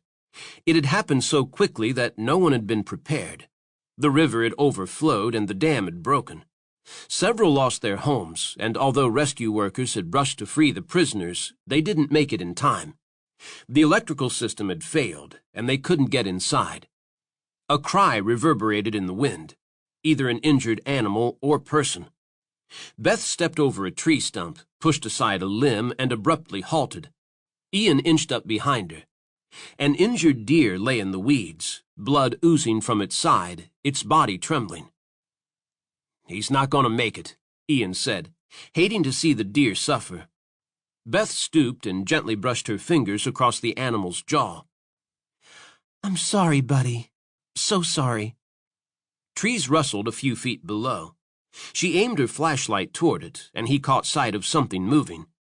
Beth slowly crept closer, careful to be quiet, but as she approached a boulder, a bobcat stalked back and forth. Beth froze, and so did he. Any sudden movement might incite the cat to attack. Ian lifted his gun and fired at the animal's feet. He screeched and snarled, but slowly backed away, the predator's eyes gleaming in the dark. He didn't want to kill the animal, but if it attacked Beth, he would shoot. Ian analyzed the animal's behavior. Eyes piercing the darkness, focused on them. Head lifted as if sniffing for their scent. Static echoed from his walkie-talkie. "Sheriff, what was that?" Whitehorse asked.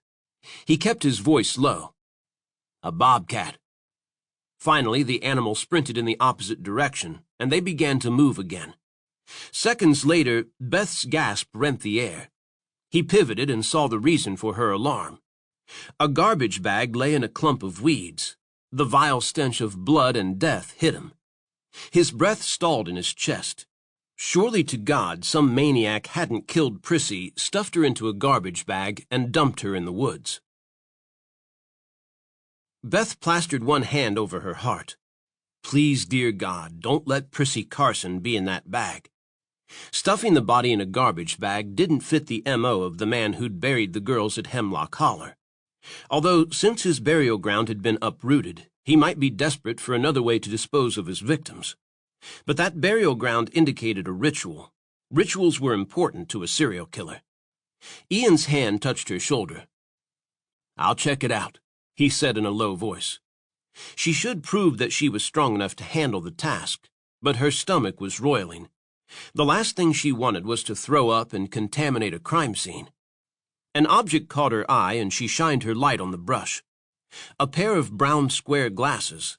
Glasses exactly like the ones Prissy wore in one of the photographs at the Carson home. She pulled on a glove, plucked the pair of glasses from the weeds, and showed them to Ian. "These belong to Prissy." Damn it. Ian pulled a baggie from inside his jacket, and Beth slipped them into it. She stepped aside so Ian could open the garbage bag. Ian removed his pocket knife and ripped open the bag. The rancid odor of a rotting carcass nearly made him gag. He forced himself to peek inside and hissed. It was a dead animal, although it was so emaciated he couldn't tell what kind. Probably someone's pet that had died and they didn't want to take the time to bury it. It happened all the time in the mountains. "Ian?" Beth asked in a raspy voice. "It's not her," Ian said quickly. Beth leaned her head down and inhaled several breaths. "Thank God." She looked so shaken that he pulled her up against him and held her. "It's okay. We won't give up." She nodded against his chest, although tremors racked her body. For a long heartbeat, he stroked her back, comforting her. "She might still be alive," he whispered. Thunderclouds boomed above, and rain began to pelt the trees and ground. His radio crackled again. Beth pulled away, pressing her hair back into place as she did the professional mask she wore to cover her emotions. "Sheriff, we haven't found anything," Weller said. "I say we give it up for the night. I'll send a team out at first light to search again." Lightning illuminated the sky, streaking the darkness with its force. Another pop and a tree cracked, sparks flying in all directions. His gut told him Prissy wasn't here. "Fine, but first thing in the morning, search again.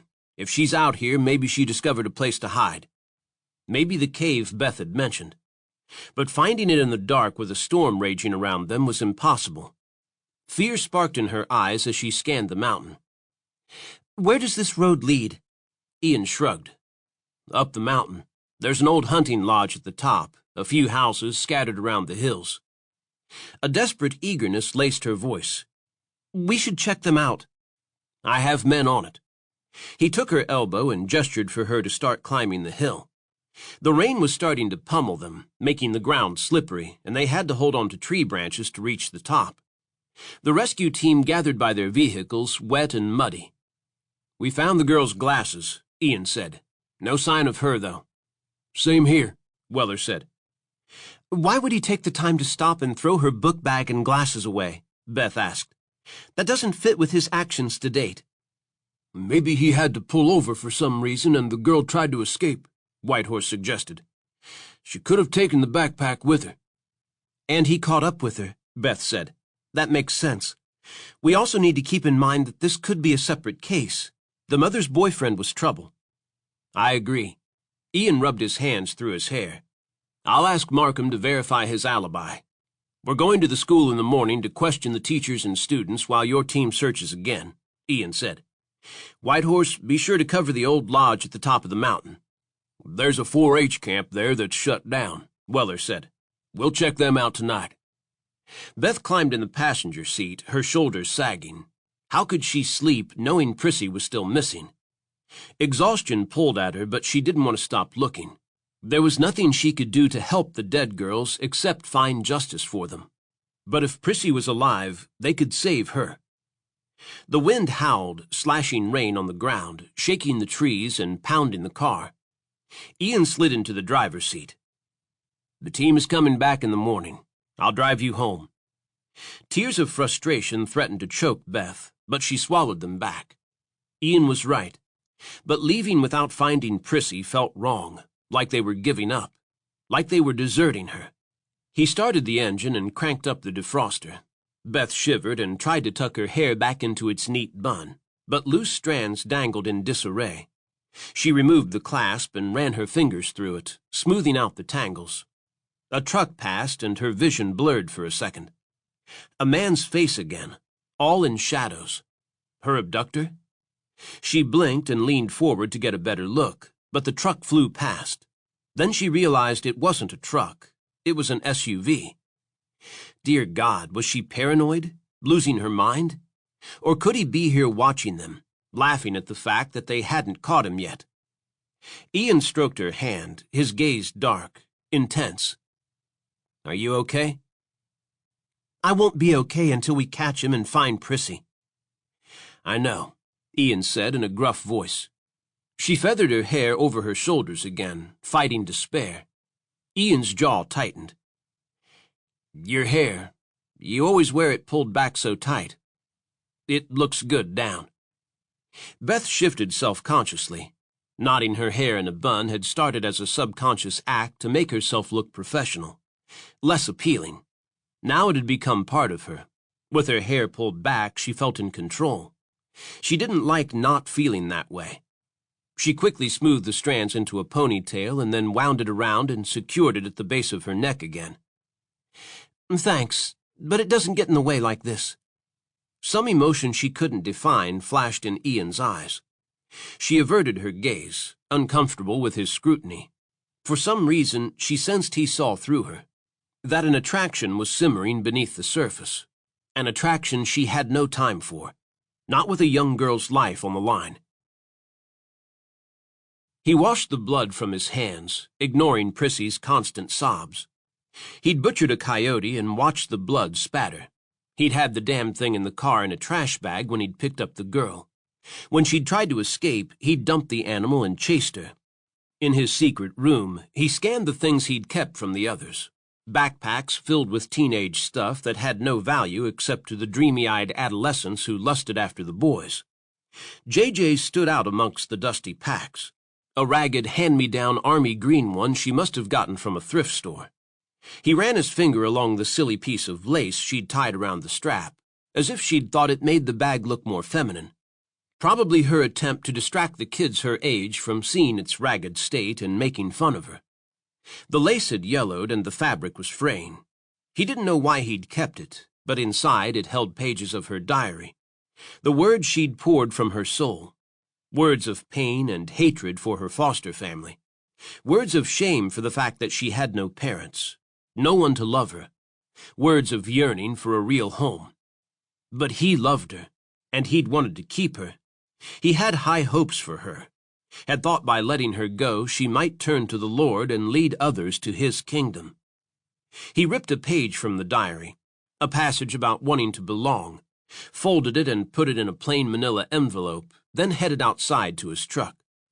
The scent of the coyote's blood lingered on his skin, but it was JJ's scent that tormented him. 15 years later, and he could smell her sweet innocence as vividly as he had back then. Dark clouds hovered above, rain beating down just as it had the night he'd found her. He thought of her every time it rained. She was looking for him now. A smile curved his mouth. She probably dreamed about him in her sleep. Knowing she was this close to him made him curious. If he walked up to her, would she know who he was? Another smile tugged at his lips. He wanted her to know. Except then she'd turn him in. And he had more work to do. More souls to save. More lives to offer up for his own redemption. He left the cave and wove through the mountain roads, his tires grinding the gravel, then veered down the road to those cabins. 5 minutes later, he scanned the area surrounding the cabin. No cars. She wasn't there. A smile creased his face as he jumped out, slogged through the rain, and left the journal page tucked inside the screened door. He wanted JJ to know that he was watching, that he could get to her again if he wanted. The rain slacked off slightly as Ian parked at Beth's cabin and walked her to the porch. "I live 2 doors down," Ian said. "If you need anything tonight, call." Beth patted her jacket where her holster was hidden beneath. "I can take care of myself, Ian." The fact that she'd been victimized stood between them, a fact he dared not point out. Beth had survived, and she was strong and determined. She pulled keys from her shoulder bag but came to an abrupt halt at the door. Ian caught her arm to keep from bumping her. Then he saw what had gotten her attention. A plain manila envelope was tucked inside the screen door. His nerves jumped to attention and he scanned the property. Nothing in the yard except trees, woods in the back. Bushes parted. Was someone in those trees? Ian stepped to the side, his senses honed as he searched the perimeter. Another movement. A body? No, a coyote. Beth yanked on rubber gloves, then ripped the envelope from the door and tore it open. Her face paled as she searched the contents. What is it? A page from my childhood diary, Beth said in a haunted whisper. I don't understand. Her shocked gaze lifted to his. It was in my backpack the night I was taken. Ian silently cursed. Her backpack had never been recovered, meaning her abductor, Sonny's killer, had kept it all these years. He knows where I am, and he wants me to know that, Beth said in a voice oddly strong considering she looked as if her worst nightmare had come true. Ian gently touched her elbow. She needed his support, but she'd probably bite his head off if he crossed the line and pulled her up against him, although that was exactly what he wanted to do. I wrote all my thoughts down in that stupid book. I don't know why I took it with me that night, she said in a self-deprecating tone. I was too ashamed of what was going on in that house to let anyone find out.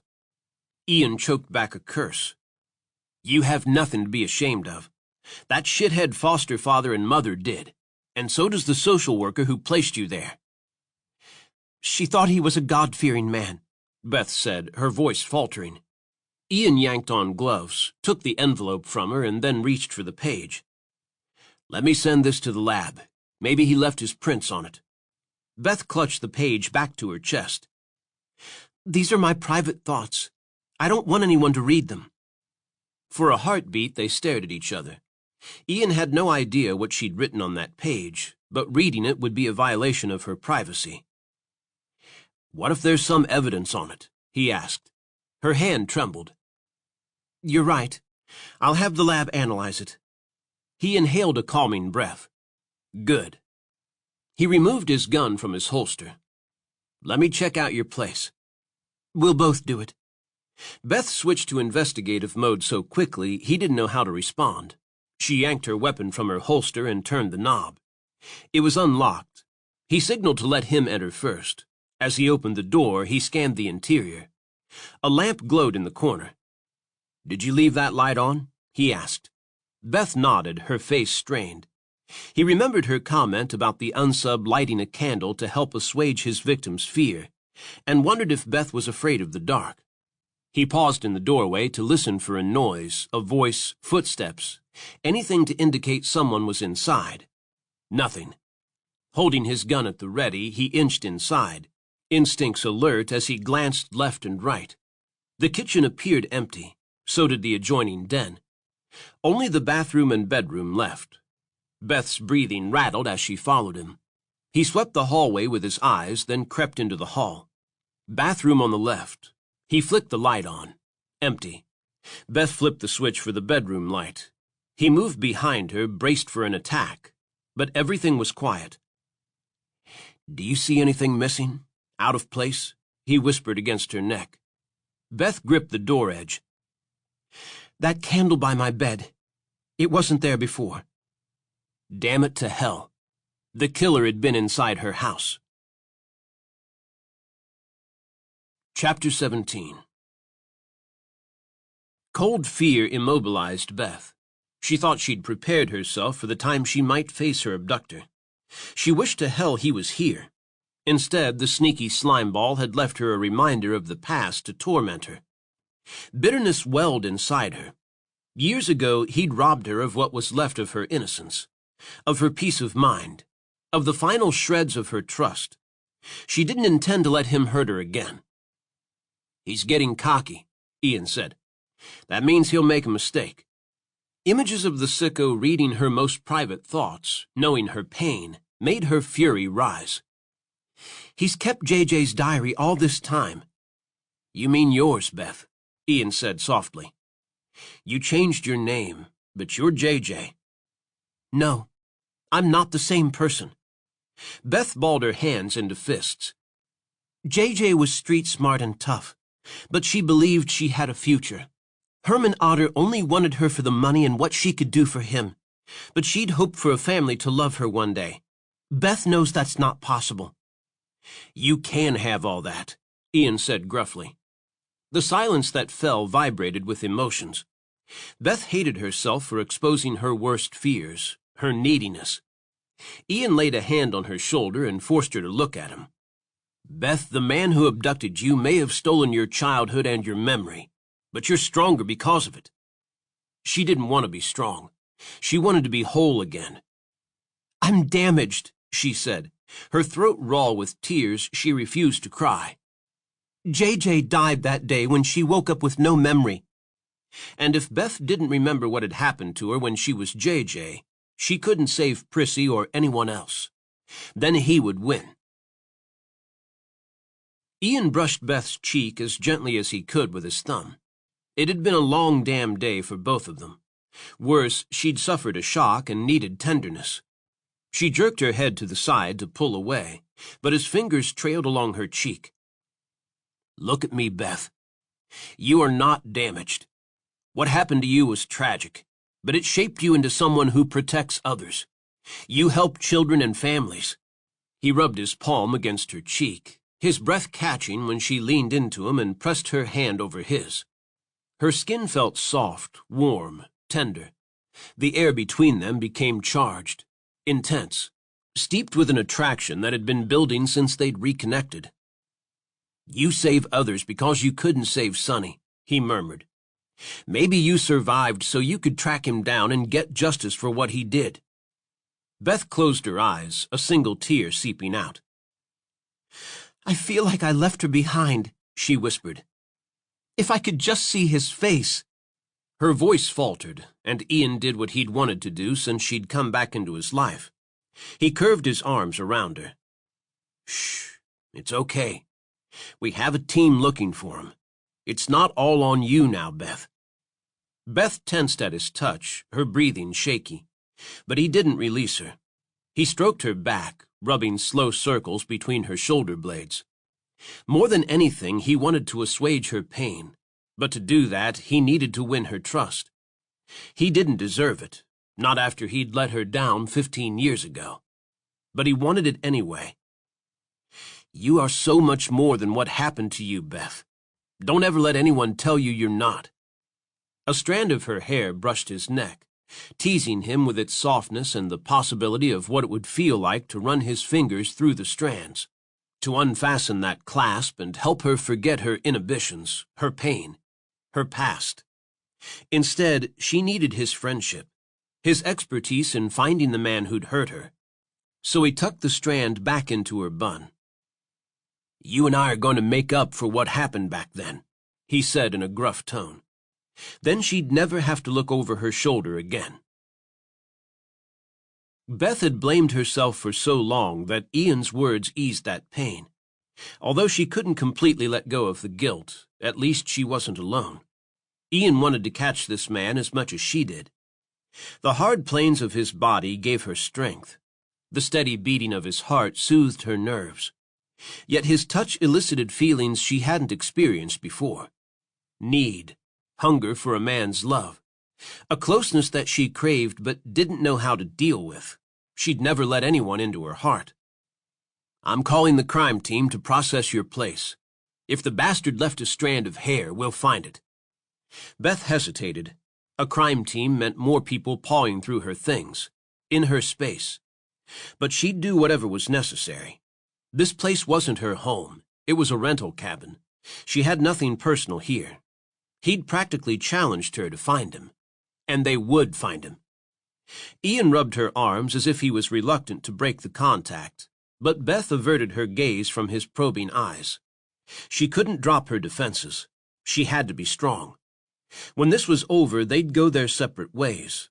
Then she'd be alone again. Her chest squeezed at the thought. But she ignored the twinge of yearning and told him to make the call. Ian wanted to pull Beth back into his arms, but he restrained himself. He had no business getting intimate with her. You were only comforting her. Yeah, right. It had started out that way, but holding her in his arms made him want more. He couldn't push her, though. Their past was too complicated. They had answers to find. That was all that mattered, solving this case once and for all. Then the families could find closure. Beth would have peace. Not knowing had stalled his life just as it had Beth's. Ian phoned Lieutenant Ward, head of the CSU, and explained about the break-in. Beth resorted to agent mode as well and began opening dresser drawers, checking to see if the unsub had taken anything. Anything missing? He asked. She shook her head, then stepped into the closet. Her shoes were neatly organized, boring suits hung at even intervals.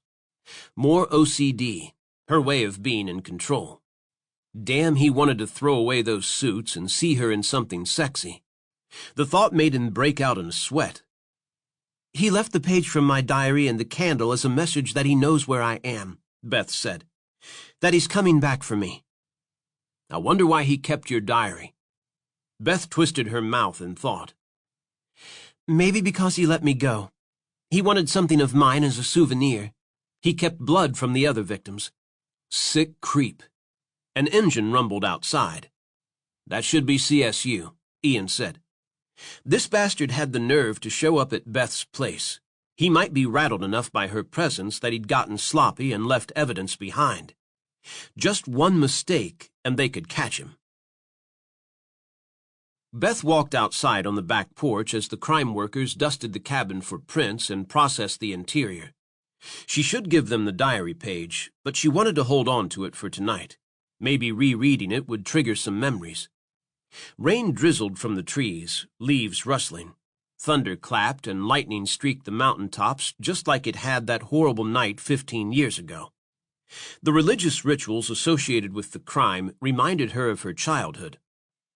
Reverend Benton says that thunder is God's way of shouting his wrath, Herman Otter used to say. Once she'd shouted back that God was angry at Herman for being such a pervert. She'd earned a hard slap for her smart mouth. She touched the narrow scar on her forehead where she'd hit her head on the end table when she'd fallen. After that, she'd learned to keep her mouth shut. I'll find who did this, Sonny. I promise, she whispered to the heavens. Footsteps made the floor creak, and Ian approached. They're finished. She rubbed her arms to ward off the chill. Good. I'll clean. Ian caught her arm. Let me call someone to do that. I'll drive you to a motel. Beth shook her head. No way that man is making me run again, Ian. I'm staying here. Ian's expression darkened. What if he comes back? She patted her gun. Then I'll be ready. He squeezed her arms. You're not going to use yourself as bait. That's too dangerous. I'm a trained agent, Ian. I know what I'm doing. Do you? His voice grew rough. Or do you want revenge so badly that you're not thinking straight? If that's the case, I'll tell Vance that you're emotionally compromised and endangering the case. Beth seared him with an angry look. You wouldn't do that. Ian's chest rose and fell with his breath. If it means protecting you, I would. She held her ground. You're just as close to this case as I am. They locked stubborn gazes, the heat between them vibrating with turmoil and sexual tension. She'd liked Ian in high school, but now she admired him for his loyalty to the town, for his grit, for the fact that he stood for justice. Close quarters, danger, uncertainty. It was hard not to want to lean on him. That's all this crazy attraction was. But she couldn't give in to it. She'd vowed to Sonny to find the unsub, and if that meant repressing her emotions until the job was done, she'd damn well do it. You're right, Ian admitted. But I want to keep you safe, Beth. I let you down once. I won't do it again. His declaration sent a tingle of need through her. She wanted to touch him, hold him, feel his arms around her. But the fingerprint dust in the house was a reality check. Cleaning would be cathartic. Crawling in bed with Ian would be dangerous. She was walking a tightrope with her emotions already. There was no way she could have a physical relationship with Ian without losing her heart. I'm cleaning, she insisted, head held high. I don't want anyone touching my things. She'd been violated enough already. Herman Otter used to touch her clothing. Twice she'd found him in her bedroom running his fingers over her underwear. She'd thrown away everything he'd pawed with those nasty fingers. Fine, Ian said. I'll help. He followed her inside, and she grabbed cleaning supplies from below the sink. Although it was late and she was exhausted, she was too wired to go to bed. By the time she finished cleaning, maybe her adrenaline would wane enough for her to fall asleep. Maybe she could erase the image of Herman's paws on her panties. Maybe the nightmares would leave her alone tonight. Reverend Jim Benton laid his hands on the girl's chest and spoke in a reverent tone. Leviticus 17:11 says, For the life of the flesh is in the blood, and I have given it for you on the altar to make atonement for your souls. For it is the blood that makes atonement by the life. A cold chill swept through the dark room, and the girl screamed and thrashed at her bindings. He continued to pray, using his connection to God to beg for her life. She walks with the devil now. Take the sin from this girl and free her of the evil possessing her. He had watched her in the crowd at the revival, heard her speak blasphemy under the tent where only sacred words and prayers should be spoken, seen the lust in her eyes for the young boys. 14. The changes in the girl's body could have precipitated her transgressions. All the more reason to exorcise the demons before they possessed her completely. Just like those girls that sheriff had found in Hemlock Holler. All had been troubled, all veering down the road to drugs, prostitution, and sin. The girl screamed, her body convulsing, the animal sounds she emitted a sign that her soul had been lost. He lit a candle and waved the faint light above her, reciting more Bible verses as she fought. Sweat poured down her body and her eyes rolled back in her head. Then she was quiet. It was almost 2 o'clock in the morning by the time Beth retreated into the bedroom. Ian insisted on staying to serve as bodyguard. She'd tossed him a pillow and blanket, and he sacked out on the couch. Just as he'd suspected, she left the light in the bedroom burning. His gut clenched at the thought of the nightmares that plagued her. He heard her thrashing around during the night. Twice he went to the door, tempted to go in and wake her, or hold her and alleviate her fears. But he sensed she wouldn't welcome his attention, or him anywhere in her bed. He was also afraid that once he got in bed with her, he wouldn't want to leave her. He finally dozed off for a couple of hours, but woke at dawn. He rose, dug around the place for coffee, and brewed a pot. He was about to pour a mug when Beth appeared, dressed in running gear. She barely gave him a glance, then headed to the door. "Where are you going?" he asked. "For my morning run," Beth said as she jammed earbuds in her ears. "Not without me, you're not." Beth placed her hands on the kitchen counter and stretched. "You can't boss me around, Ian." He realized he'd sounded demanding and lowered his tone. As possessive as he felt toward her, he'd never become like Bernie and try to rule her, or own her. "I'm not. But we both know that the unsub was here last night. He may be watching us now." Her eyes flickered with unease, making him feel like a heel.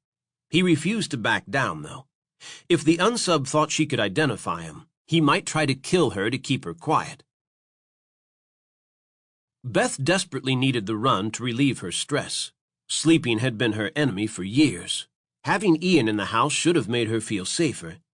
But he was dangerous to her in a different way. Last night she'd had the same nightmares of her abduction and that cave where she'd watched the blood drain from her friend's arm. When she'd awakened, she'd wanted to curl up in Ian's arms. But she'd restrained herself.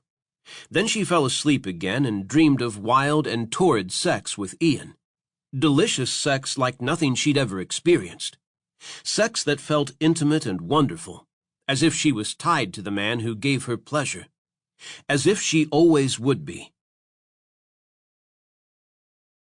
Chapter 18. Beth's body was wound tight with need as she waited for Ian to jog 2 doors down to his cabin and change. A need she refused to acknowledge or indulge. Ian appeared wearing running shorts and a t-shirt, making matters worse. His muscles strained the confines of his t-shirt, and his shorts revealed long muscular thighs and calves that made her mouth water. Battling temptation, she vaulted outside and took off down the path along the river. Ian followed, and they ran in silence along the trails and through the woods, a 3-mile trek. She could have done more, but they needed to get to work. Whitehorse was already leading Weller's men again in their search for Prissy in the woods. Every hour she was missing lessened the chances of finding her alive. They were both sweating and breathing hard when they returned to the cabin. Beth hurried to her room, stripped her clothes, turned on the shower, and climbed beneath the warm spray. If only she could wash away her guilt and fear, she might be whole again, as whole as a woman like her could get. By the time she was dressed, her phone buzzed. Director Vance. Pulse jumping, she pressed connect. Agent Fields, did you get my message about finding Prissy Carson's glasses and backpack? Yes, but that's not the reason for my call. Have you seen the news? He asked. Her shoulders tensed and she flipped on the television. No, why? That reporter knows who you are. Oh, God. Beth lowered her head into her hands, fear and panic seizing her. How? I don't know, but the bastard used it as his headline. It's all over the internet, and the morning news picked it up. A sick feeling washed over Beth as the news appeared on the screen. Survivor of Boneyard Killer returns as FBI agent to track down her abductor. A recent photo of her appeared, then a photo of JJ along with the caption. I'm sorry, Beth. I don't know how he found out. We can run something to deny it, Director Vance offered.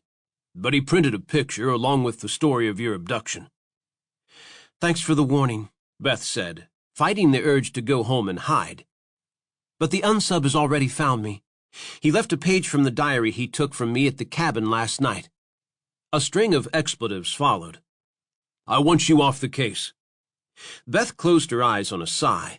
Images of Sonny and May and Prissy and those bones floating in the water tormented her. There was no way she could quit. She had to find Prissy, get justice for the others, for Sonny, lock up this sicko so she wouldn't have to keep running. Ian knew something was wrong the minute Beth entered the kitchen. Michael's revealed my identity, she said. Ian was pissed. I knew we couldn't trust that scum. If he could lock up the jerk, he would, but Michael's probably kept a lawyer on retainer and used him every time he crossed the line. Furious, he punched Michael's number. The message machine picked up, so he left a voicemail. I told you I'd give you an exclusive, but your little stunt just blew that deal. You put Beth Fields in danger. Stay away from her. Beth gave him a small smile when he hung up. Thanks, but I doubt it does any good. People like Michael's are out to make a name for themselves. They don't care how they get their information or who they hurt. Maybe not, but he'd pissed off the wrong guy this time. The director wants me off the case, Beth said, irritation in her voice. He arched a brow. Are you going back to Knoxville? She lifted her chin. No. I came here to find Sonny's killer, and nothing will stop me. A smile twitched at the corner of his mouth. He admired her spunk and determination. A memory tickled his consciousness. Back in school, one of the cheerleaders had tripped her in the classroom. JJ had gotten up, brushed herself off, and smiled. But later that day, she'd cornered the girl outside and paid her back by whacking off her hair. The girl had run crying into the bushes like a baby. Let's stop by the lab. The sooner they process Prissy's backpack, the sooner we might have a lead. He nodded, then drove Beth to the county crime lab. Hopefully Peyton would find a lead in Prissy's text, social media, or computer. A few minutes later, Beth met Ian in the lab hallway. Let's go, Ian. I have the name of the more recent victim from the boneyard, Lindy Saxton. She lived with her sister in Cleveland, Tennessee. I'll fill you in on the way. I want to talk to her before we visit the school. They rushed to Ian's SUV and jumped in. Beth fastened her seatbelt as they drove away. Peyton emailed me the file from the investigation when Lindy went missing. Ian's jaw twitched. What does it say? Her parents were dead. Lindy lived with her older sister. They were having a hard time making ends meet. The sister worked as a waitress to pay the bills. Maybe one of Lindy's friends saw something, Ian said, a hopeful note to his voice. Impatience nagged at Beth as they headed toward Cleveland. They needed answers and needed them fast before another girl died. But traffic was moving slowly on the country road, increasing her agitation. What else do you see in the file? Ian asked. Beth forced herself to focus. She had a best friend named Kathy who said Lindy had slipped into a bad funk. Said she'd smoked dope a few times and her sister caught her and they had it out. Lindy told Kathy she was going to run away to New York and become a model. Really? Her friend said she ran away? That's what she thought. Sad, isn't it? Beth murmured. The last time Lindy's sister spoke with her, they argued. Another runaway, Ian said. It seems that's where our unsub is picking his victims. Girls he finds on the streets. Beth considered his observation. That tells us about his victimology, but it doesn't narrow down locations. He's choosing from low-risk victims, but he's all over the Southeast. Beth skimmed for more information, although the file was slim. The sister had cooperated with the police, but had her own problems with drinking. 30 minutes later, Ian parked at a duplex near the heart of the small town. The property was overgrown, and a rusted sedan sat in the drive. They climbed out and walked up the sidewalk. Ian knocked on the door, and a young woman's voice called out that she was coming. When the door opened, a skinny brunette wearing a waitress's uniform stood, hands on her hips as she smacked her gum. Beth flashed her credentials and introduced herself and Ian. Are you Terry Saxton? Yes. The young woman's face drained of color. Oh, God, you found Lindy, didn't you? Beth gently touched the girl's arm. I'm afraid so. Tears blurred Terry's eyes, and she staggered backward inside the apartment. Ian grabbed her arm to steady her just before she collapsed into a rickety wooden chair. Beth yanked a tissue from her purse and gently eased it into Terry's hand. Losing a sister had to be devastating. But Terry might know something about the killer that she didn't realize. Beth had to ask questions. She also wanted to help Terry understand her sister's death wasn't her fault. I'm so sorry, honey. The scent of strong coffee and burned bacon filled the air. A stack of dirty dishes were piled in the sink, and bills overflowed from a basket on the counter. Ian discreetly thumbed through them. What happened? Terry cried. Where has she been? Beth did not want to share the details of how Lindy had died. Terry didn't deserve to carry that mental picture for the rest of her life. We found her body buried outside Graveyard Falls. Horror widened the girl's eyes. You mean she was murdered by the Boneyard Killer? Beth nodded and rubbed Terry's back. I'm so sorry. It's all my fault, Terry sobbed. I was supposed to take care of Lindy. I was supposed to be with her, but I had to work, and I was late getting home and tired that night. The guilt in Terry's voice mirrored Beth's own guilt over Sonny. It's not your fault, Terry. Your sister knew you loved her. Huge sniffles followed, and Terry blew her nose. I did love her, but our folks were killed in a car wreck a year ago, and she was having a hard time, and she was mad all the time. More tears leaked from her eyes. I'm sure it wasn't easy on you either.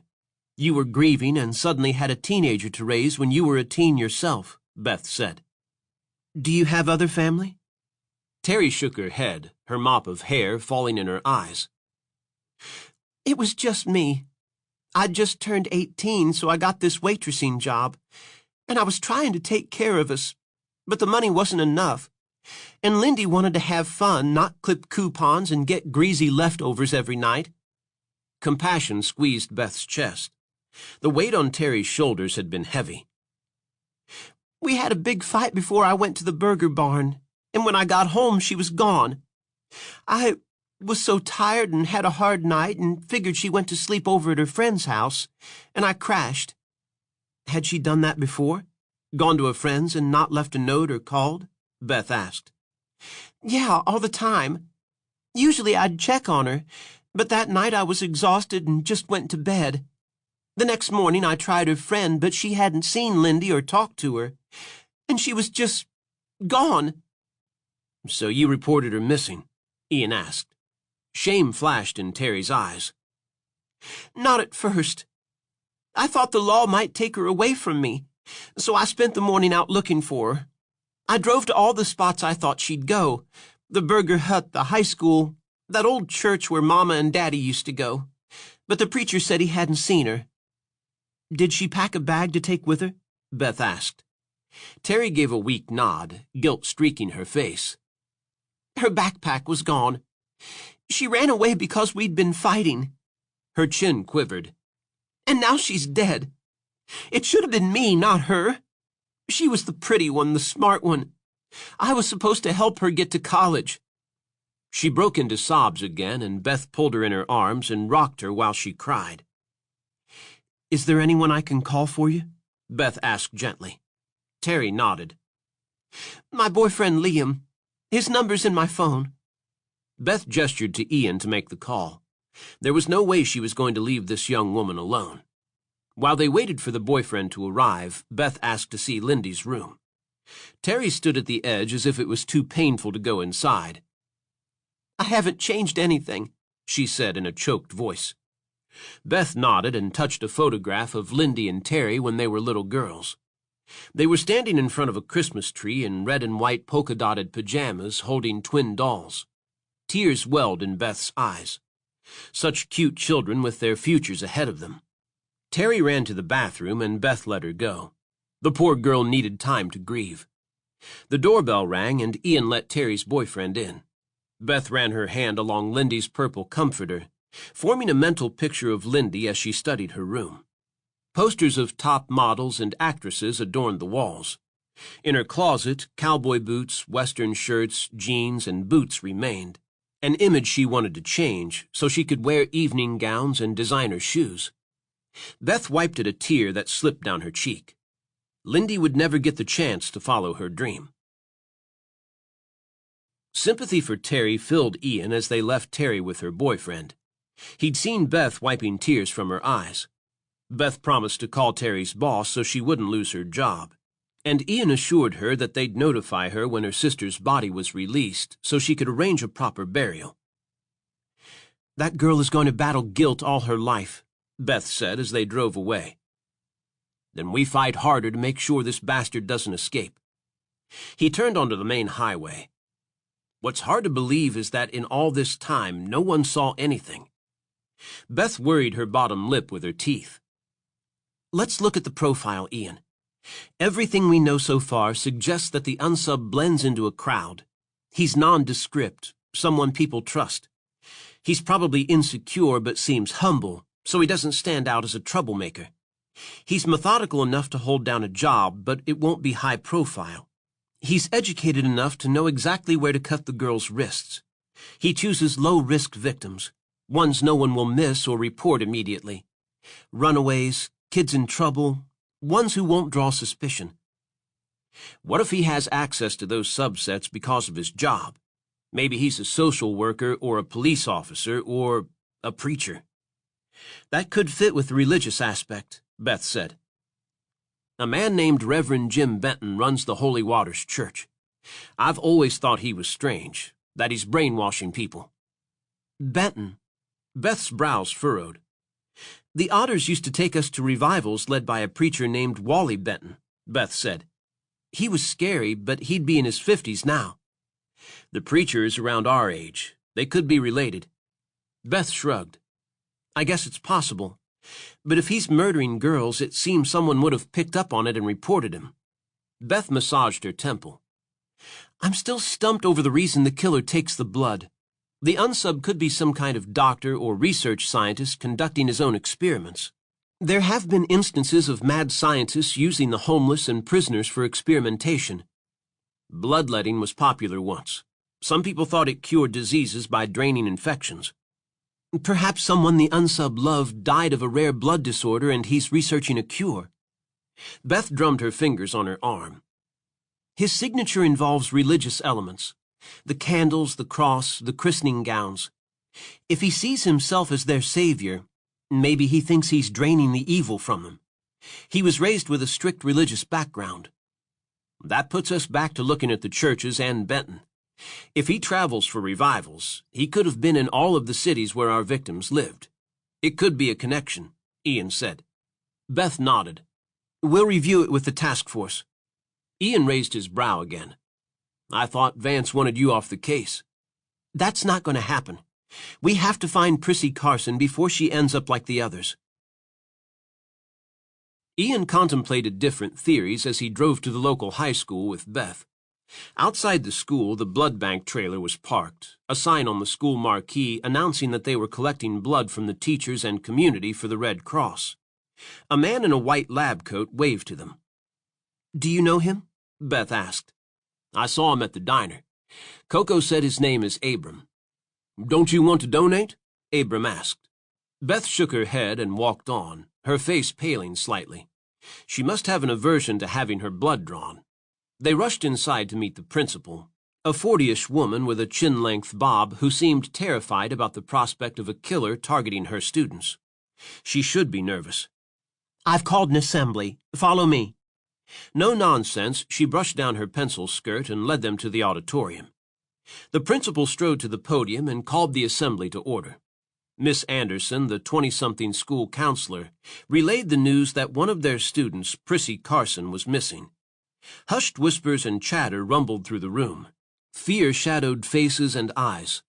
The counselor soothed the group, then introduced Beth and Ian. I hope you'll cooperate with the sheriff and this agent. We all want to find Prissy and bring her home. Ian stepped onto the stage. We're aware Prissy Carson was upset and she ditched school. At this point, we believe she may have been picked up by a stranger and that she could be in danger. Several students shifted and whispered. A blond boy on the edge of the third row tugged his hat down on his head to cover his eyes. Blaine Emerson, the boy who'd humiliated Prissy. We aren't here to blame anyone. Ian offered the kids a smile to calm them. If anyone has information regarding her disappearance or has had contact with her, please let us know. Beth stepped forward. I want to caution all the young ladies. She paused, giving the group time to absorb the information. Fear permeated the room. Please be careful and alert. Stay together in pairs if you're walking home. Watch out for suspicious people online. And don't meet or accept a ride from anyone that you don't know well. Miss Anderson clasped her hands together.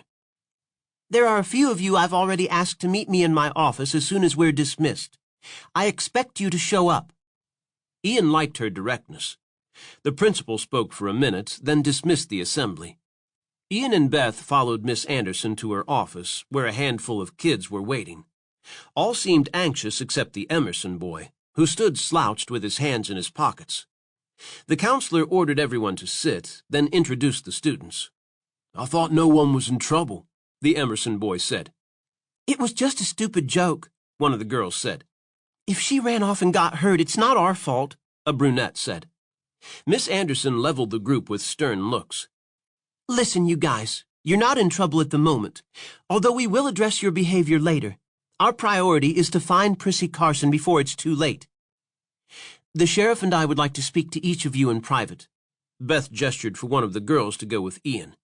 Then she asked Blaine to step into the adjoining room with her. Ian tried to put the young brunette at ease as they moved to the corridor. The girl started crying as soon as they were alone. You think it's our fault that Prissy's missing?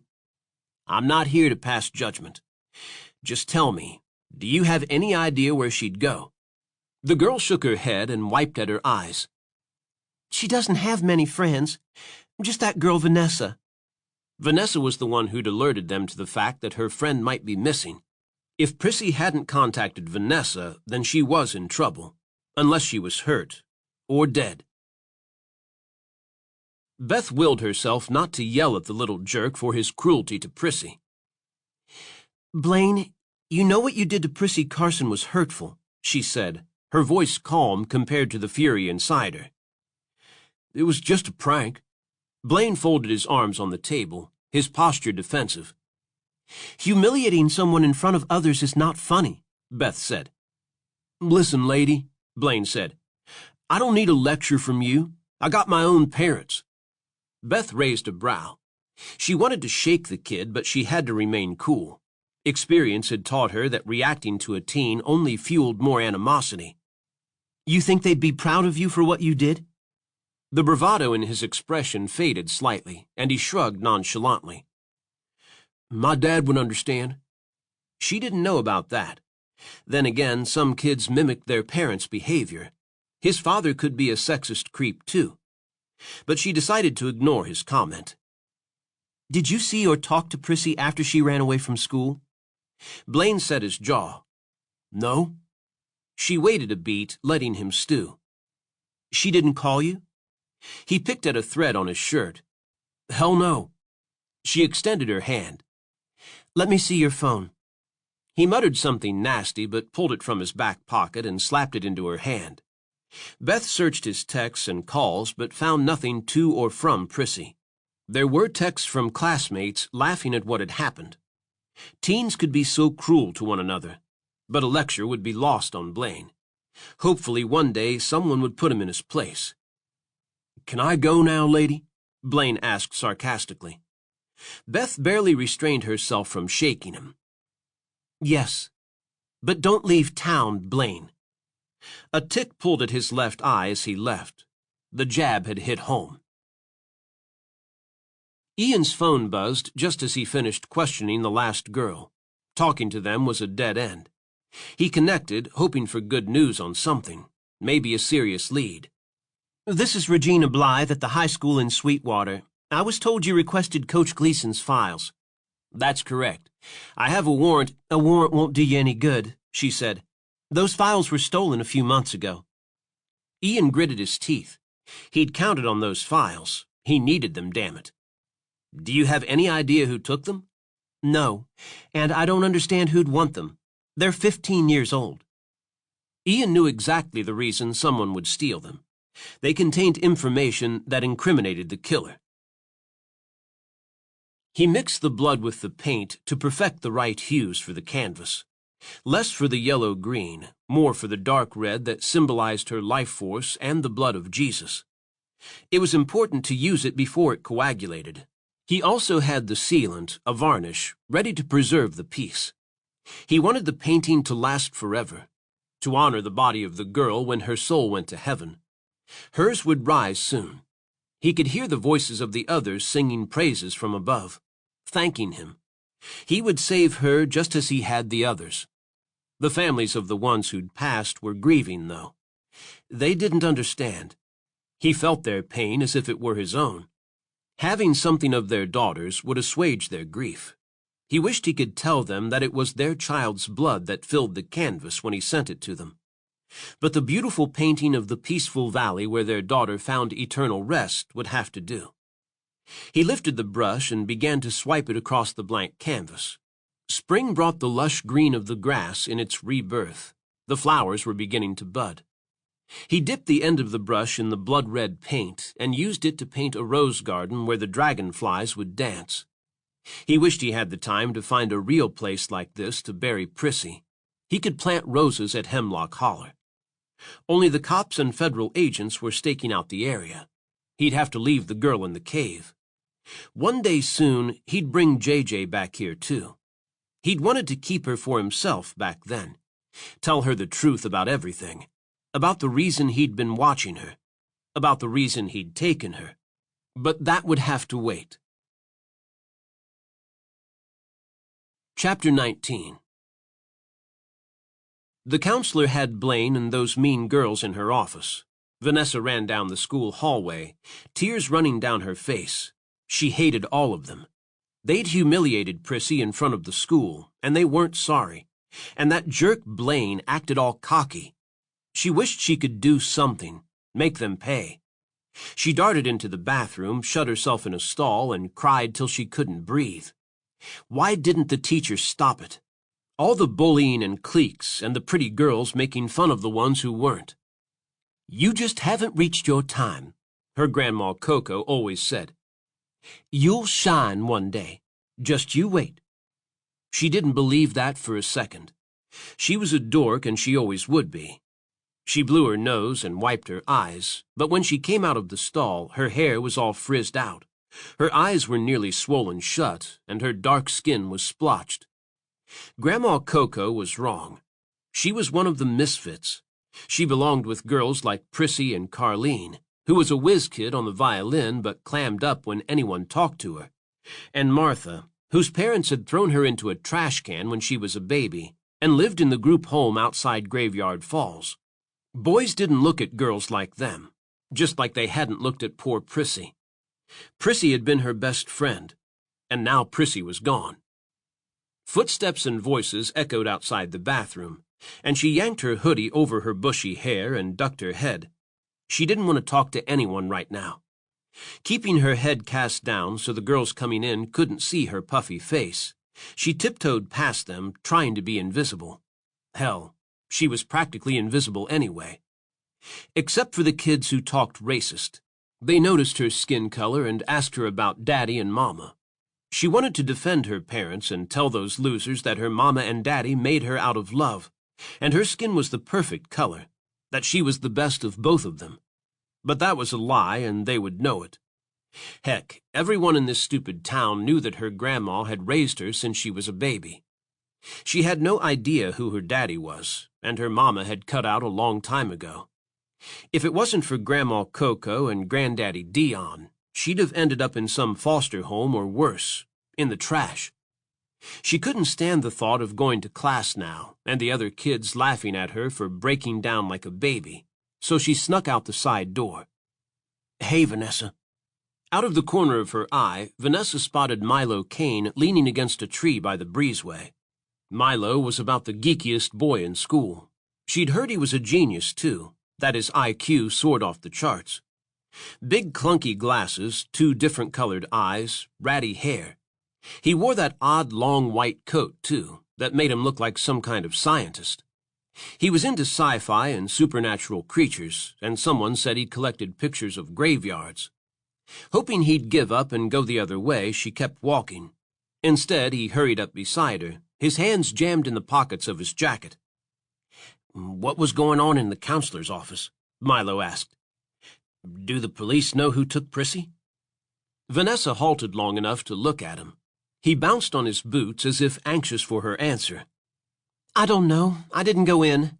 But I'm afraid that bad man has her. You know, the one who killed those girls and left them at the holler." "That'd be awful."